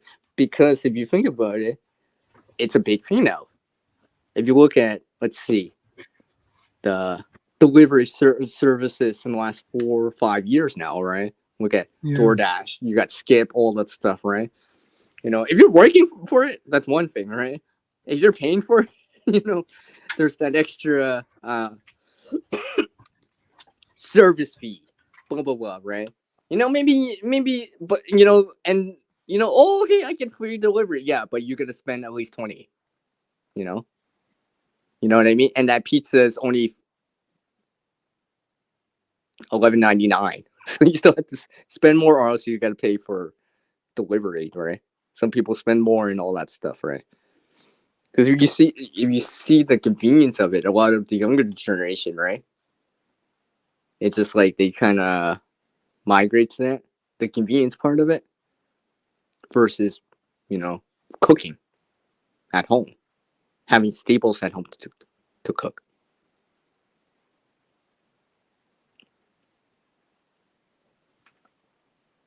And this is where you guys say something. Remember, my mic isn't working that great. I don't know if you're hearing me.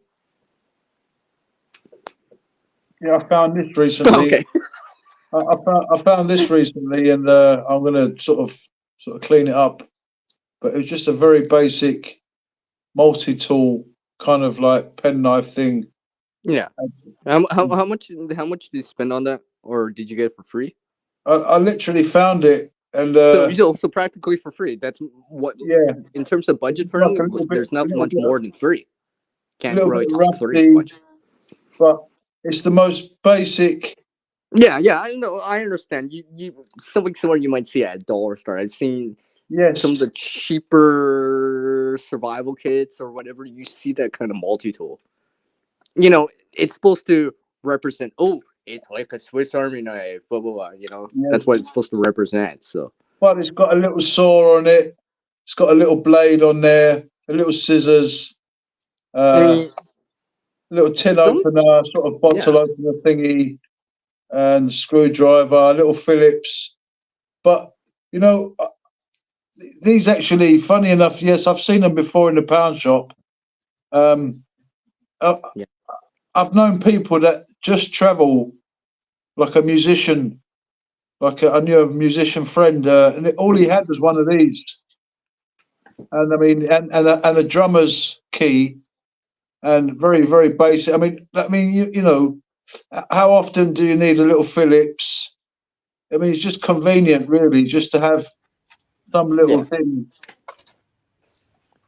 I mean, I bought a Leatherman. Now I'm starting to bring up mine. I bought a Leatherman. I got a Leatherman Wave. That's like £100. But how many times have you used it? I mean, I've used it. I mean, I've had it for years now, but and I've used it quite a lot of times. I've travelled with it. Oh, okay. So you justified that price. You don't need it every 5 minutes. You don't say every 5 minutes, "Hey, I need a Phillips." No, true, right. I mean, unless you're making something or fixing something or dismantling something, right? That's the only time you really need the actual tools. I mean, if right you was away. in a workshop, you've got like a toolbox. You know, you ain't going to say, "I'm gonna," you know, a mechanic ain't going to say, "Where's my lever, man?" Well, yeah, exactly. It's see in the But he may scrapping, do in yeah, an in the metal emergency. scrapping community, that people that scrap things, disassemble stuff, right? They got tools, right? They're not using per se multi tools Yes, because they need something more precise. yes. You know, to get down in a deeper screw slot, right? That a multi tool can't, right? But it's fantastic. I mean, even that, you know, even that's cool. I mean, unless you got, you know, like a really sort of expensive gun set up, and you might need a much more, you know, harder sort of multi-tool. But someone is starting as a budget-friendly bug-out bag survival kit, you know, EDC carry, a basic thing like that, like you said, from the pound shop. Just in case. Progress in it. Learn from like what you're learning from this process of doing it, right? Why? Okay, the reason why people spend more for gear is for this reason, apparently, right? Or something like that. It's just like, but you get to understand. Okay, well, certain things like water, food are important. You know. Hey, this poncho is gonna be useful, right? And maybe then you expand upon that as funds come in, or if you can make it or whatever, find it, right? Bare poncho, right? It's not just a thin poncho that you got. Now you got something a little bit more substantial. These are cool as well. If you want a budget, like it's like no batteries, a torch. Well, the real. Let me correct you on that. I gotta say this because it kind of, I shouldn't say, oh wow, it kind of irks me at times when I hear it doesn't need replacement battery. It doesn't need a replacement battery. Remember, it does have a battery technically. It's just that you don't have to replace it to keep. Like, it's not a disposable battery. Like, it's a rechargeable battery. Sorry, I always have to be so technical. Sorry. Go on, the real. Sorry, brother. It's called a Stormlight, and I think it's got like a kind of a dynamo in there. Yeah, that's how it goes. Because I've seen some of them that actually have a button cell battery, a rechargeable button cell battery to hold the charge. If that makes any sense. I mean, yeah, and you just sort of press it up and down.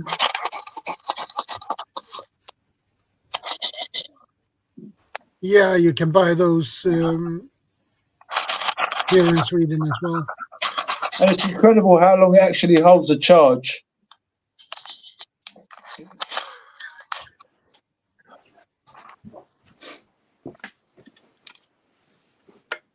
okay. I mean, those ones, the real. One thing I do like, it's because you can use it one-handed. For those. Yeah. Unlike the ones that you have to wind up by turning it.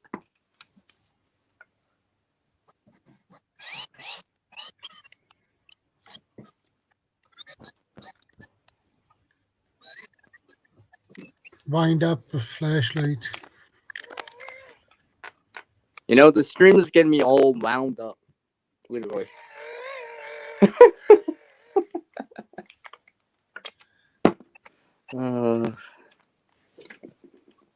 Budget on a budget. Yeah. I've been able to find that at secondhand or first shop. Those two flashlights you can get for a good price, low cost.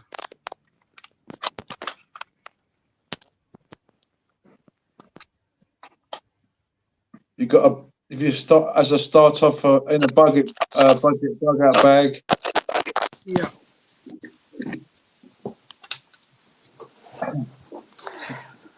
It can be an expensive business putting a bug out bag together.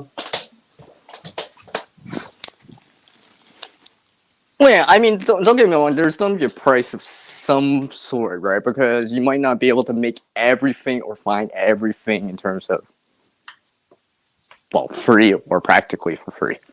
There's still going to be some cost to it, whatever it is, right? Because unfortunately, not all of us know how to make a really, really good water filter, know how to make a flashlight, know how to make, from scratch, right? There's different levels of survival. You might have someone who wants a £10,000 night vision goggles.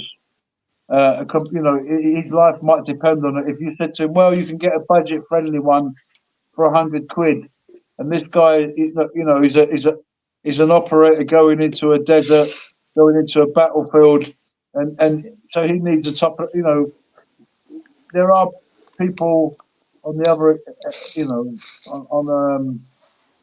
that can get by on sort of budget stuff, but in some situations, well, that's the specialty type of more like electrician, a carpenter that that's doing this all the time. They need the quality or the time savings of, because it stays sharper longer, right? They don't have to top off.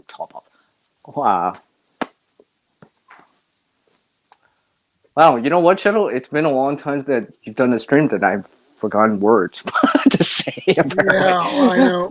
I know. I'm just like the words aren't coming. And a little bit rusty. Some other people need a bit more than that. Yeah, exactly, Drill. It's just an extreme. It's a big subject. Survival is a fascinating subject. You might just need a few tweaks. The difference between life and death may be a few tweaks, or a flipping, £10,000 night vision glasses. Just depends on the situation. It's just. Well, yeah. You're totally right, Drill. It's just like Hey, Howie. Hey, Howie, welcome. The rule. It's like the winter jacket, like I was saying earlier, right? You can get by with a little less if it's just 0 Celsius, 32 Fahrenheit. But if it's minus 40 low, you're gonna need a little bit more, to work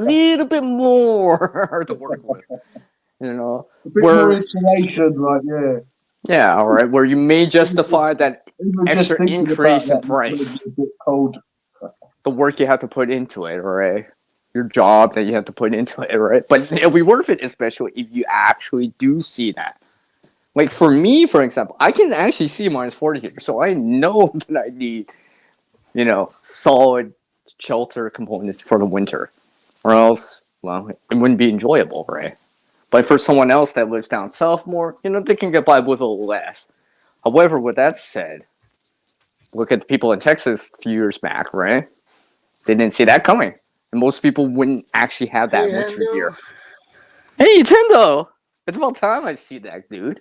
I was wondering where he was. I guess Haldo didn't get the memo. I'll be back. All right.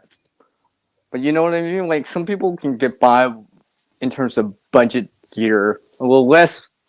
Some people need something a little bit better quality or more function, more whatever, right? Because the situation that they're going to go through requires it. If that makes any sense.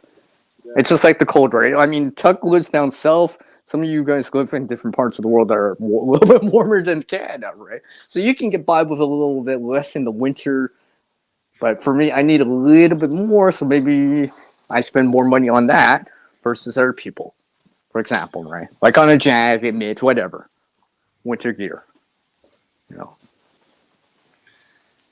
Prepper for the Ages says, when shopping for a good fixed blade knife, the guy wanted to sell me a folding blade, saying it was just as good. Said if it broke, I could send it back. Hard to do that 40 miles into nowhere. Yeah. And besides folding shipping. Knife, a folding knife is not as strong as of a fixed blade knife. Due to the work, due to the moving parts. Yeah, and you have besides that, you have a risk that you. Well, a solid piece of metal versus the blade two pieces coming together over your fingers and smash on your fingers, and that That will not Yeah. be fun. So Yeah, a solid piece of metal compared to two pieces of metal joined together, just barely. Like with a liner lock or a back lock, right? You know, with enough pressure, you can actually disable that, right? That's why, you know. it depends on what kind of folding knife you have. Yeah, some of them are the higher quality ones will have probably it will probably resist that, right? But it's not. None of those are going to be as I good as agree with that. full some sort of fixed blade, because the fixed blade won't have that because it doesn't have that moving part. I agree, Pepper, for the ages. You can't chop wood with a folding knife. Well, That not really will not work. effective, not really effectively, and not for very long. It's not that you can't do it; it's just more inherent risk with it. Breakage, you got to do it in a Yeah. certain way, right? There's a certain way to doing it, right? Because I've seen the videos out there of people using like a Swiss Army knife, right? But they're doing it in a certain way and providing the knowledge. Oh, not in this way, like you might think, but in this way to doing it, right? But it takes longer compared to it, right? If you were using a fixed blade, because hey, I'm using a little Swiss Army knife, I can only do smaller cuts. That's going to take you longer compared to if you had something like a fixed blade that can do it maybe in one or two strikes. Exactly. Yeah, so thinking about it like that. So Well, that's why I prefer- that's why I said. I mean, that's why I said about a Mora, right? Well, technically, a Mora is a fixed blade, but it's not full tank. But you know, if you're not batoning and doing certain little things, maybe you're just making fender sticks, cutting some steak, you know, cutting some cord, blah blah. You can get by with that very easily. You'd be able to do a lot with I that. use the Mora that is not full tang, and I baton with it. Works just fine, but You have to be careful. You know, you realize don't push it too hard because you know it's not. don't put too much stress on the blade, or You know, you're like, will- okay, a couple inches wide at most, right? You know, and considering how hard the wood is, if there's any knots and all that stuff, right? Factoring that in. and then it depends on what kind of price range you would prefer when it comes to fixed blade knife. Oh yeah, right. There's lots of brands out there. Yeah, a lot of brands. I mean, there's higher quality brands, then there's lower quality brands, then there's brands that have like mid-range, lower budget friendly too, right? You know, and then there's other ones that are way overpriced. Oh. No. No, det kan jag göra.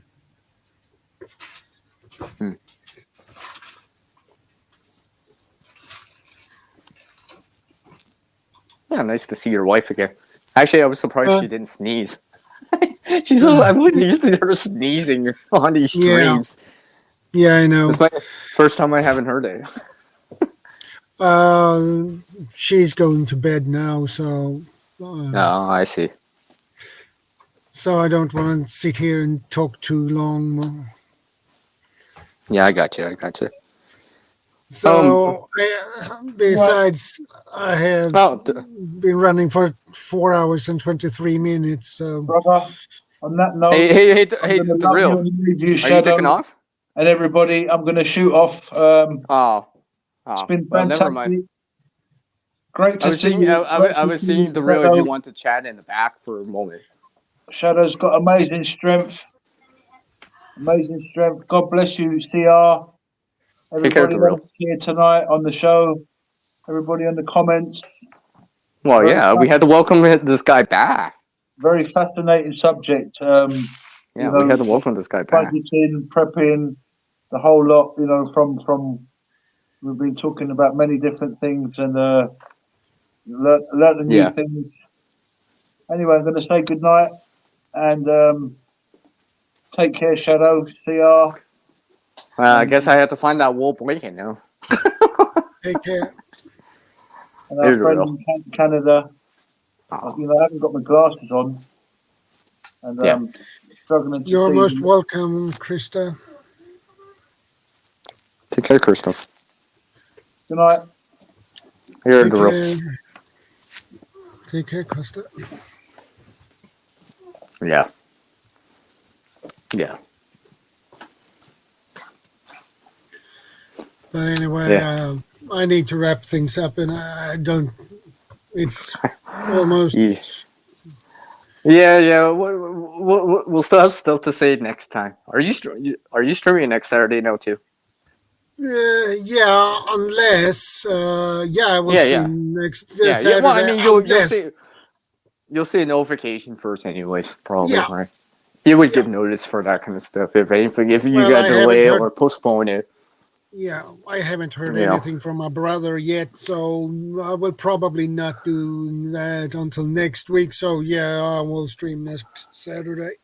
Yeah, you're right. Even if he has to retract Same the back. time, same channel. You know. Yeah, exactly.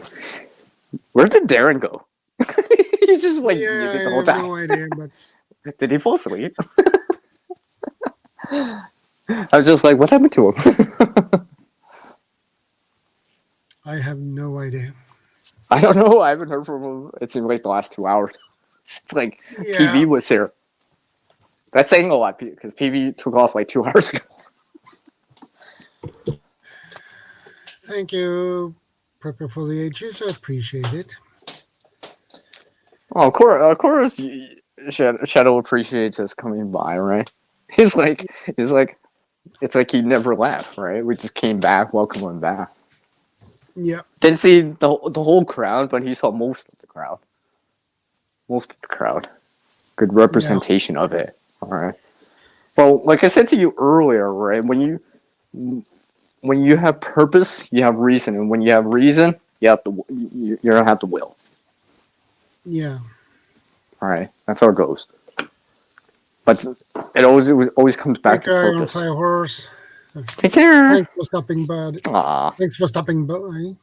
I appreciate that. Now I feel like I think we wrap things up now. Yes. Thanks, guys.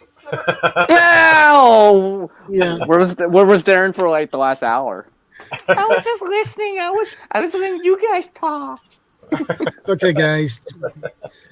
Thanks for stopping by. I appreciate that. God bless, guys. We'll see you next Saturday. Take care. Stay safe, Be and safe. God bless.